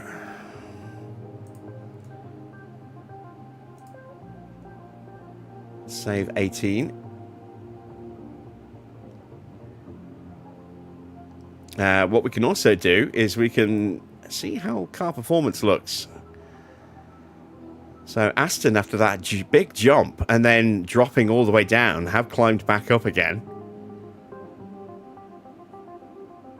They are still the team to beat. But the gap is only 3%. Mind you, having said that, this might be inaccurate because this is based on... Actually, no, this is based on the parts that have been developed, not what's fitted. So our actual performance might be slightly lower than this because we don't have the new underfloors on the car yet. But they are... Ow, crap, just cracked my ankle. They are developed. So we'll count them in this ranking. If we go into... teams like this, so this will show Mercedes have actually got the best parts fitted right now, and you can see, yeah, we're at 76.18, not 77, because we don't have the underfloor fitted. So that's how that works. We need to go to not attributes, we need to go to teams, we need to go to us, there we are, and we need to add in, what did we say, 15.8 mil. We rounded slightly down, so let's round slightly back up again. So if we make that 3.3 mil, that'll be 4.1, 19.1 mil. That'll be our new balance.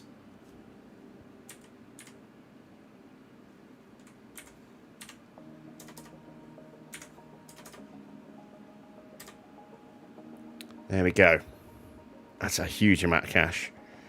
But it does mean we're not going to get very much at all from the next one. We're going to get 2.2 plus the 5 plus from our mandatories. So we'll get about 7 mil on the next one. As opposed to the 14 plus that it should be. Right. We spent 50 mil on the cost cap so far. That's interesting. I want to check out... Let's make sure I definitely saved that. I want to check out the results tab. Where is it? Records. Here we go. So, I haven't really had the chance to look at this before. Because this is a brand new kind of thing. So, these are the current standings. Actually tells you the points gap as well, which is quite nice. The team standings. Qualifying analysis. So...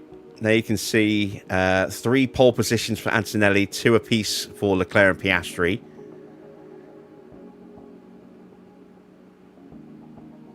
We've had 7 rounds. Why is it only showing... Oh, no, that is 7. Yeah, I can't count.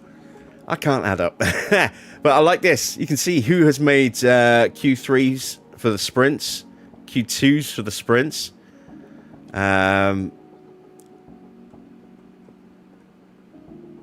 Is this only... Oh, no, this is Q3s and Q2s. Okay, not sprints. This is just normal qualifying. So that's kind of cool. Head-to-head comparison. Max has beaten Norris in every single race so far, but we've played quite defensively with Norris, so that's not surprising. Lindblad just edging Schumacher 4-3. Now, that I am surprised by, because Lindblad has looked a fair bit quicker than Mick. So I'm surprised that it's that close between them. Sonoda's trumped Lawson, no surprise there. Russell's kicking Vesti's backside, no surprise there.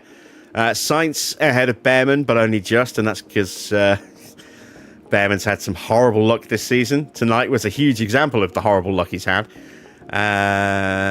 Drugovich ahead of Doohan. That's surprising, actually. I thought it would be closer. I knew one would be ahead of the other. I didn't think obviously they weren't going to be level, but I did think it would be a little closer than that. I thought it would be a 4-3 rather than a 5-2. Colapinto absolutely kicking Pato O'Ward's backside this season. Here we go. Head-to-head in qualifying. Max has actually been out-qualified 5-2 by Lando. Wow. I knew Norris had better qualifying than Max because Max always seemed to be starting from way down the order and pushing up, and Norris started really high and started dropping back, and they kind of met in the middle somewhere. But I didn't realise that it was winning 5-2 against Max there. That's very interesting. There you go. Actually, it's 2 wins for Max. Did we get a win earlier in the season?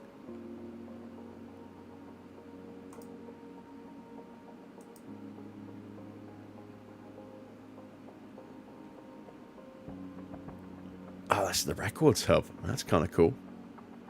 Hide historic drivers. Oh, wait, that's 2030. All time. Oh, I like this. Wow, this is cool. Look at that. 108 wins for Hamilton. 91 for Schumacher. Max up to 69 wins now. Vettel 53, 51 for Prost, 41 for Senna. Alonso 33. Oscar's now up to 31 wins, so he's 8th overall now. He's just moved ahead of Nigel Mansell. Well, tied with Mansell, but he's got a higher win rate. Look at that. He's done it in 137 races to 187 for Mansell. That's cool. So pole positions, so you can see it's Hamilton from Schumacher and then Senna. Vettel in 4th, Max in 5th, Leclerc in 6th. Oh man, this is an amazing add-on. Absolutely brilliant. Championships. Hamilton top with 7 championships. Schumacher second with 7. Then Fangio, Vettel, Prost, Verstappen. Only 3 championships because he didn't win in 24. I think Norris won in 24, or maybe it's because we didn't. No, it's because we skipped 24. So I don't know if it's not counting it because of that, because we used the mod mover to accelerate time. There's George with 2 world championships. Oscar now with 2 world championships. Lando with 1 world championship.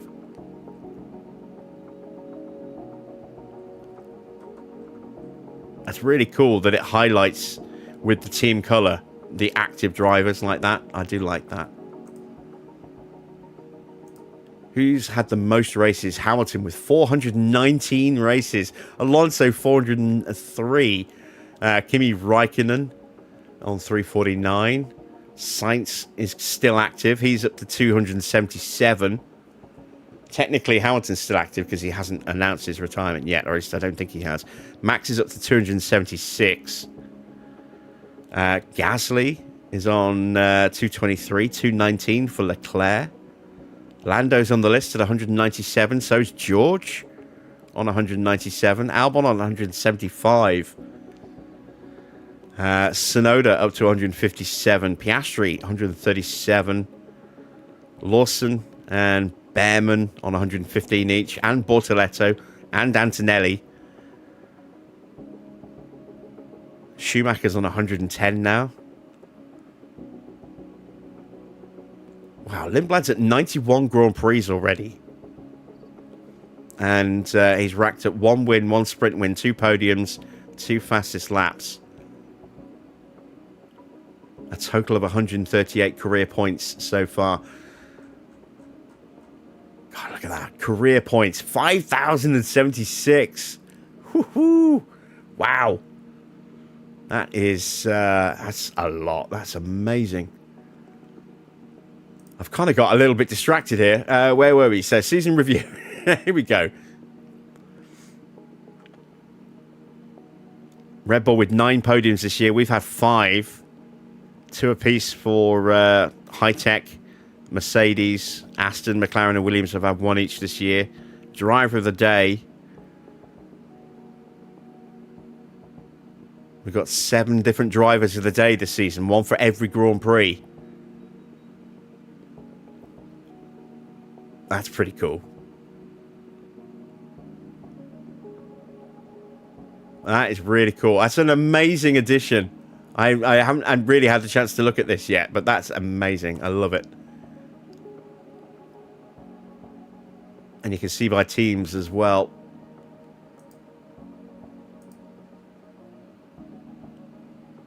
Brilliant stuff. Right, we need to we need to put this back into our save file.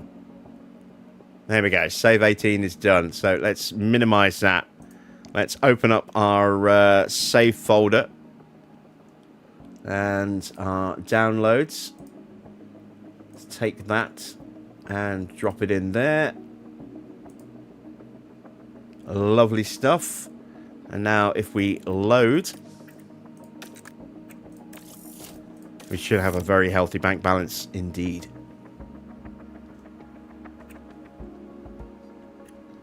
There we go, 19.1 mil. Very nice. So, we've got 2 more slots opened up. Oh, wait, what? Why don't I have 2 extra slots?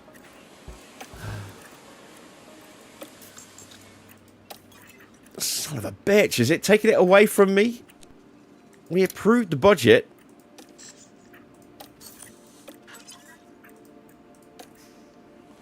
No! No, that's not fair. I should have 2 extra slots and a boost. Damn it, I've been screwed out of $1 million. Ah! Oh, I'm pissed off now. Alright, let's see if we can maybe spend some money here then. Ah, so annoyed by that. Can't believe it's done that to me. Let's refurb the helipad. Hospitality is okay. There's nothing that needs an upgrade, really. That's 11 mil. That's a lot, though. I'd rather put that money into the car than the facilities, I think. Oh, I can't believe it's done that to me. Maybe I have to go another day. I doubt it. But yeah, for whatever reason, that's screwed me over. What was I going to build? Side pods. We need to build more side pods. So let's get 2 more of those into manufacturing. Is there anything else that we're a little short on? Chassis not an issue. Got plenty of suspensions. One's about to go soon, so that's fine to have 5. Save for rear wings. One of those is about to go. We've got more side pods coming now. We're on the new underfloors. Can I actually fit any of those yet? I can fit to both cars. There we go. Nice little bit of extra downforce and dirty air.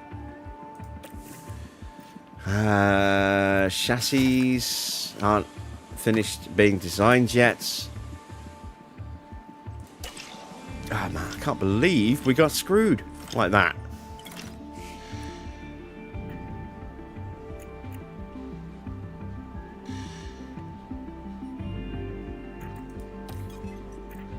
And we got a new ATR as well, which is so...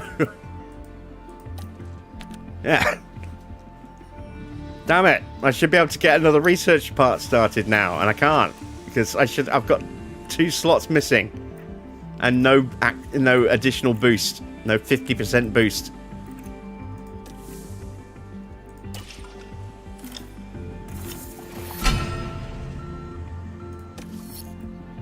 Can't believe it's just diddled me out of all of that.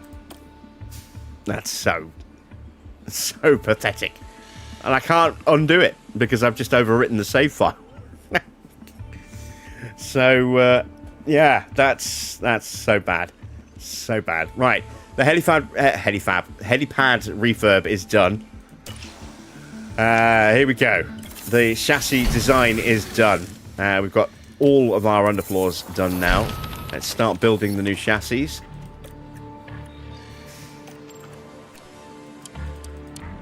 Let's get 4 of those going.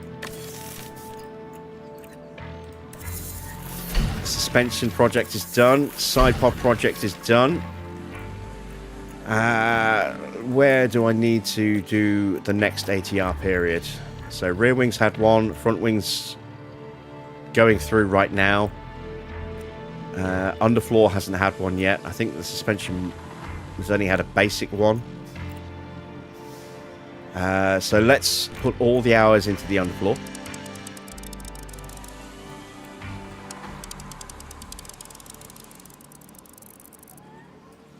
Oh, thank you, Army. That's very kind of you.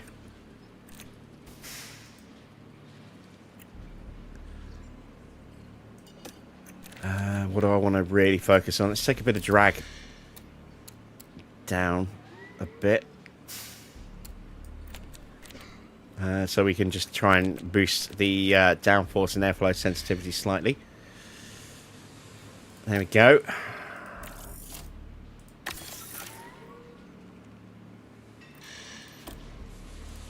Is there anything we can boost the car with the new parts? I think we looked at this, didn't we? And we couldn't really find a major benefit.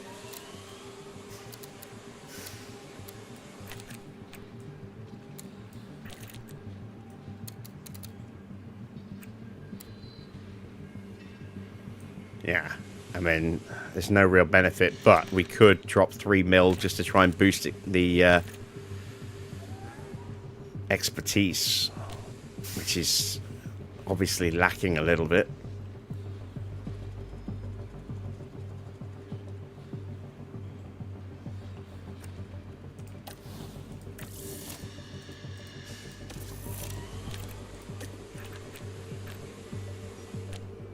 What about another new chassis?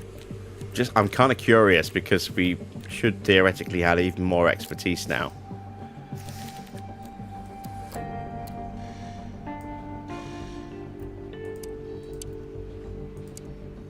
We don't have the new one fitted yet though, so I can't see just exactly what kind of game we're going to get. Let's not do that. What about a side pod? Can we get a side pod in? That's something we could potentially get some kind of boost on.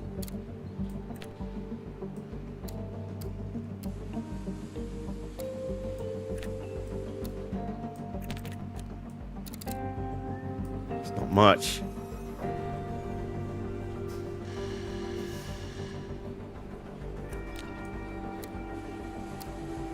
Not without sacrificing engine cooling, which isn't great.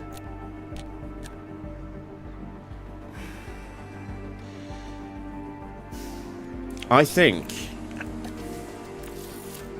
we might be done on development. I think we're just going to research everything from here on.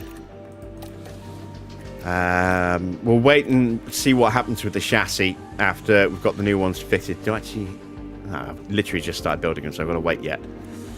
So let's stick another research project on here. It's 55% across the board, but we'll put a little bit more focus on the tyre wear. There we go. And we'll do a side pod and put the focus on the engine cooling.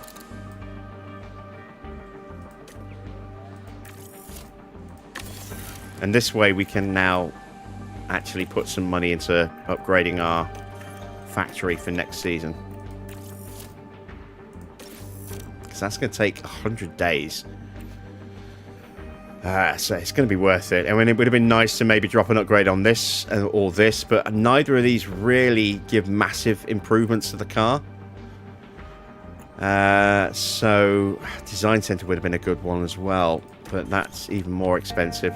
11.5, and the bottleneck of only being able to build 3 parts at once has caught us out on occasion. So we'll get this one done. If we can get an upgrade on one of these will be a little bit cheaper. 8 mil actually is all it would take to push that up to another upgrade. So that might be the next one. But if we get another big windfall again, we could maybe look at perhaps getting an upgrade on the design center ready for next season. Let's clear all those off. There we go.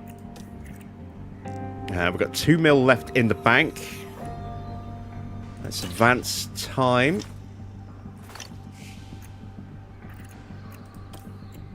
End of the month. And once again, it's only showing us Jack, not Ugo as well. And it changed to Lando this month. Nope. Still no change.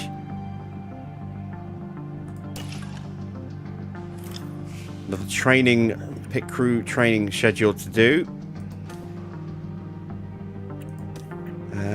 So, Ferrari have not got a particularly good side pod. And now they're working on suspension.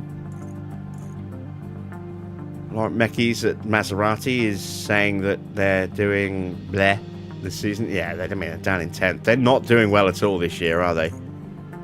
They actually looked at times very quick last season. I mean, they're not a long way away, performance-wise, but, I mean, they had one of the top cars last year. I don't think they're quite that high this year, and the points aren't coming for them at the moment.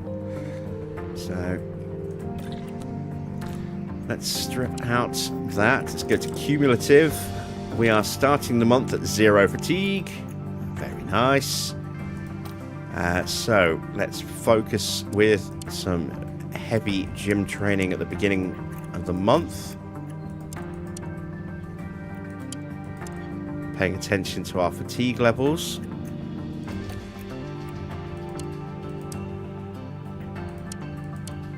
There we go. And we can't put any fatigue on this day. I don't think. Well, maybe half a day. No, because that will carry straight across. So that's it for the first week. Then when we come back, we're at 25, 16, 7. Yeah, so there's no training we can do here because this is a sprint weekend. And so is this in Spain. That's a sprint weekend as well. You can tell because it's 10% on the first day as opposed to 8% that it would normally be. So we'll have to wait until we come back from Spain before we can get any more training done. By that point, our stats will start to slip a little bit. So we will go straight into some split training to keep the pace in the stops and just get those stats back up again.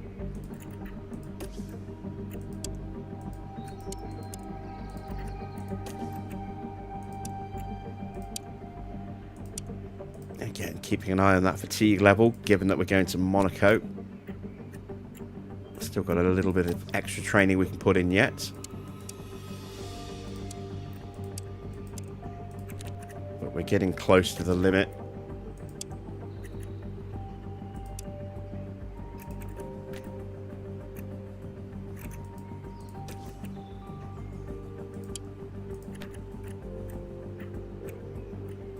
There we go. And then when we come back,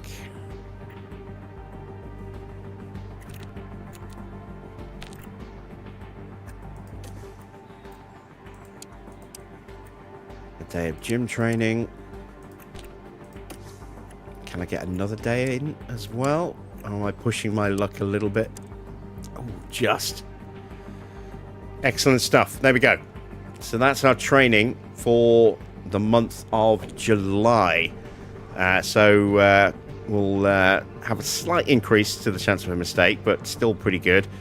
We'll keep the pit stop time at around 1.89. Car building will stay around 93%.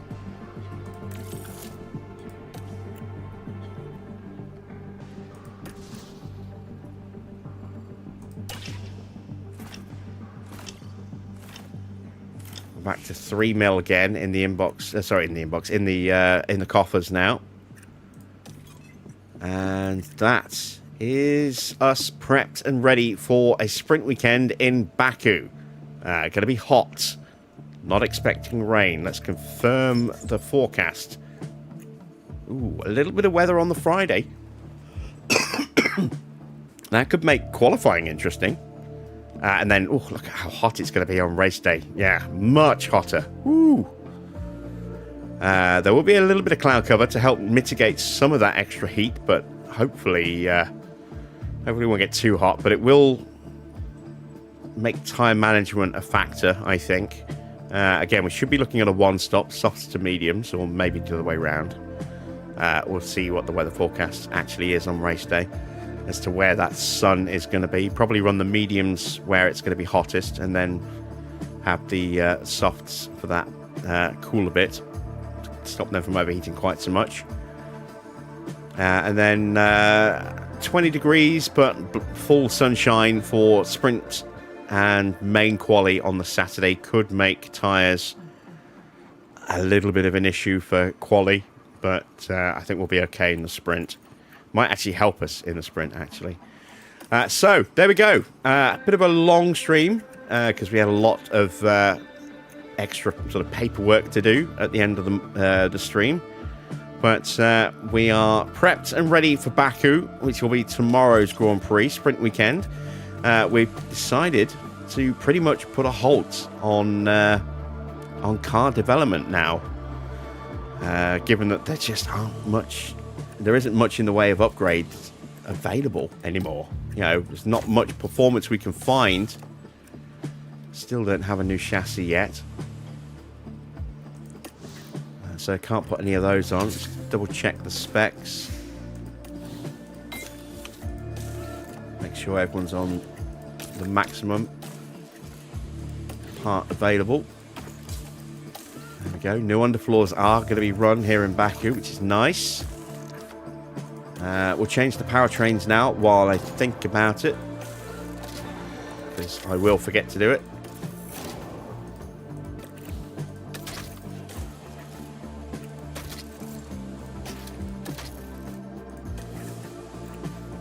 And save for car 2.